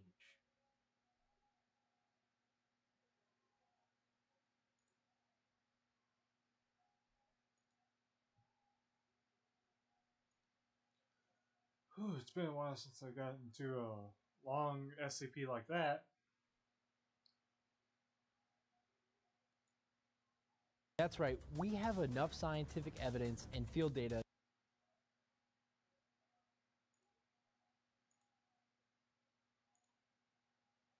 SCP-3105, A Journey Home. Practically every culture on Earth has some form of concept relating to people sticking around after dying. Whether this is in the form of ghosts, zombies, vampires, mummies, revenants, ghouls, wights, or spirits, the idea of someone's soul not moving on to an afterlife, or their body being reanimated in some way, is an especially pervasive idea. In many cases, a person's spirit might not move on because of some strong emotions still tying them to the material world, whether it be anger, love, or anything in between. SCP-3105 is an anomaly centered around an undead corpse from the Viking Age, who seems to be clinging to undeath for reasons that a researcher is eager to discover. Let's take a look. SCP-3105 is the heavily damaged corpse of a human male, showing significant damage from a number of sources, including age, exposure, animal attacks, rot, and injuries sustained from man-made weaponry. Despite this heavy damage and lack of any vital signs or mechanical processes, it remains animate and able to perceive its surroundings through unknown means. It's also capable of vocalizing in a limited capacity through grunting, groaning, wailing, and on one occasion, screaming. I'm gonna leave it blank. It's clothed in heavily degraded clothing and metal armor similar to those worn by Viking warriors, including a heavily rusted helmet, a tattered tunic, a leather breastplate, one heavily damaged leather glove, and the hilt of a broken and rusted sword, which has fused to its right hand. Tests have shown that the remains date to around 900 AD, in line with its attire, and alongside DNA testing, it's believed to hail from western Norway. Any attempts to pinpoint an exact location, however, have been deemed impossible due to a lack of surviving remnants. It has so far proved to be aggressive towards any humans within its range of perception, attempting to injure individuals in its immediate vicinity by any means available. However, due to its heavily impaired motor skills, these attacks are easily defended against and damage is usually minimal. 3105 was discovered in a small village in Norway after the townspeople had begun to spread rumors of a draugr wandering the region and eating people's souls. Fans of games such as Skyrim or God of War are likely familiar with draugr, but they're a type of reanimated corpse in Scandinavian mythology, typically said to be found in burial mounds. The village had begun to leave offerings of food outside for the draugr, which was always found to be taken the next day. Due to 3105's apparent disinterest in food and lack of means to process it, however, it's presumed that this was due to scavenging animals. The Foundation was notified after a small child was approached on the edge of the village by 3105, followed by the child's parents screaming and rushing towards them. It responded violently, attempting to attack the parents, but was too physically impaired to catch or harm them. After the incident, the townsfolk reported what had occurred to the nearest city authority, and launched a hunt into the surrounding wilderness to look for it. They had grown increasingly more superstitious and had begun to burn bodies in the apparent fear of them reanimating. After this escalation had been reported to the city authority, along with video evidence of 3105, the Foundation launched an investigation. A small task force was dispatched to the location, and civilians were interviewed and ordered to stay within the confines of the village. During the search, it was eventually found in a nearby bog, stuck in a muddy lake bed, attempting to pull itself free. After it was determined that it posed no significant threat, a containment team was called and it was retrieved and moved to Site 19. A cover story of mass hysteria was released to the public, and the civilians in the village were amnesticized. Later, researcher Jansen was performing routine sample acquisition from 3105 while it was not physically restrained. Despite there being no obstacle or barrier preventing it from attacking Jansen, it did not respond with hostility, and instead peacefully observed her actions and movements around the chamber. In light of this unusual reaction, she moved towards it with the intent to elicit a further response. 3105 reached its hand out towards her, attempting to touch her face, although Jansen quickly recoiled from the approach. Security personnel reacted by attempting to move her further away from 3105, following protocol, and it responded with hostility, as had been previously documented. Both Jansen and the security personnel were unharmed in the encounter, and left the chamber without further incident. Following this interaction, Jansen formally requested to be allowed to conduct various experiments to test the cognitive abilities of 3105. It's her belief that it still retained some form of sapience that could be stimulated when exposed to different forms of stimuli, and due to her expertise in European history and culture, this request was granted. In the first test, Jansen stands behind an observation window in full view of 3105, causing it to approach the window in an unusually calm state. It observed her for a few moments before Jansen placed her hand on the glass, at which point it also placed its hand against the glass opposite to her. In the second test, Jansen stands behind the observation window and holds up a number of items in order to gauge a response, including glasses, a mobile phone, a teddy bear, a photograph, and a lighter. It showed no interest in the glasses, photograph, or phone, but it seemed to respond with curiosity towards the teddy bear, and with fear when the lighter was lit, before cautiously approaching again. Jansen notes that it's almost as if an inkling of emotion remains, but they can only just scratch the surface.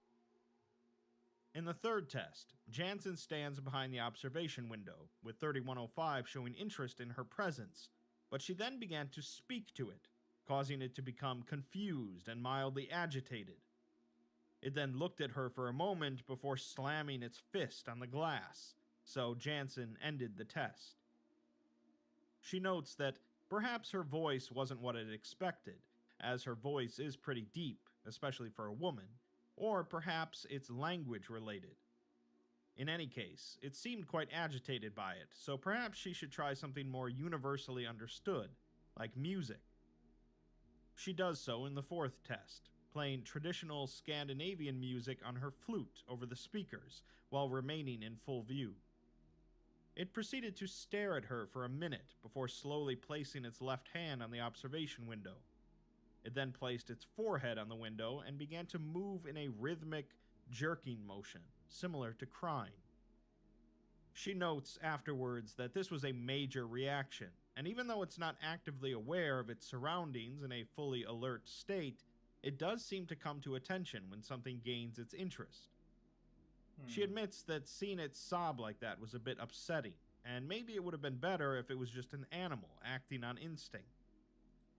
She requested to perform a face-to-face test within its chambers, with her request being granted under the condition that armed guards be on alert outside the chamber. In the following test, she enters the chamber alone, with it initially reacting defensively, but after seeing Jansen, it appears to relax. It slowly walks towards her, as she remains still and smiling, but she tenses as it reaches a hand out towards her. It stops, reaching towards her for a moment, staring at her, before continuing, gently grabbing a lock of her red hair. It examines it briefly before moving away to a far corner of its chamber and sitting down, at which point Jansen leaves the chamber. She notes that this was almost a tender reaction, as if it was lost in thought or nostalgia. She admits that it's a bit unnerving to have a corpse reach for your face, but it seems to be more human than they're giving it credit for.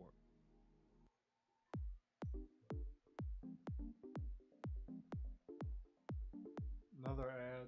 In the sixth test, she presents 3105 with a number of items made to replicate ancient Norse artifacts, including a small woven doll, a handcrafted flute, an icon of Mjolnir, a blunted cutting knife, a necklace, and a gathering of dried herbs. It interacted with all of the items and showed varying degrees of emotion, with the knife and the icon of Mjolnir given the least attention, although it showed some respect towards the icon. The necklace was handled for a moment before it attempted to place it over its head, which it managed with assistance from Jansen. It also showed a keen interest in the herbs, grabbing them and holding them to its face for an extended period. The strongest reactions were from the flute and doll, as it attempted to play the flute but was unsuccessful due to its lack of functioning lungs. It did appear, however, to display a proficiency with the instrument, judging by the finger movements. It then passed the flute back to Jansen with marked enthusiasm. When presented with the doll, it held it for a minute, silently, before heaving and throwing all of the items to the ground, tearing off the necklace it was wearing. It then proceeded to wail and slam its hands and head against the walls as guards rushed to subdue it.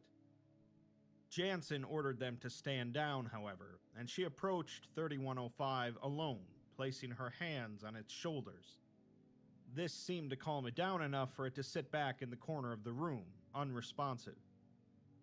She notes afterwards that that was distressing, as she didn't expect such an intense response from something so small, but this does confirm her theory that it reacts to stimuli more familiar to it. That should be enough to convince the higher-ups to give her the funds to overhaul its chamber, and she hopes that maybe it will be enough for them to learn more about the Viking era. She put in the request to outfit the chamber with a number of large furniture pieces built to replicate those used in the Viking era, in order to stimulate any remaining cognitive abilities or memory in 3105, and eventually allow for communication. Barring some items, this request was granted on the condition that all of the items be replicated at as low a cost as possible.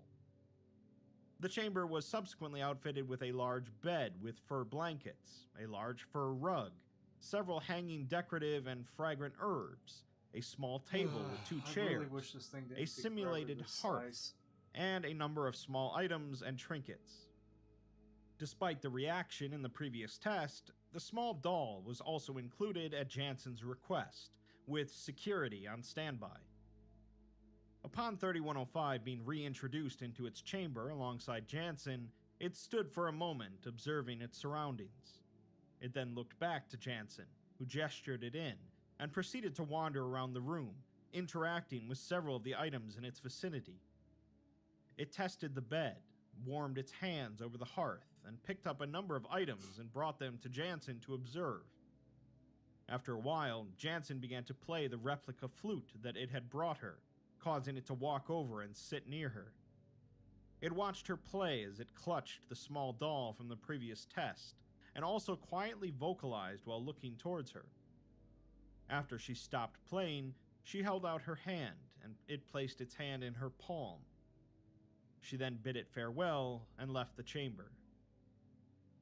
In her notes, Jansen exclaims that it had worked, and it was like watching a child run around their room, bringing their loved one all their toys.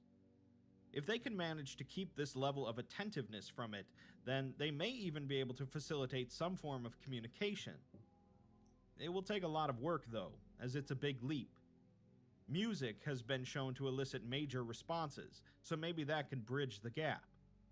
She knows some songs that it would no doubt love to hear, and maybe she could even tell it a story in Old Norse. She'll have to study up over the coming days. She also remarks that she swears she could hear its groans sounding like words while she was playing.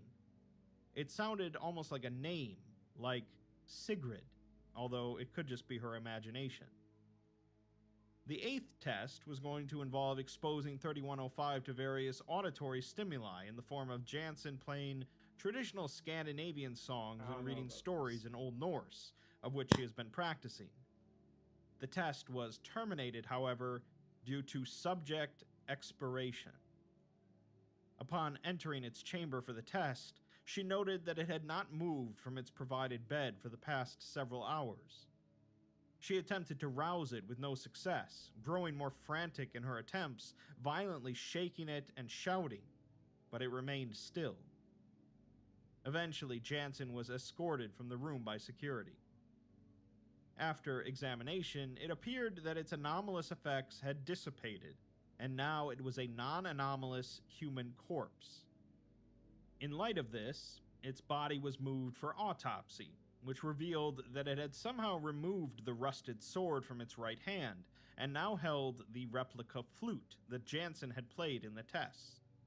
In its other hand, it held the woven doll pressed to its chest. On the nearby table, a message in Old Norse was carved crudely with what is presumed to be 3105's broken sword. Roughly translated, the message reads, "Thank you, kind Valkyrie. I see now you are not her. My mind is clear, and my heart is light. I am coming, my love. Will you wait for me? My flower, my Sigrid." Following the autopsy, no source for its anomalous properties could be identified, with it being reclassified as neutralized and placed into cold storage. Jansen has requested that its remains be given proper funerary rites, with the request currently under review. It's unclear what exactly reanimated 3105's body, or why, as it seems to have occurred somewhat recently, or at least it only appeared to others recently. It definitely died violently in battle, and it referred to Jansen as a Valkyrie. In Norse mythology, the Valkyrie are female figures who choose certain warriors that die on the battlefield and carry their souls to Valhalla so that they become Einherjar, preparing for the final battle of Ragnarok. It's clear that 3105 was searching for his beloved, Sigrid, and mistook Jansen for her, causing it to cling to life. It realized at the end that Jansen was not her, and it must pass on to be with her, so it did. In some ways, it's a sad tale, as its beloved has been dead for centuries, and it was clinging to life without realizing it.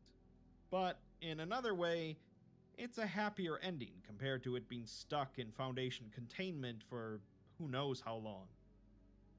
Perhaps 3105 and Sigrid are together now in the Norse afterlife of Hell. Or perhaps not, but at least he's at peace.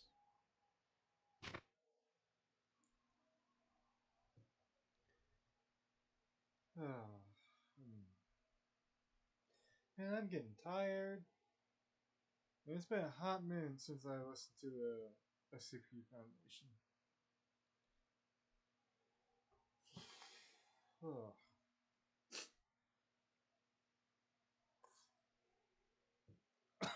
There we go.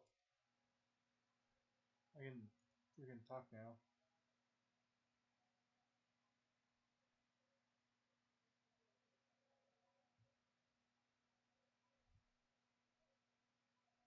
Arachnid SCPs. I hope y'all don't have any fear of spiders.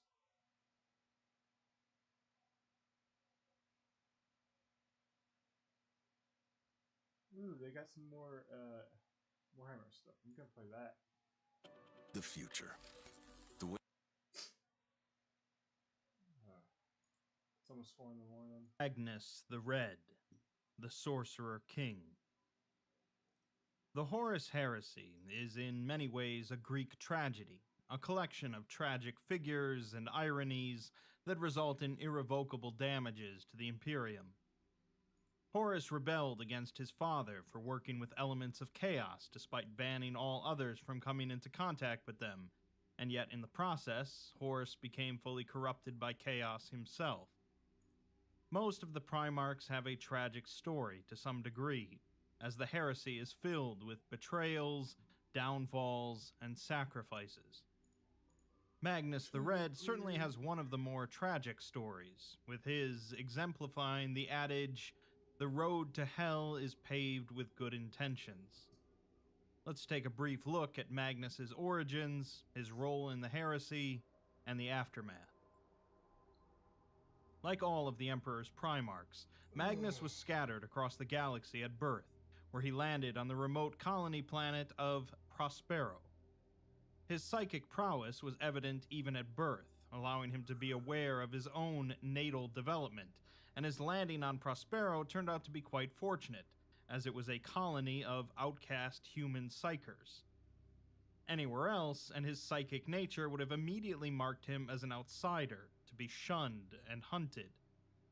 Magnus became a ward of the leaders of Prospero, and within only a few years had already surpassed his master in the psychic arts, who himself was likely the greatest psyker on the planet at that time. Before long, partly due to launching a campaign to rid the planet of psychic predator beasts which had plagued the people here, Magnus became the leader of Prospero, unifying its various factions.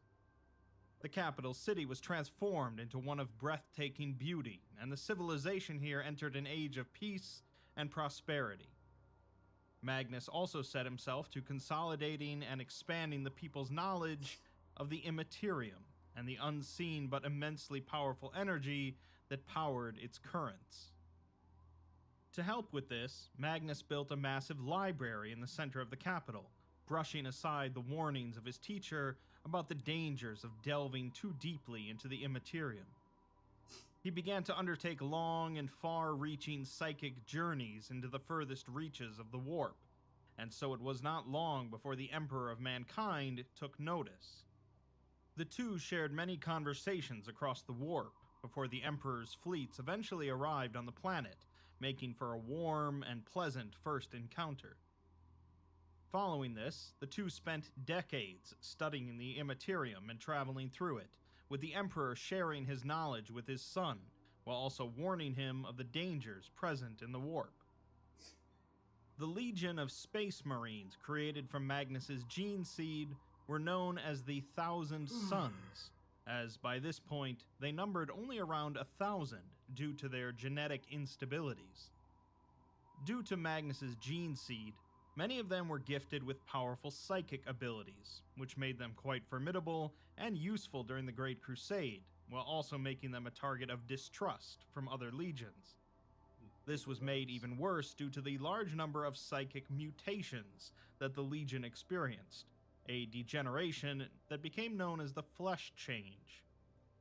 This flaw in the gene seed led to a number of them swiftly mutating into mindless monstrosities, and not even the Emperor could fix the flaw.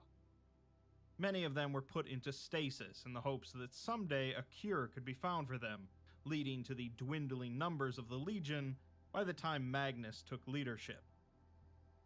At this point, the Thousand Sons were left out of the Great Crusade, with some in the Imperium advocating for their euthanization entirely, but Magnus pleaded with the Emperor to give him a chance to find a way to cure the mutation. After several decades of work, Magnus was finally successful in stopping the mutations, although this wasn't a result of his own brilliance. It turns out that Tzeentch, chaos god of change and sorcery, had been responsible for providing Magnus with this supposed cure, although he had presented it in a subtle way. Magnus was led to believe that he had actually used his psychic prowess to best the entities of the warp and find the cure, as part of a plot to make Magnus even more arrogant and confident. That being said, this exchange wasn't without a visible cost, as Magnus lost his right eye in the deal, echoing old tales of the Norse god Odin sacrificing his eye to drink from the Well of Knowledge. Regardless, the Thousand Sons were eventually allowed to rejoin the Great Crusade, 100 years after it had started, with Magnus at their forefront. Magnus developed a reputation for being brave yet impetuous, and he began to gather lore about the practice of sorcery from isolated human cultures scattered across the galaxy, despite warnings from the Emperor. One of the things that he discovered was the existence of the Webway, the extra-dimensional network of tunnels capable of facilitating faster-than-light travel. The Webway was created tens of millions of years ago by the Old Ones, before being utilized by the Eldari, and sits between real space and the Immaterium. Magnus stumbling upon the Webway left him with incomplete and fragmented knowledge about it, but he managed to enter it through sheer psychic force. As the Great Crusade continued, the Imperium began to encounter more and more creatures influenced by the warp, leading to more and more suspicion and distrust placed upon Magnus and his legion. Fellow Primarchs Leman Russ and Mortarion were both quite distrustful of him, in part due to his penchant for deceit during warfare compared to their more straightforward methods.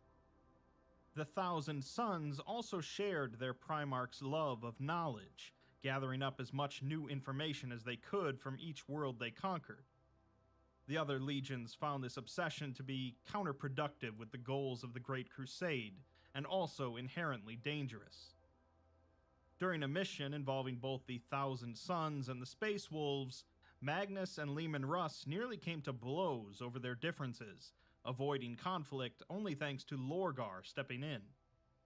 Unfortunately, as time went on, more and more of the Primarchs spoke out against the Thousand Sons and their usage of psychic abilities, eventually bringing it to the Emperor's attention. After much debate, the Emperor called all of the Primarchs together on the planet of Nikeah to settle the issue. Although Magnus argued passionately about the benefits and importance of Psykers in the Imperium and the contributions they could make, a clear consensus was drawn amongst most of the other participants that psychic power was a potential danger. Ultimately, the Emperor ruled that while no one was to be punished for prior actions involving psychic abilities, usage of them in the future was to be banned outside of specific cases such as astropaths and navigators. Magnus and the Thousand Sons were banned from practicing any of their psychic abilities, although Magnus soon began to find rationalizations and justifications to circumvent this ban. Afterwards, Magnus returned to his homeworld of Prospero and continued to peer into the warp. Here he saw a vision of events to come, of his brother Horus's revolt against the Emperor and the ensuing war. He witnessed all of the events of the Horus heresy and the roles each Primarch would play, except for his own.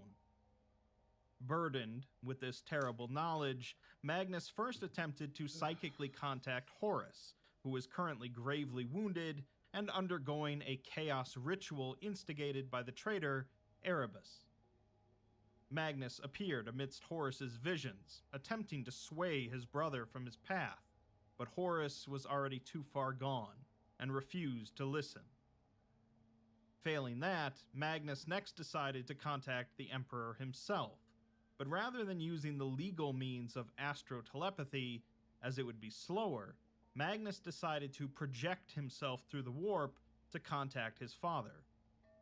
While projecting, Magnus came across a section of the webway that led directly to Terra, finding it to be impenetrable. An entity within the warp then whispered to him, however, offering to provide him the power he would need to breach the webway, and Magnus swiftly accepted, breaching the barrier and arriving in the Emperor's throne room. Unfortunately, this would turn out to be the greatest mistake of Magnus's life, the result of his arrogance and impetuosity. Not only had he freely accepted the aid of a chaos entity, soon revealed to be Tzeentch, but he had breached the powerful psychic wards that the Emperor had erected around the Imperial Palace, allowing demons to flood into Terra. Unbeknownst to Magnus, and practically anyone else, the Emperor had been laboring for centuries now to expand the webway and make it usable for humans. He had hoped to discard traditional warp travel entirely and use the webway to assist humanity in detaching from the warp completely, eventually becoming a fully psychic race.